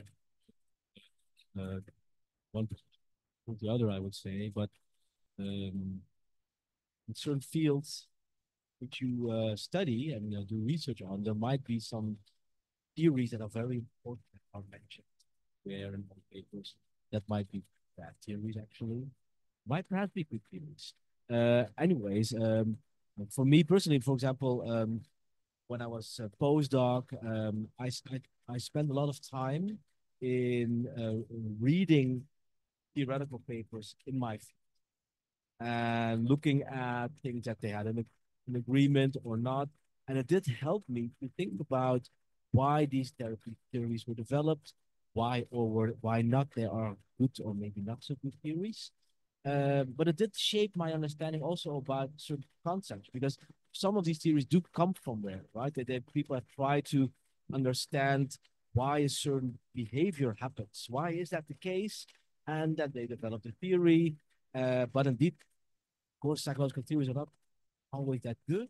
But doesn't mean that the people who made them wrote completely stupid things. They have made a start, and the difficulty often with psychological theories indeed that they might explain everything and therefore nothing, but that's not always the case. So you could, I think, if you're in a field in which there are a lot of theories, to spend some time on what are the dominant theories, what are they exactly?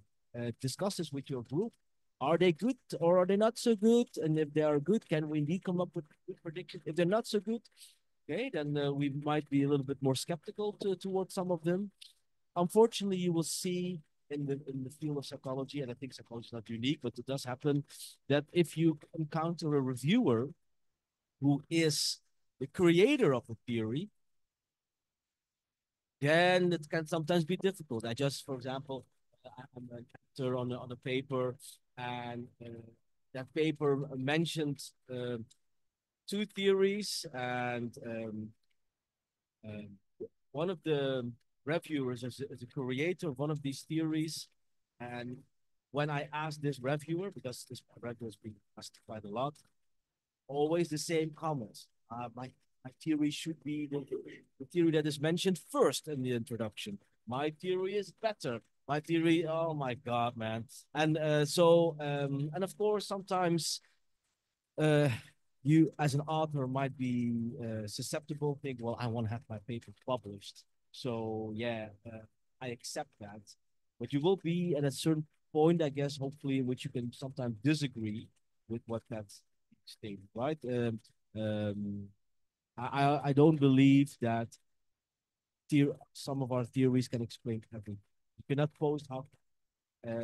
post-dict everything, not possible. But I think as a start, need to come back to make it more concrete. We have theories, look at them carefully, critically, decide yourself. Do they really help me? Can I come up with very specific hypotheses? And maybe not, but okay, there is some direction into it. But yes, I mean, there are some theories which are so vague. I mean, I've created some ideas as well. In retrospect, I think doesn't reach. But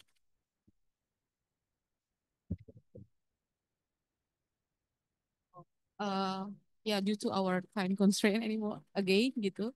But I think in this session we got a lot of uh insight, yeah, good insight how to write scientific articles, how to love writing and not see writing is a scary activity.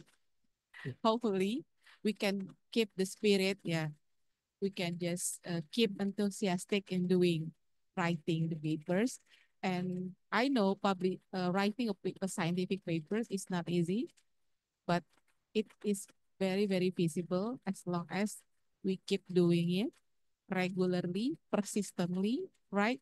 And then we can get a good collaborators to do it together.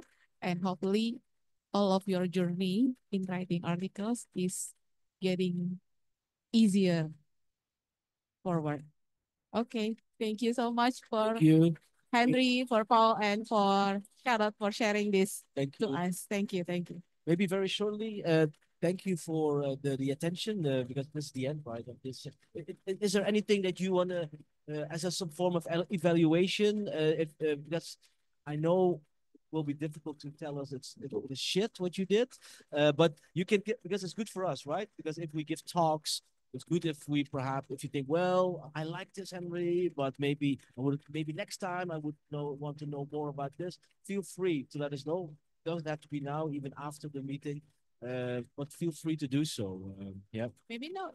Would you any one of you want to give brief reflection or something?